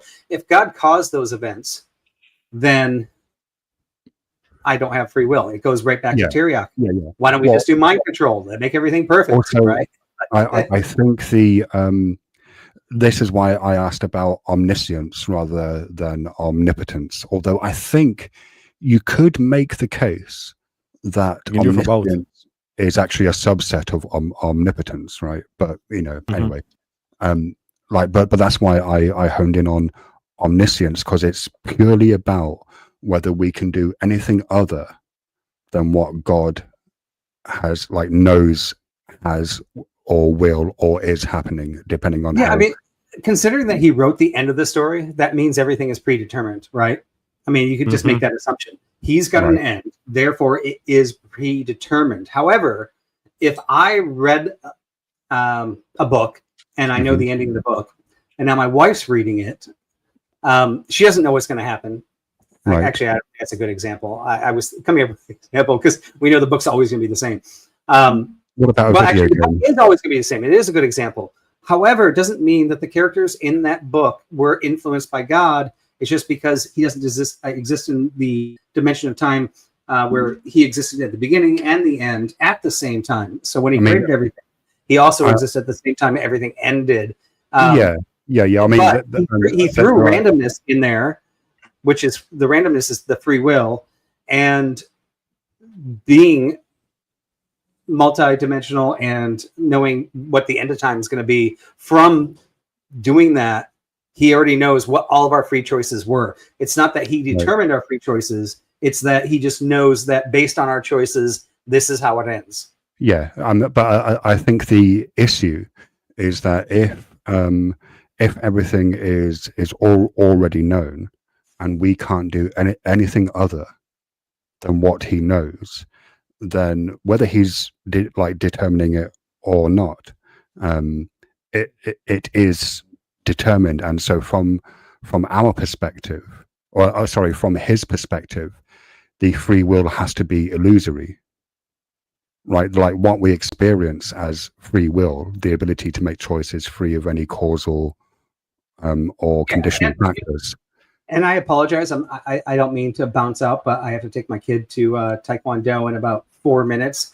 But to address that before I run out on this, and I don't mind extending the conversation.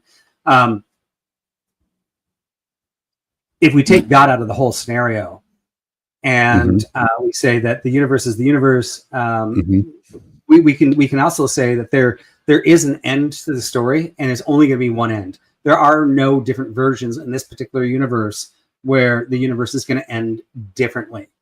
But none of us know that, right? We don't know if humanity is going to make it to the end. Probably not. We don't know if we're going to find other species. We don't know if we're going to be able to travel to multi-universes. We don't know any of these things. But the story is going to be the same. Corey, good to see you, man. Thank you, bro. Yeah, but I think that depends on your theory of time, right? So there's and I don't fully understand this because I'm not a physicist, and so I might be butchering this, but I think you have the A theory of time and the B theory of time, and one is kind of tenseless. I think it might be B theory, so it's kind of positing the idea that the idea of a past, present, and future from the perspective of time, whatever the fuck that means, it's kind of incoherent in that it's all kind of happening simultaneously. And I always had a problem with time itself. Einstein actually, so I don't have a problem with time because I actually kind of trust Einstein a little bit. Right. But I always looked at time as a measurement of movement of an object from in space. Just like foot or a meter is a measurement of a human moving from A to B. Rate of change, but it doesn't actually exist. Yeah, no, I mean, we don't really know what time is. And I think there's a question that I... What do you mean time doesn't exist? Well, what is aging? Okay. No. First, I make a comparison to time and our measurements, right? So if my body moves a foot forward or a meter forward or whatever, right, that doesn't necessarily exist in the sense it's a measurement of a movement of an object through space, right? Now, time is a little bit different on that aspect. It's also a measurement. Now, a foot doesn't exist, a meter doesn't exist, and a light year doesn't exist. They're all measurements. But it gets interesting in the fact when we actually are including, because we don't include, we include light speed in formulas, but we don't include meters, feet, or distance in formulas the same way as we do time.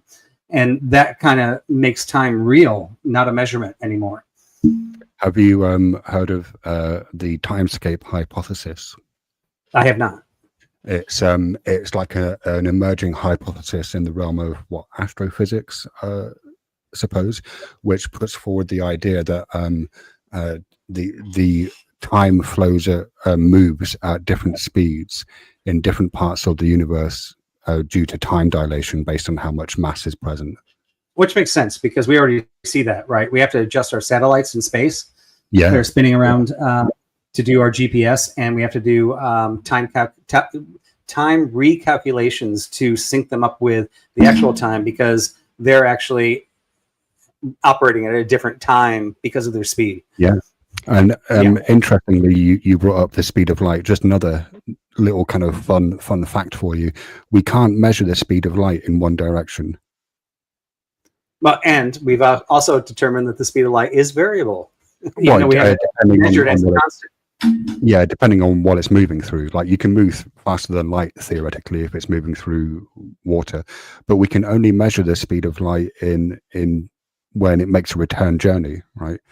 Due to the problems of relativity in making sure that like two clocks, say if you have a clock on Earth and a clock on the moon, how do you know that they're set to the same time, right? Like granted that light will travel through different mediums, but we've actually had to adjust our speed of light variables over the past 100 years based on the speed of light in a vacuum.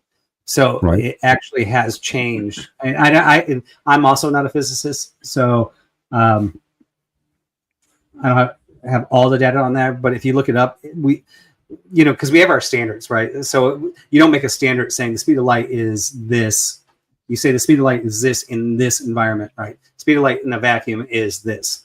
That is actually a value that has actually changed out of one of our scientific standards of the actual value of that, which is an interesting thing. And I don't know why, to be honest, but it's just something kind of out there. And once again, I apologize. Like I said, I'm not trying to duck out of the conversation or avoid the conversation. And sorry for class. I feel like I spewed on your channel here. But I do have to take my kid to Taekwondo now. Well, it was a pleasure. Get out of here, man.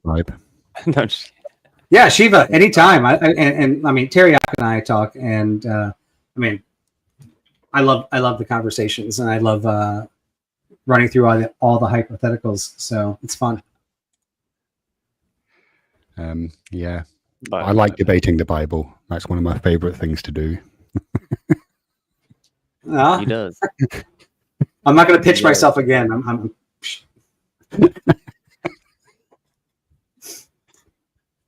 All right, Stemi, Teriak, Shiva, lower class. Thank you guys so much for having me. Yeah, Vibe, you have a good one, man. I'll connect with you. Always good having you up, bro. Sorry, I have a mouthful of food. No worries, no worries. Take care, guys. Later, Bob. Now, lower class. I feel like I have to say, without the headphones, you look really bored. I know, don't I, dude? It's crazy. Well, you know what's funny is like I don't even wear them on my head. You know what I mean? I always wear them around my neck. But I don't know if you noticed this, Shiva. I'll let you in on a secret. Mm-hmm. I am really bald. Yeah, me too. I go over my head with clippers on zero. You're not bald. Month or so. No, it's all good, man. You need you a little like emote in your chat that just says bald. That's like a popular. Yeah, like Asmon and Tectone have it. You could get you one, dude. You could be a part of the bald crew. I'm not gonna lie. The other day, like you hadn't shaved your head in a while. It seemed, it's kind of get a little scruff. And dude, it looked like you had a head tattoo. I was like, bro, you're a savage. You have a fucking full head tattoo. No, I just don't. Your hair, like the hair and the lighting you had looked like you had like an old faded like biker fucking head tattoo. I was like, this guy's a savage. No, I don't. Holy shit, he's got Come a head in. tattooed. What up? Wow, you're just in time. No, it's okay. Any person that has like their full neck or full skull tattooed is an absolute savage. That is probably the most painful thing on the planet. One of them. Minus like some torture. Well, Caroline's here, guys. You want to get into the word? Word, brother. What time is it? Oh, almost time for that debate. Where are you in Deuteronomy? What debate? Oh, we're on Deuteronomy 10. On 10. What's her name? Raging Tomato. What's happening tonight? Spiro's going to be on there. Remember the AI? Oh, shit. He's going to do like 1v whoever shows up. Oh, wow, dude. Okay. Thursday night thrashing thing. We may not be reading too much of the word then, boys, because I want to catch this debate. Oh, yeah, I'm going to go over there too and say what's up. Yeah, we've had some good talks tonight, though. Dude, yeah, tonight was cool. We met Lou. Yeah, Lou is cool. I feel bad for jumping on him, but like to me, it's always safer to go with the idea that someone's trolling than to not. You know what I mean? That's just how it goes. I get what you're saying. Yeah. Now look, the Raging Tomatoes, and I'm going to say the word tomato properly. I know that you people might not be used to this. You know what? But what do you mean, you people, bro? Americans. Okay, that's fair. Let's craft cheeses. All right. Yeah. It seems like this prompt AI will necessarily improve everything is really piss easy to disprove, because there's a documentary, I don't know if you've seen it, called The Terminator. You're saying to negate all the pro AI debaters? I mean, I think the word that makes it actually easy to argue against is the word everything, right? Because that's like really broad. This Skynet takeover, dude, for sure. I was talking about that with my dad the other day because I just wrote a paper for my English class. We had to do an argument paper for our final draft, and I wrote about like how AI isn't good, but that wasn't the title, but it was anti-AI paper. Why AI ain't good. Yeah, why AI ain't good for you by Miles Stamey. Come on down now, read my paper. It's good for you. AI paper gonna tell you all that's bad for you. It'll kill the cows. The milk will spoil, and the oil, we won't be able to get any more oil. We'll be done for. No, but for real though, we wrote the paper on AI, and a lot of the people, all the people that were commenting in the because I do online classes, they were commenting on my paper to give peer feedback and play like devil's advocate, and half of them were just, one person thought that the freaking ATM, the first ATM, was artificial intelligence, like a large language model. I was like, bro, what? No, it wasn't. That's not AI. So half the people don't even know what it is. I hope you enjoyed Deuteronomy. I actually really enjoyed Deuteronomy, but only because it gives me lots of ammo as an atheist who likes to debate the Bible.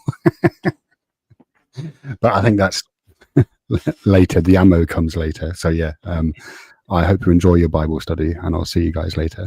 Shiva, thanks for jumping in, bro. It's always good to see you, my man. Dude, what a good guy. What a good guy. Picture is so funny. No, it's legendary, man. Yeah. Teriak, you still there, bro? It's like the troll face, but him with a little Irish outfit. It's a leprechaun, yeah. What a good lord. Thank you, Shiva.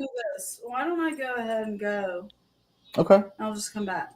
Cool. That way I can change clothes and I can be like chill. And shower and yeah. Yeah. Yeah. Yeah. Yeah, let's do that.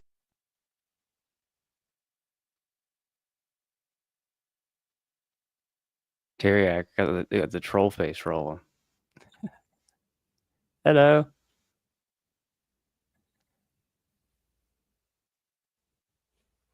Hello, governor. Dude, I love I'm not showering. I'm just gonna change my clothes. Yeah, there you go. Peace. Charlie. Bro, it's okay. Anybody comes to my place, when they start to leave, he has a fucking come apart. He like breaks down. It's crazy. Bro, you got the new mic? What'd you get? So actually Caroline gave it to me. It's a HyperX Duocast. The HyperX? Oh shit, that's like a little condenser mic. Yeah, dude. Yeah. Hold on, let me see. Let me look it up real quick. Oh, it's right here.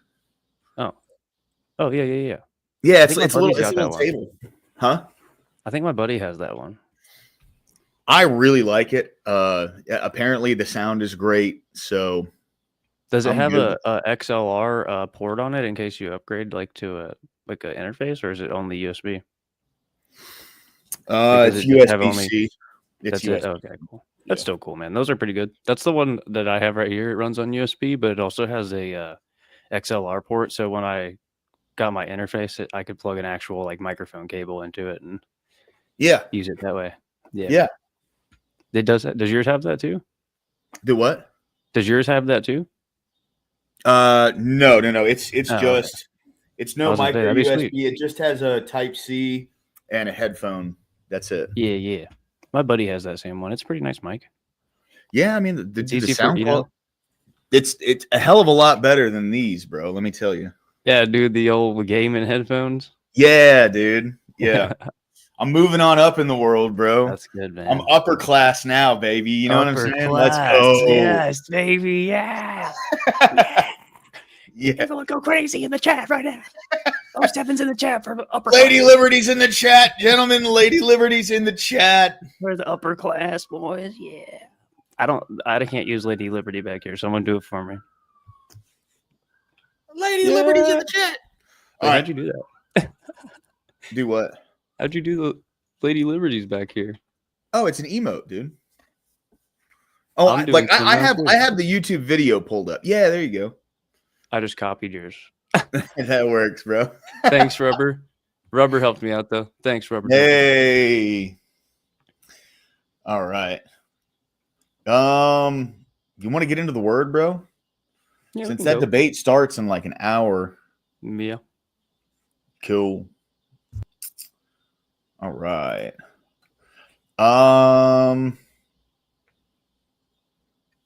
Yeah, let's see. So for this debate, I would say like I would like to cover it, but the one tonight, but I don't know shit about AI to the degree that Spiro does. Like that dude's literally a fucking genius when it comes to this. Bro. Emagad, what's up, dude? Good to see you, man. Good to see you. Thanks for stopping by. Yeah, she said, yep, Spiro's debate. That's sick, dude. Woohoo! You changed the colors? Yeah. Well, so whenever I change my it doesn't give me there's not a lot of options with the $45 a month StreamYard. So I'm kind of working off the base, there's a lot of stuff that you can kind of customize with it and everything. So I try to go to these same presets that I typically use when I run the game, Yeah. DEUT 11.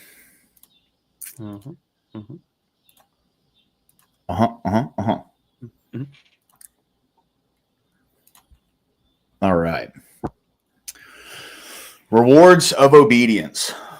You shall therefore love the Lord your God, and always keep his charge, his statutes, his ordinances, and his commandments. Know this day that I am not speaking with your sons who have not known and who have not seen the discipline of the Lord your God, his greatness, his mighty hand, and his outstretched arm, and his signs and his works, which he did in the midst of Egypt to Pharaoh, the king of Egypt, and to all his land. And what he did to Egypt's army, to its horses and its chariots, when he made the water of the Red Sea to engulf them while they were pursuing you, and the Lord completely destroyed them. And what he did to you in the wilderness until you came to this place. Sorry. One thing about this mic, if I don't mute when I fart, dude, it sounds like I fart into the fucking mic, bro. This thing's a little sensitive, you know what I'm saying? It picks up everything. It does, yeah, bro. Yeah. And what he did to Datham. Do you have the there's like a little setting on here. I don't know if you have it turned on.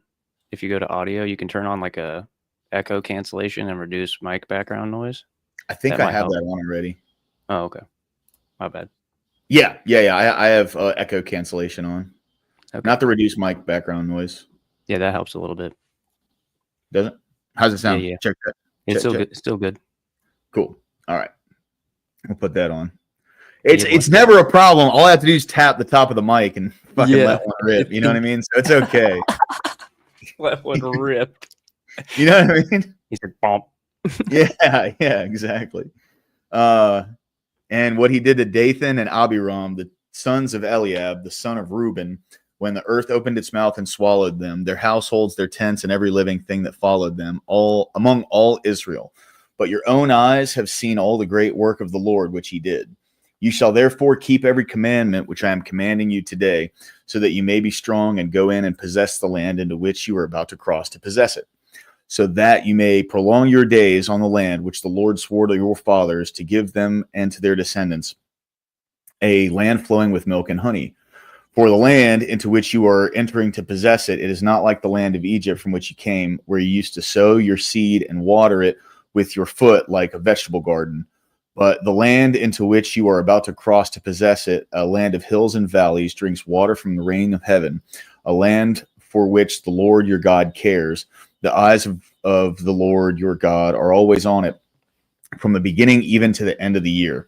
It shall come about, if you listen obediently to my commandments, which I am commanding you today, to love the Lord your God and to serve him with all your heart and all your soul, that he will give the rain for your land in its season, the early and the late rain, that you may gather in your grain and your new wine and your oil.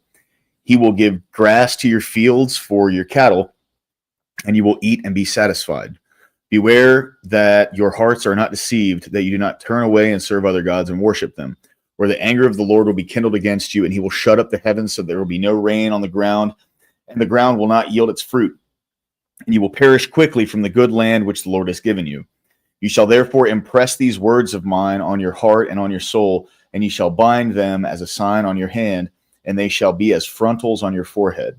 You shall teach them to your sons, talking of them when you sit in your house and when you walk along the road and when you lie down and when you rise up.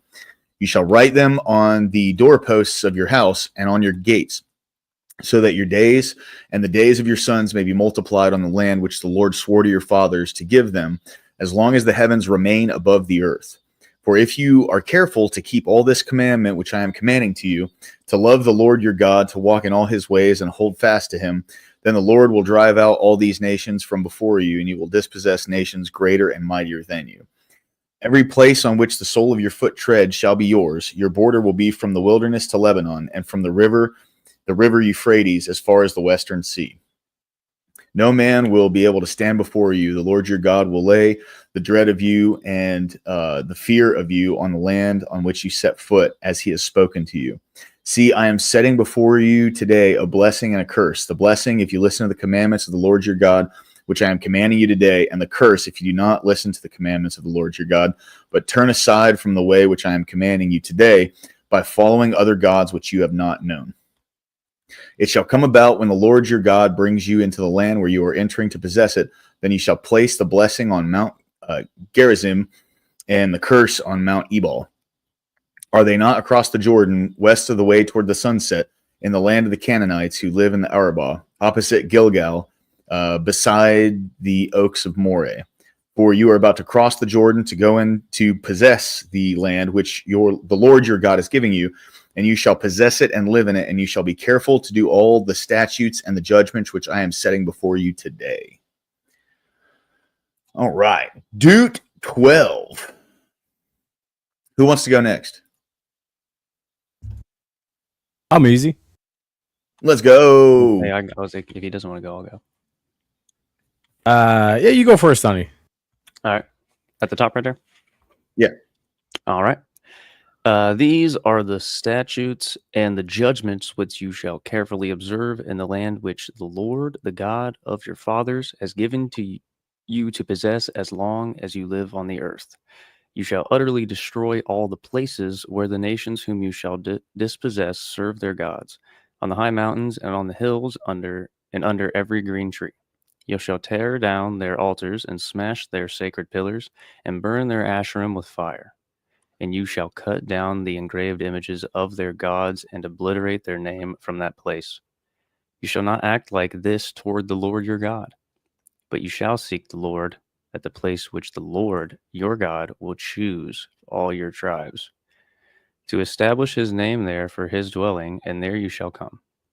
There you shall bring your burnt offerings, your sacrifices, your tithes, the contribution of your hand, your votive offerings, your freewill offerings, and the firstborn of your herd and of your flock.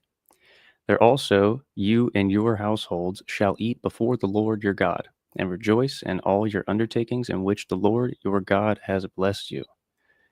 You shall not do at all what we are doing here today. Every man doing whatever is right in his own eyes, for you to have not as yet come to the resting place and the inheritance which the Lord your God is giving you. When you cross the Jordan and live in the land which the Lord your God is giving you to inherit, and he gives you rest from all your enemies around you so that you live in security. Then it shall come about that the place in which the Lord your God will choose for his name to dwell, there you shall bring all that I command you, your burnt offerings and your sacrifices, your tithes and the contribution of your hand, and all your choice votive offerings which will vow to the Lord.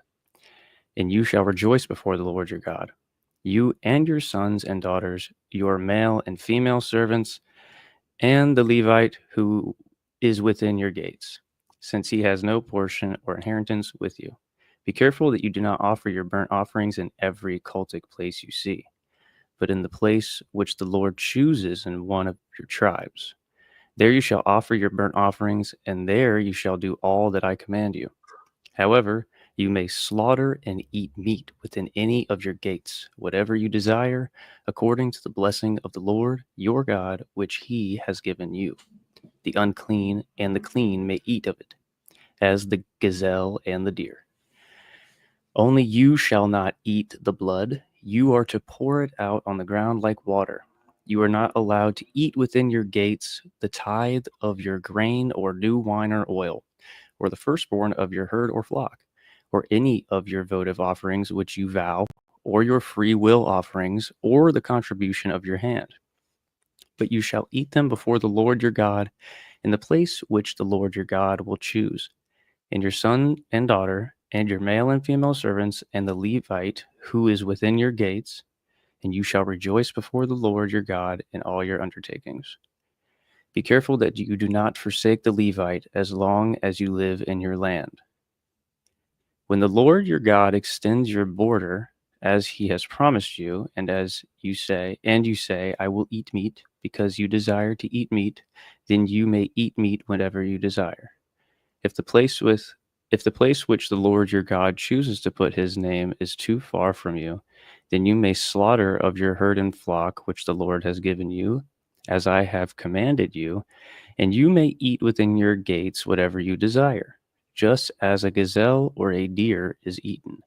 So you will eat it. The unclean and the clean alike may eat of it. Only be sure not to eat the blood, for the blood is the life, and you shall not eat the life with the flesh. You shall not eat it, you shall pour it out on the ground like water. You shall not eat it, so that it may be well with you and your sons after you. For you will be doing that is what is right in the sight of the Lord. Only your holy things which you may have, and your votive offerings, you shall take and go to the place which the Lord chooses. And you shall offer your burnt offerings to flesh and blood on the altar of the Lord your God. And the blood of your sacrifices shall be poured out on the altar of the Lord your God. And you shall eat the flesh.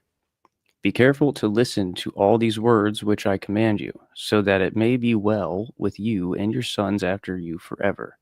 For you will be doing what is good and right in the sight of the Lord your God. When the Lord your God cuts off before you the nations which you are going to dispossess, and you dispossess them and dwell in their land, beware that you are not ensnared to follow them after they are destroyed before you, and that you do not inquire after their gods, saying, how do these nations serve their God, that I also may do likewise? You shall not behave thus toward the Lord your God, for every abominable act which the Lord hates they have done for their gods. For they even burn their sons and daughters in the fire to their gods. Whatever I command you, you shall be careful to do. You shall not add to nor take away from it. He's setting down the final law. Yes. Yes. So just the thing to point out here as well is that like the particular mention of like these other tribes, whether that they have gods, and it's like this whole thing of like there's the one true God, and we're basically going through this. Is why you're having like all the conflict previous. This is why I was saying like war is sometimes justified, all this kind of thing. So it's like basically if you're to kind of consider every branch of government or law, and every field of like let's say medicine or science in general as like a particular god. So like I say in terms of like quantum physics, like that would be a god or a concept or whatever, and like you'd have people who would worship that and all stuff. And then this whole kind of aspect of like sacrifice, like paying your tithes and giving your sacrifices to these particular temples. He's basically outlined saying it's like you still do that, but you only do it to the ones of your tribe, the one true God. Don't be giving it to these temples or these concepts or whatever, because we want to wipe out certain ideas. So imagine if there was like a cult of communism that was formed in America. Do you know what I mean? Like people would be kind of saying, "No, don't donate to this thing." Do you know what I mean? But imagine that as a concept in terms of like government or whatever. It's like, okay, yeah, you're paying taxes, but you get to choose where your taxes go. So if you're like, fuck this healthcare thing, and like the whole population's like fuck the healthcare thing, then yeah, healthcare dies or whatever. But for other key concepts, like if they want to invest more in infrastructure, let's say, you can choose to do it as a population, and you're literally voting with your wallet. So it's like that's a thing that's been lost in terms of government, where it's like this whole idea of the republic. It's like we're relying on our officials to be able to employ that, rather than, like I said, we have the technology now where it's like everybody just gets it. But that's the whole thing, is everybody has to then get a government account, and then we're all signed up into a database and all that kind of shit as well. But yeah, just give sorry to go off on the tangent there, but just to give the kind of dynamic in terms of where the multiple gods being mentioned, all this kind of stuff. Basically, we're cleaning house, you know. You're good, man. Here, hold on one second. Sorry.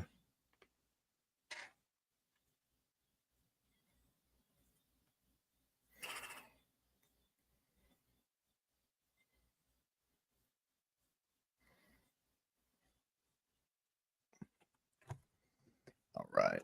Sorry about that. Yeah, no worries. DEUT 13. Shun idolatry. If a prophet or a dreamer of dreams arises among you and gives you a sign or a wonder, and the sign or the wonder comes true, concerning which he spoke to you, saying, let us go after other gods whom you have not known, and let us serve them. You shall not listen to the words of that prophet or the dreamer of dreams, For the Lord your God is testing you to find out if you love the Lord your God with all your heart and with all your soul. You shall follow the Lord your God and fear him, and you shall keep his commandments. Sorry. Yeah, no worries.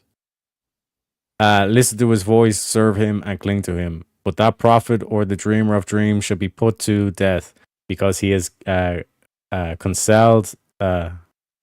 counseled rebellion against the Lord your God, who brought you from the land of Egypt and redeemed you in the house of slavery, to seduce you away from which your Lord your God commanded you to walk. You shall purge the evil among you.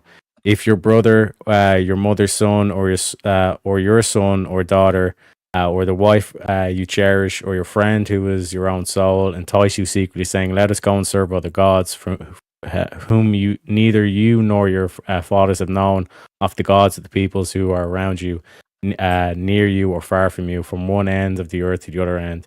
You shall not yield to him or listen to him, and your eye shall not pity him, nor shall you spare or conceal him, but you shall surely kill him. Your hand shall be first against him to put him to death, and afterwards the hand of all the people.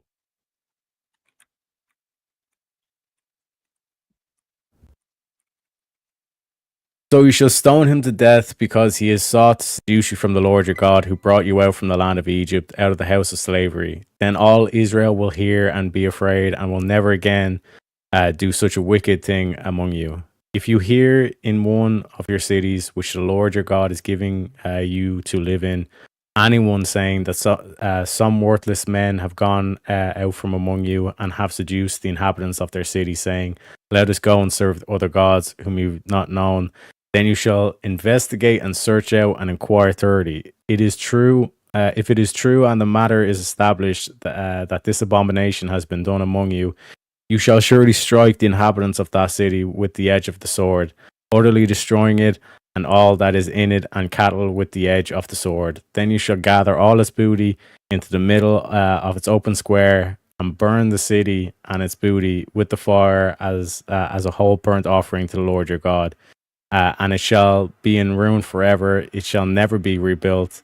Nothing from that which is put under the ban shall cling to your hand, in order that the Lord may turn from his burning anger and show mercy to you, and have compassion on you, and make you increase, just as he has sworn to your fathers. If you will listen to the voice of the Lord your God, keeping all his commandments, which I am commanding you today, and doing what is right in the sight of the Lord your God. Yeah, so he's really like, this is the way it's going to happen, or nothing else. Yeah, but when you tie back to like what was going on in that region, in the facilities, this whole mention of like these civilization with the other gods, like he's basically kind of saying it's like we need to wipe out ancient Greece and all this kind of shit. Any of these that influence that's in this area, we need to wipe that out, because they all had the multiple gods. But when you read the intelligentsia, like when you read to like the likes of Plato and all this kind of stuff, what they're kind of talking about in terms of God is like just a concept, or like a name to bind this idea of what we're kind of talking about in terms of this conceptual way. So, for example, like Law and Order, that was Apollo. You know what I mean? He ruled the skies and all this kind of shit. You know what I mean? It's just a way for the story to stick in your head. So it's like the same way like the stories of Jesus stick in your head, like parables. That's why Jesus spoke in parables, because it would stick in your head. You know what I mean? So it's like that whole kind of dynamic where it's like Deuteronomy is based. It's like we need to wipe out like this Aphrodite cult, like Aphrodite's basically the whore of Babylon that comes back in Revelation. Yeah, because like that's the whole idea where it's like this culture is going to come back again, and that's like the whole like golden age, silver age, bronze age, degenerate age, and then it repeats. Yeah, that's where we're at right now, apparently. Mm-hmm. That's what it seems like. It's been going on for a while. Yeah, it has, no doubt, dude. All right, clean and unclean animals. You are the sons of the Lord your God. You shall not cut yourselves nor shave your forehead for the sake of the dead. Well, for you are a holy people to the Lord your God, and the Lord has chosen you to be a people for his own possession out of all the peoples who are on the face of the earth.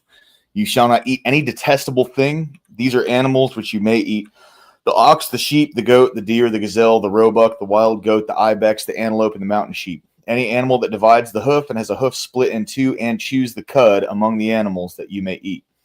Nevertheless, you are not to eat of these among those which chew the cud, or among those which divide the hoof in two. The camel and the rabbit and the chaffon. What's a chaffon? Probably a local animal, but like what I'd say is that animal probably didn't have a lot of fat. And when you look like rabbits, if you tried to survive off rabbits alone, you won't. There's not enough fat on the rabbit for like you'll literally starve to death, even though you're eating like protein, all this kind of stuff, because you're not getting any carbs and you're not getting any fat. Camels are the same because camels would have been like basically a camel was like a car back in those days. So it's like, why would you slaughter a camel when you can use that to travel across like large distances, all this kind of thing. But like if you notice the other animals as well, that's the type of animal that like a carnivore would tell you to eat: an ox, a sheep, a goat. This ruminant meat, high in fat. Deer again, high in fat. You know what I mean? Yeah. So baked into this story is like what your diet should be. Right. It's like how like these ancient stories work. There's like all this kind of wisdom baked into the main plot of the story. You know what I mean? Like you need to like people need to like view like these stories as if like in your head you're picturing you're putting together like an action movie or something like that. Right. You know what I mean? Yeah, no, I get that. For though they chew the cud, they do not divide the hoof, they are unclean for you. The pig, because it divides the hoof, but does not chew the cud, it is unclean for you. You shall not eat any of their flesh, nor touch their carcasses. These you may eat of all that are in water. Anything that has fins and scales you may eat, but anything that does not have fins and scales you shall not eat. It is unclean for you. You may eat any clean bird, but these are the ones which you shall not eat: the eagle and the vulture and the buzzard and the red kite, the falcon and the kite and their kinds, and every raven in its kind, and the ostrich, the owl, the seagull, and the hawk in their kinds, the little owl, the great owl, the white owl, the pelican, the carrion vulture, the cormorant, and the stork, and the heron in their kinds, and the hoopoe, and the bat. And all the teeming life with wings are unclean to you. They shall not be eaten. You may eat any clean bird. You shall not eat anything which dies of itself. You may give it to the alien who is in your town, so that he may eat it, or you may sell it to a foreigner, for you are a holy people to the Lord your God. You shall not boil a young goat in its mother's milk. You shall surely tithe all the produce from what you sow, which comes out of the field every year. You shall eat in the presence of the Lord your God, and the place where he chooses to establish his name, the tithe of your grain, your new wine, your oil, and your firstborn of your herd and your flock, so that you may learn to fear the Lord your God always. If the distance is so great for you that you're not able to bring the tithe, since the place where the Lord your God chooses to set his name is too far away from you when the Lord your God blesses you, then you shall exchange it for money and bind the money in your hand and go to the place which the Lord your God chooses. You may spend the money for whatever your heart desires, for oxen, for sheep, or wine, or strong drink, or whatever your heart desires. And there you shall eat in the presence of the Lord your God and rejoice, you and your household. Also, you shall not... Is Corey back? Huh? Is Corey in the back? Is he? He said shit. What up, man? Sorry, bro. I was reading. No, you're good. I was waiting patiently. Cool. Sorry, I didn't mean to cut you off. No, you're good, man. Dude, good call out. Shame, Stamey. Shame. I'll go get some creamer. Also, you shall not neglect the Levite who's in your town.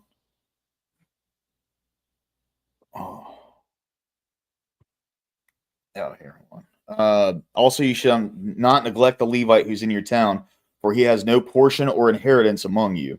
At the end of every third year, you shall bring out all the tithe of your produce in that year, and shall deposit it in your town. The Levite, because he has no portion or inheritance among you, and the alien, the orphan, and the widow who are in your town, shall come and eat and be satisfied, in order that the Lord your God may bless you in all the work of your hand which you do. You ready, Corey? I'm ready. It says a sabbatic year. At the end of every 7 years, you shall grant a remission of debts. This is a manner of remission. Every creditor shall release what he has loaned to his neighbor. He shall not exact it of his neighbor and his brother, because the Lord's remission has been proclaimed. From a foreigner you may exact it, but your hand shall release whatever of yours is with your brother. However, there will be no poor among you, since the Lord will surely bless you in the land which the Lord your God has given you as an inheritance to possess.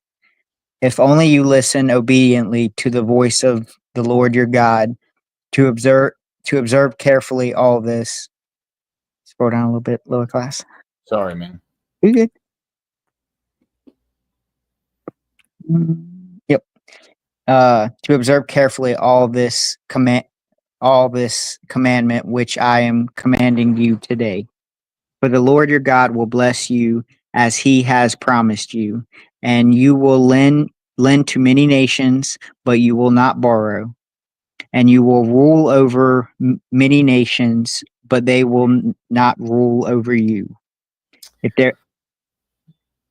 there is a poor man with you, one of your brothers in any of your towns in your land, which the Lord your God has given you, you shall not harden your heart, nor close your hand from your poor brother.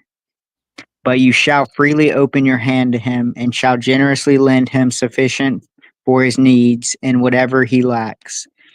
Beware that there is no base no base thought in your heart, saying, "The seventh year, the year of remission, is near," and your eye is hostile toward your poor brother, and you give him nothing. Then he may cry to the Lord against you, and it will be a sin in you.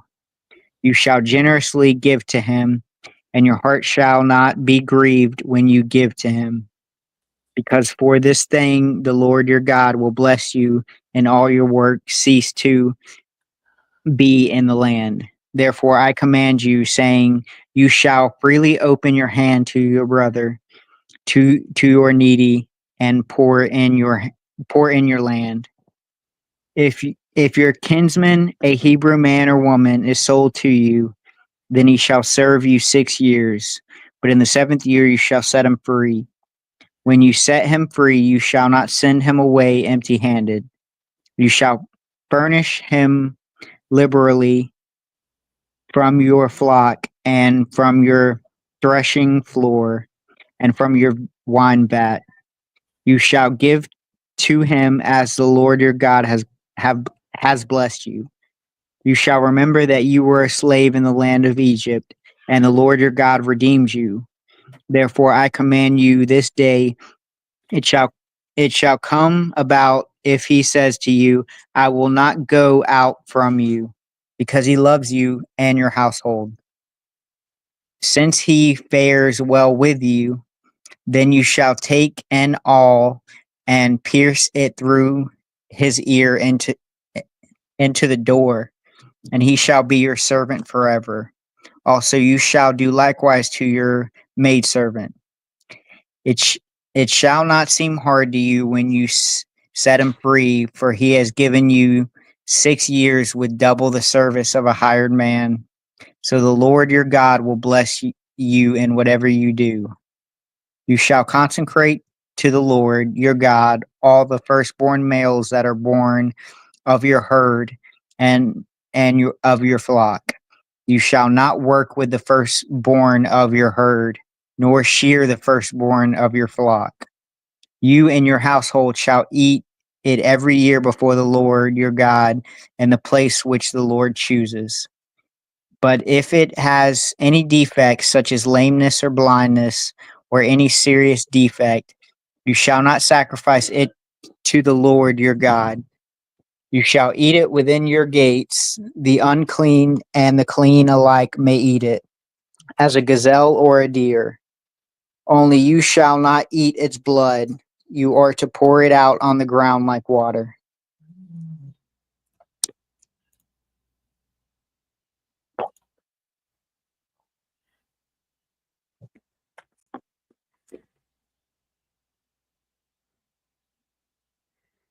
Stamey, that's you, bro. Okay, I'm back. Hey, back. Yeah, my bad. I put it in the chat. I was be right back. The feasts of Passover, of weeks, and of booths. Observe the month of Abib and celebrate the Passover to the Lord your God, for in the month of Abib the Lord your God brought you out of Egypt by night. You shall sacrifice the Passover to the Lord your God from the flock and the herd in the place where the Lord chooses to establish his name. You shall not eat leavened bread with it. 7 days you shall eat with it unleavened bread, the bread of affliction. For you came out of the land of Egypt in haste, so that you may remember all the days of your life, the day when you came out of the land of Egypt. For 7 days no leaven shall be seen with you in all your territory. And none of the flesh which you sacrifice on the evening of the first day shall remain overnight until morning. You are not allowed to sacrifice the Passover in any of your towns which the Lord your God is giving you, but at the place where the Lord your God chooses to establish his name. You shall sacrifice the Passover in the evening at sunset, at the time that you came out of Egypt. You shall cook and eat it in the place with which the Lord your God chooses. In the morning you are to return to your tents. 6 days you shall eat unleavened bread. On the 7th day there shall be a solemn assembly to the Lord your God. You shall do no work on it. You shall count 7 weeks for yourself. You shall begin to count 7 weeks from the time you begin to put the sickle to the standing grain. Then you shall celebrate the feast of weeks to the Lord your God with a tribute of freewill offering of your hand, which you shall give just as the Lord your God blesses you. And you shall rejoice before the Lord your God, you and your son and your daughter, and your male and female servants, and the Levite who is in your town, and the stranger and the orphan, and the widow who are in your midst, in the place where the Lord your God chooses to establish his name. You shall remember that you were a slave in Egypt, and you shall be careful to observe these statutes. You shall celebrate the Feast of Booths 7 days after you have gathered in from your threshing floor and your wine vat. You shall rejoice in your feast, and you and your son and your daughter and your male and female servants, and the Levite and the stranger and the orphan and the widow who are in your towns. 7 days you shall celebrate a feast to the Lord your God in the place which the Lord chooses, because the Lord your God will bless you in all your produce and all the works of your hands, so that you will be altogether joyful. 3 times in a year all your males shall appear before the Lord your God in the place which he chooses, at the feast of unleavened bread, and at the feast of weeks, and at the feast of booths, and they shall not appear before the Lord empty-handed. Every man shall give as he is able, according to the blessings of the Lord your God, which he has given you. You shall appoint for yourself judges and officers in all your towns which the Lord your God is giving you, according to your tribes, and they shall judge the people with righteous judgment. You shall not distort justice, you shall not be partial, and you shall not take a bribe, for a bribe blinds the eyes of the wise and perverts the words of the righteous. Justice, and only justice, you shall pursue, that you may live and possess the land which the Lord your God is giving you. You shall not plant for yourself an Asherah of any kind of tree beside the altar of the Lord your God, which you shall make for yourself. You shall not set up for yourself a sacred pillar, which the Lord your God hates.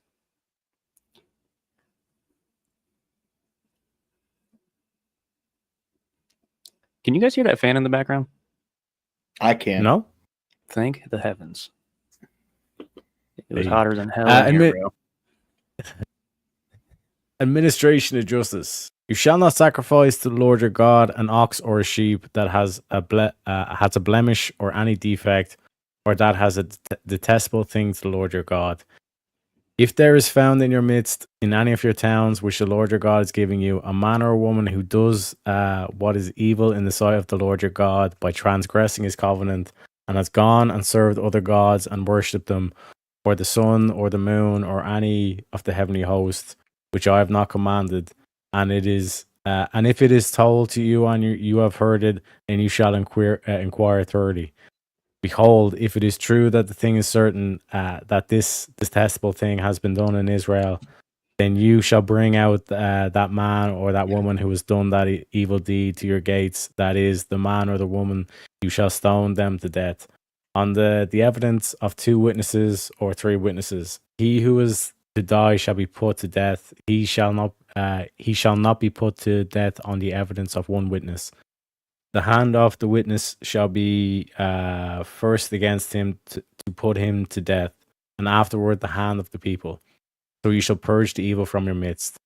If any case is too difficult for you to decide between one kind of homicide or another, between one kind of lawsuit or another, and between one kind of assault or another, being cases of dispute in your courts, then you shall arise and go up to the place which the Lord your God chooses.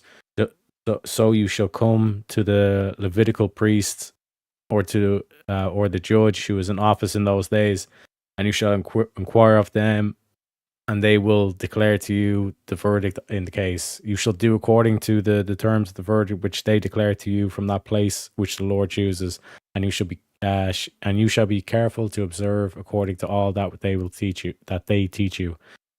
According to the terms of the law which they teach you, and according to the verdict which they tell you, you shall do. You shall not turn aside from the word which they declare to you to the right or to the left. The man who acts presumptuously by not listening to the priest who stands there to serve the Lord your God, nor to the judge, that man shall die. Thus you shall purge the evil from Israel. Then all the people will hear and be afraid, and will not act presumptuously again. When you enter in the land of when you enter the land which the Lord your God gives you and possesses it and live in it, and you say, I will set a king over me like all the nations who are around me, you shall surely set a king over you whom the Lord your God chooses. One from among your countrymen you shall set as a king over yourselves. You may not put a foreigner over yourselves who is not your countryman. Moreover, he shall not multiply horses for himself, nor shall he cause the people to return to Egypt to multiply horses, since the Lord has said to you, you shall never again return that way. He shall not multiply his wives for himself, or else his heart will turn away, nor shall he greatly increase silver and gold for himself.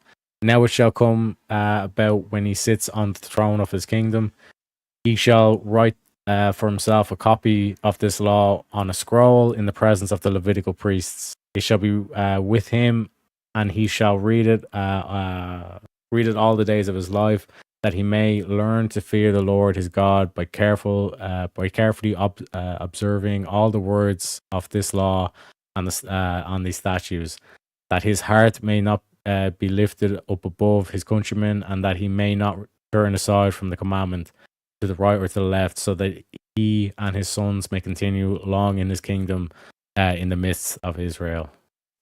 So this is like their kind of form of a judicial system, is what it looks like to me.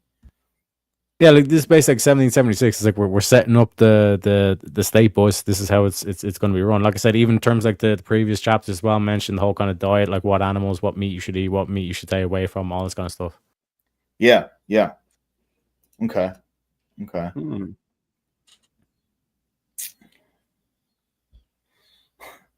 Steel Man, dude, he's still crashing out, bro. Are you okay? Are you all right, bro? Is everything all right? But if you change the word "you" to "ye," it is pretty funny. It's, ye are a brood of vipers. For Christ sat with the tax collectors and prostitutes, but ye take ye ranks among the Sadducees and the Pharisees. And it makes it even better For because shame. you have the Irish accent. It's even better.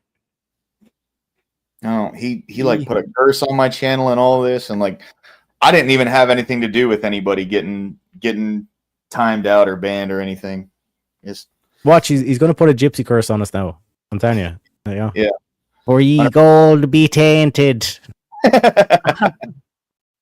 Ye be never getting the Lucky Charms. You'll fart uncontrollably for the rest of your life. Nah. Have you ever seen that? Shit, I already do, man. Have you seen that movie Mystery Men? That's like Yeah. Paul Rubens' character is the spleen. He just fucking says pull my Yeah. fingers and shits on farts on everyone the whole movie. It's Dude, that his was power. such a good movie. Slept on movie. Holy bro. Who was William H. Macy in that? He was the shoveler. Yeah, the shoveler. dude. Yeah, that was dude. back when people didn't even really know about him much. Like I don't remember seeing him in a lot of movies. That was definitely recommend it, Teriak, if you want a good laugh. It's like a parody superhero movie. It's fucking hilarious. One of the best villains of all time, though, bro. Honest to Who God. was who was the villain again? Who was the guy from Pirates of the Caribbean, the very first one? He was the main villain. Orlando I don't remember his Bloom? name. No. Orlando Bloom was the good guy. He was one of the. He was the villain. He was the guy who turned into a skeleton at night. Like he, you know what I mean? Like all the No, pirates like lowercase is the guy like who reads the movie the opposite way around. So like he thinks Voldemort was the good guy, Harry Potter was the evil dude. Yeah. Yeah, bro. That's a story about a guy a burn victim who got tormented by teenagers. You know what I mean? And they just bullied him for the rest of his life. LC was rooting for a fellow Baldy. He was like, "Yo, my boy Voldemort, you know." He said, "I don't get the nose, but I get the head. I get the bald head." Hey, that's one way to get rid of nose hairs, bro. You know what I mean? Just get rid of the nose. Exactly. Can't have nose hair if you got no nose. Occam's razor, bro. You know what I mean? All right. The portion of the Levites. The Levitical priests and the whole tribe of Levi shall have no portion or inheritance with Israel. They shall eat the Lord's offerings by fire and his portion. They shall have no inheritance among their countrymen. The Lord is their inheritance, as he promised them. Now this shall be the priest's due from the people, from those who offer a sacrifice, either an ox or a sheep, of which they shall give to the priests the shoulder and the 2 cheeks and the stomach. You shall give him the first fruits of your grain, your new wine, and your oil, and the first shearing of your sheep. For the Lord your God has chosen him and his sons from all your tribes to stand and serve in the name of the Lord forever. Now, if a Levite comes from any of your towns throughout Israel where he resides, and comes whenever he desires to the place which the Lord chooses, then he shall serve in the name of the Lord his God, like all his fellow Levites who stand there before the Lord. They shall eat equal portions, except what they receive from the sale of their father's estates. Spiritism forbidden. When you enter the land which the Lord your God gives you, you shall not learn to imitate the detestable things of those nations. There shall not be found among you anyone who makes his son or his daughter pass through the fire, one who uses divination, one who practices witchcraft, or one who interprets omens, or a sorcerer, or one who casts a spell, or a medium, or a spiritist, or one who calls up the dead. For whoever does these things is detestable to the Lord. And because of these detestable things, the Lord your God will drive them out before you. You shall be blameless before the Lord your God. For those nations you shall dispossess. Listen to those who practice witchcraft, and to diviners. But as for you, the Lord your God has not allowed you to do so. The Lord your God will raise up for you a prophet like me from among you, from your countrymen. You shall listen to him. This is according to all that you asked of the Lord your God in Horeb on the day of the assembly, saying, let me not hear again the voice of the Lord my God. Let me not see this great fire anymore, or I will die. The Lord said to me, they have spoken well. I will raise up a prophet from among their countrymen like you, and I will put my words in his mouth, and he shall speak to them all that I command him. It shall be about that whoever will not listen to my words, which he shall speak in my name, I myself will require it of him. But the prophet who speaks a word presumptuously in my name, which I have not commanded him to speak, or which he speaks in the name of other gods, that prophet shall die. You may say in your heart, how will we know the word which the Lord has not spoken? When a prophet speaks in the name of the Lord, if the thing does not come about or come true, that is the thing which the Lord has not spoken. The prophet has spoken it presumptuously. You shall not be afraid of him. He's talking about Jesus there. He's like, I'm coming back. I'm coming back, boys. And I'm going to look like you.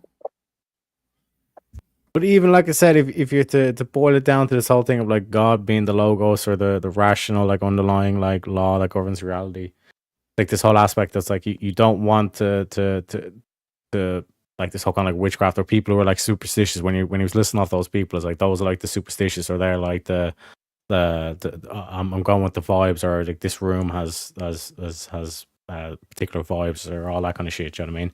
You want to like govern with rational, critical thought. I mean, that's all you need. So it's like strike down any of these kind of superstitious, kind of like ritual, like, you know, Anton LaVey kind of types. Do you know what I mean? Where it's like that was basically a sex cult.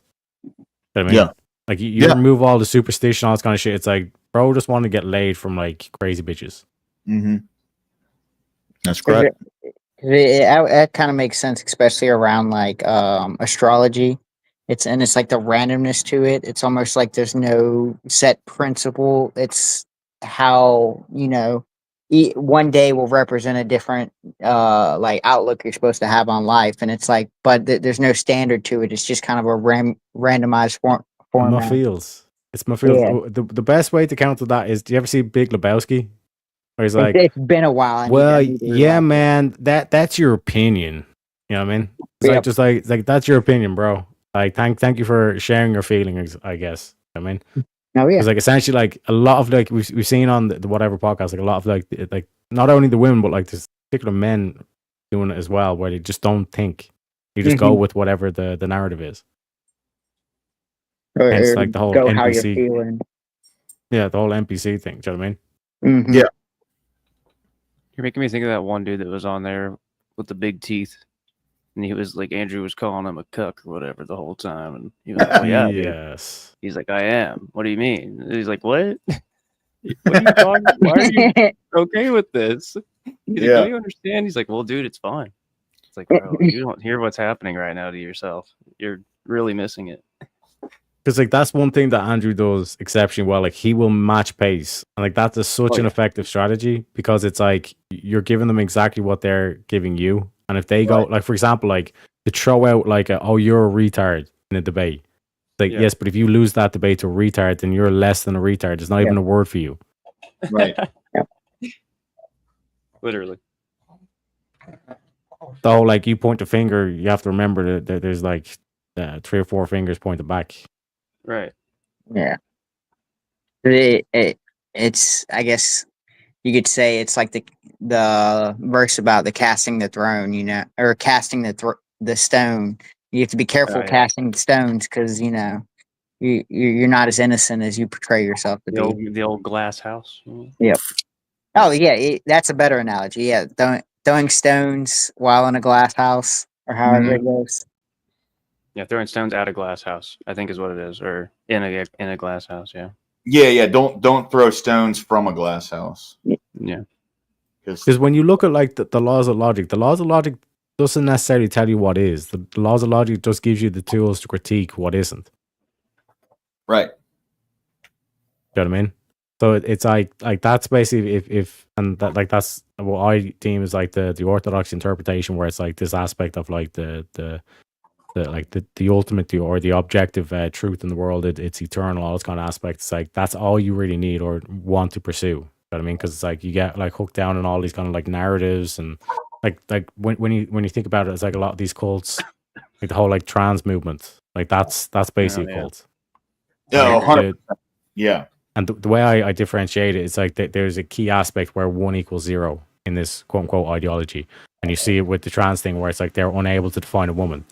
Mm-hmm. You know what I mean? Man equals 1, woman equals 0. Few in that community that genuinely can. There's like a baby fucking microscopic percentage of people in that community that can.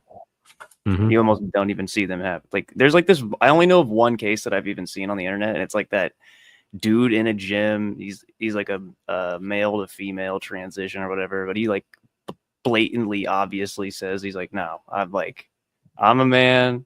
I just like looking like a lady. The problem with all you people out there is you can't define what a woman is, and it's ridiculous, and you're making people like me have problems because I just like looking like a girl. You know, it's like, that's weird. I don't agree with that. You know, I still think that's weird, but he's got a point. Yeah. You can't even fucking tell us what a woman is, and people are asking you all the time, and you just get in your feels and fucking start throwing ad homs around because you don't know how to explain yourself. like that's the whole dynamic to it, because it's like people kind of like will critique Andrew saying, "Oh, you're not bringing up the Bible." It's like, what am I going to do? I quote the Bible verse to them. They're going to say, "Yeah, that's a cool story, bro," but I don't believe in that. You know what I mean? Yeah. Like that's how that thing goes. Where he's like, and you're then, like I said, you're putting Christianity down as your standard. So then the debate can just turn into a critique of Christianity and completely backfire on you, rather than just saying, "No, we're going to keep it on your terms. Please explain this conflict in your ideology." You know what I mean? Right. I mean, if you nullify their argument in their own terms, then it's kind of like they don't get the straw man position of just saying, "Oh, well, you believe in a flying spaghetti monster." You'd be like, "No, well, your argument doesn't make sense in your own terms, so we don't even have to apply it to my standard." Right. Yep. Mm-hmm. We didn't make And that's it out why of it's your like standard. because even like the whole like harm principle. Like, why are we doing it on harm? Because it's like there's plenty of scenarios where force is not only justified but like necessary in order for you to keep on living. So it's like, in terms of like that principle, like that's not, and they will be the ones that are saying, well, like morality is relative or subjective, and you're like, then why are you bothering even trying to put in one of these standards, this humanist manifesto that you've drawn up? How does that make any sense? You know what I mean? To say that morality is relative, is that is an objective claim. Then you're saying that there are no objective truths. These square the circle. You know what I mean? But when you ground it, which is what the Orthodox is trying to say, is like, yes, this concept of God, we're grounding truth in this. Then you have 1 equals 1, 0 equals 0. You don't have this clash where 1 equals 0. Yeah. Scott says, never name the cup from which you won't drink, because surely as you do, it shall be pressed to your lips. I don't know why that made me think of The Princess Bride. No, call that creamer. Where he's got that fucking both the drinks are poisoned. They go between the drinks and they got to pick. He's on that pumpkin spice. Remember that there was that aspect of Jesus when he cured the boy of demons. Then they start accusing Jesus of like being like, you know, he's magically possessed by demons or something like that. He's got demons powers, and he's like, a house divided is a house that can't stand. So why would I cure a boy of demons if it was a demon? Yeah. Like it's like what logic? Like it's like he's having them appeal to like, I guess, a sense of logic, where it's like how does that make sense even in your own standard? Exactly. So like I can take your logic and show you the contradiction, show you the truth. The contradiction is 1 equals 0. It's like mathematically speaking, like that's basically what it boils down to. You have a 1 equals 0 problem. Is it my turn? Yeah. Go ahead. Okay. The cities of refugee. When the Lord your God cuts off the nations whose land the Lord your God gives you, and you dispossess them and settle in their cities and in their houses, you shall set aside 3 cities for yourself in the midst of your land, which the Lord your God gives you to possess. You shall prepare the roads for yourself and divide into 3 parts the territory of your land, which the Lord your God will give you as a possession, so that any manslayer may flee there.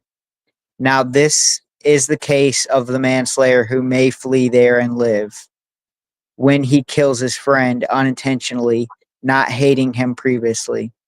As when a man goes into the forest with his friends to cut wood, and his hand swings the axe to cut down the tree, and the iron head slips off the handle and strikes his friend so that he dies, he may flee to one of these cities and live.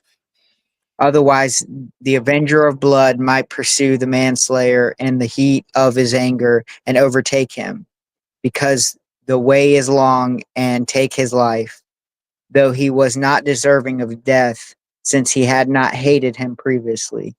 Therefore I command you, saying, you shall set aside 3 cities for yourself. If the Lord your God enlarges your territory, just as he has sworn to your fathers, and gives you all the land which he promised to your fathers, if you carefully observe all these commandments which I command you today, to love the Lord your God and to walk in his way always, then you shall add 3 more cities for yourself besides these 3. So innocent blood will not be shed in the midst of your land, which the Lord your God gives you as an inheritance, and blood guiltiness be on you. But if there is a man who hates his neighbor and lies in wait for him and rises up against him and strikes him so that he dies, and he flees one of these cities, then the elder of his city shall send and take him from there and deliver him into the hands of the avenger of blood, that he may die. You shall not pity him, but you shall purge the blood of the innocent from Israel, that it may go well with you. Laws of landmark and testimony. You shall not move your neighbor's boundary mark, which the ancestors have set, in your inheritance, which you will inherit in the land that the Lord your God gives you to possess. A single witness shall not rise up against a man on account of any inquiry or any sin which he has committed. On the evidence of 2 or 3 witnesses, a matter shall be confirmed. If a malicious witness rises up against a man to accuse him of wrongdoing, then both the men who have the disputes shall stand before the Lord, before the priest and the judges who will be in office in those days. The judges shall investigate thoroughly, and if the witness is a false witness and he has accused his brother falsely, then you shall do to him just as he intended to do to his brother. Thus you shall purge the evil from among you. The rest will hear and be afraid, and will never again do such an evil thing among you. Thus you shall not show pity, life for life, eye for eye, tooth for tooth, hand for hand, foot for foot. Damn. He's saying start the foundations of justice. Yeah, go full board, dude. Because before this, it was kind of like either you were royalty or you had power and you enacted your will, versus now kind of a set standard being applied. Yeah, yeah. So the debate starts in about 5 minutes. Do you guys want to read one more and then call it, or you guys just want to call it now? And wait, is it a debate? How long is this? Scroll down and see how long this is. If I'm reading, I can blast through it maybe. Yeah, I can go through that. All right. These ain't been that bad. All right. Here we go. Laws of warfare. When you go out to battle against your enemies and see horses and chariots and people more numerous than you, do not be afraid of them. For the Lord your God, who brought you up from the land of Egypt, is with you. When you are approaching the battle, the priest shall come near and speak to people. He shall say to them, Hear, O Israel, you are approaching the battle against your enemies today. Do not be faint-hearted. Do not be afraid or panic or tremble before them. For the Lord your God is the one who goes with you to fight for you against your enemies to save you. The officers also shall speak to the people, saying, Who is the man that has built a new house and has not dedicated it? Let him depart and return to his house, otherwise he might die in the battle, and another man would dedicate it. Who is the man that has planted a vineyard and has not begun to use its fruit? Let him depart and return to his house, otherwise he might die in battle, and another man would begin to use its fruit. And who is the man that is engaged to a woman and has not married her? Let him depart and return to his house, otherwise he might die in the battle, and another man would marry her. Then the officers shall speak further to the people and say, Who is the man that is afraid and faint-hearted? Let him depart and return to his house, so that he might not make his brother's hearts melt like his heart. When the officers have finished speaking to the people, they shall appoint commanders of armies at the head of the people. When you approach a city to fight against it, you shall offer it terms of peace. If it agrees to make peace with you and opens to you, then all the people who are found in it shall become your forced labor and shall serve you. However, if it does not make peace with you, but makes war against you, then you shall besiege it. When the Lord your God gives in to your hand, you shall strike all the men in it with the edge of the sword. Only the women and the children and the animals and all that is in the city, all its spoils, you shall take as booty for yourself. And you shall use the spoil of your enemies which the Lord your God has given you. Thus you shall do to all the cities that are very far from you, which are not the cities of these nations nearby, only in the cities of these peoples that the Lord your God is giving you as inheritance. You shall not leave alive anything that breathes, but you shall utterly destroy them.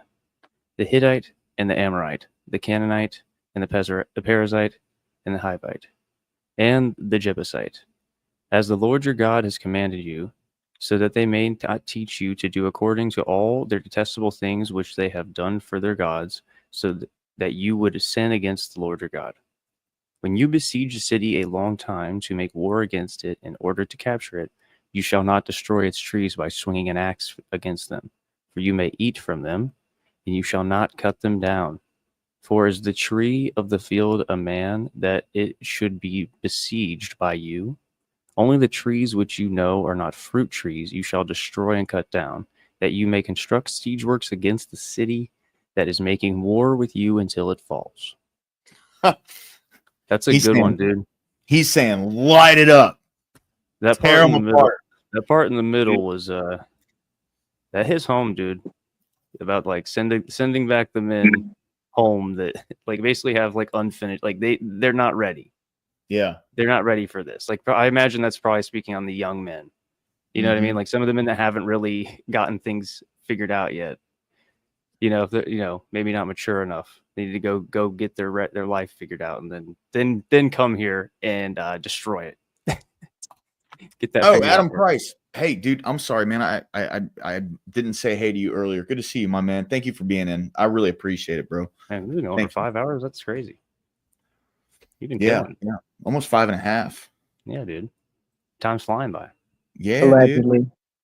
Allegedly. Allegedly. Well, any final thoughts? I mean, we were cruising through that. Yeah. True. We really were, dude. We really were. Yeah, I like that. Right. Deuteronomy 20. Yeah, Teriak had some really good input there, man. Like, and that's what I'm looking for is like people who really kind of understand this a lot better than me to be able to bring things up and put them on the table so I can understand like a different context of it, Yeah. Adam Price, this is the North American Standard Bible. So it's the NASB 1995. This was actually a Vibe recommendation. He's the one that recommended this book. Yeah, what were you reading before? We were reading out of NIV. Okay, yeah, that's right. He actually showed a video of it too. Who showed the video? Or who suggested the video? Which one? That long video we watched about the different Bible types. That was Darth Matt, dude. Where has he been? Oh, man, that's right. I haven't seen him in a little while. Yo, let me reach out to him, dude. I hope he's doing good. I haven't seen Darth Matt in fucking forever, man.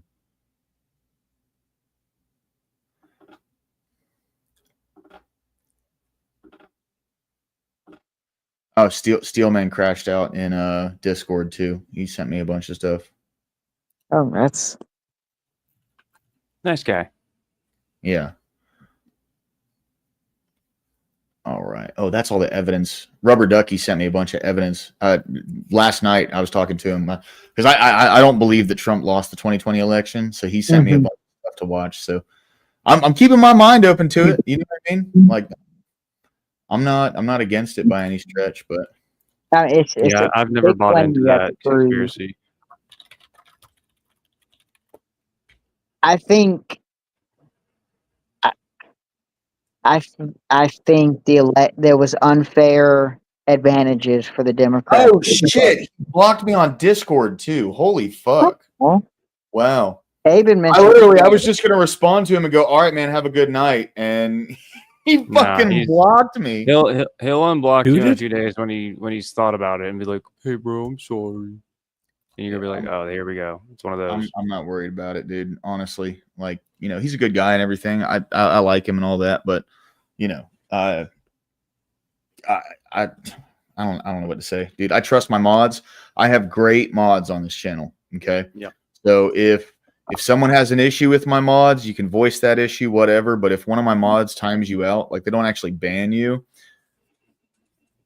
it is what it is, bro. Like, you know, it's not that big of a deal. Probably for a good reason. Yeah. Well, and plus he's making this big fuss about liberty and stuff like that. Like he views it as a big transgression against liberty. And it's just, yeah, I mean, I feel you, but it's like there's certain limits to that where we don't allow people to just go into a establishment or someone else's house and just start screaming the wildest stuff without getting kicked out. Yeah, 100%. So there's some limits to it. So I think he's kind of having a harsh reaction to the transgression of liberty.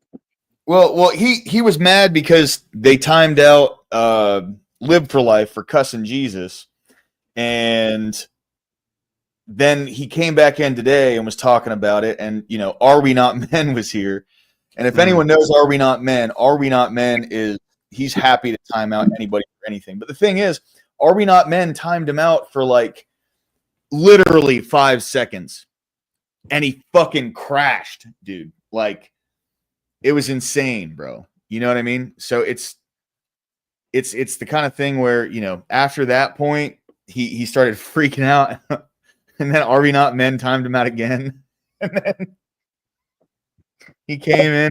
And to be fair, and all sorts of stuff, and Are We Not Men he was doing a little trolling himself. But that's Are We Not Men, right? Yeah, like, yeah. He's not sensitive. Well, He's a jokester. Yeah. To play devil's advocate, like I generally like put up a lot of shit. Like I actually like when like people like trying to talk shit at me in chat, because it's like I said, like that itself we can have the back and forth, you can show the comments up and things. You know what I mean? But it's like what I don't like, or what I tell the mods, tell my mods is that it's like if they're going after each other and it's like, or they're trying to bring in other shit, then it's like, then time that shit out. But if they're just talking shit on me, more than welcome. I don't want an echo chamber. I want like all the shit being. I want all the smoke. You know what I'm saying? Yeah. Keep it directed toward me. So here's the thing, right? Like, it wasn't even anything directed towards me or anything. Like, the first guy that got timed out, it was EOD was in chat, and this dude, Live for Life, who's a troll here, who's always talking smack, which I like. Live for Life. I like him being around. He's actually really funny. And like, he knows he's funny. Like, when he comes in, he's not like trying to be, you know, serious or anything. He's trying to rile somebody up. I like that shit. I think it's hilarious. So the thing was, though, he started like cussing out Jesus or cussing Jesus. I don't even know the context. I didn't see any of it happen. But EOD timed him out for a day, right? But Live for Life was back earlier, and he's fine. It's like, hey, what's up, dude? Good to see you. You know, it's whatever. And Steelman just really took that to heart. My free speech. Yeah. What up, Caroline? How you doing? Hey, y'all. Hi. How are you I'm today? sorry I'm not there. It's okay. I feel bad hey, I didn't stay. Well, I'm actually I'm spamming the link in chat right now for the debate. It's going to be over on Sarah Tomato's channel. I gotta get my notes ready. It's gonna be where? On Sarah Tomato's channel. The link in the YouTube video chat. If you go over there, you'll see it. It's going to be over on Sarah Tomato's channel. It's a good friend of the channel, Spiro Floropoulos, is going to be debating like multiple people on AI. He's really, really technically smart with that kind of stuff, and I am not. So I'm going to take this as an opportunity to learn something. But if you guys want to go attack him or help him, it's going to be like one of those open debate. Just come on and do whatever. Okay. Oh, so I'm gonna try to do both. Do what? Well, let's go. I'm doing it. Okay. Okay. Yeah, I think it's gonna be like a little bit. Look, of I love him getting ChatGPT. I'm interviewed. ready to go. Yeah. Let's talk. Yeah. This thing Guys, is my sister, man. Me and me and Chi have like we're best friends. Okay, I'll see y'all in a minute. I'll see you on there. Bye. All right, guys. Link is posted in the chat. Please, let's go over and watch this debate. I know Sarah has a massive audience, but any love is good love, right? Elon Musk's in the chat. Through that. Amy, Terriac, Corey. It's been God bless. It's been an honor. God bless. It was a great God and country. Y'all have a great night, okay? You too, buddy. Cheers. Peace.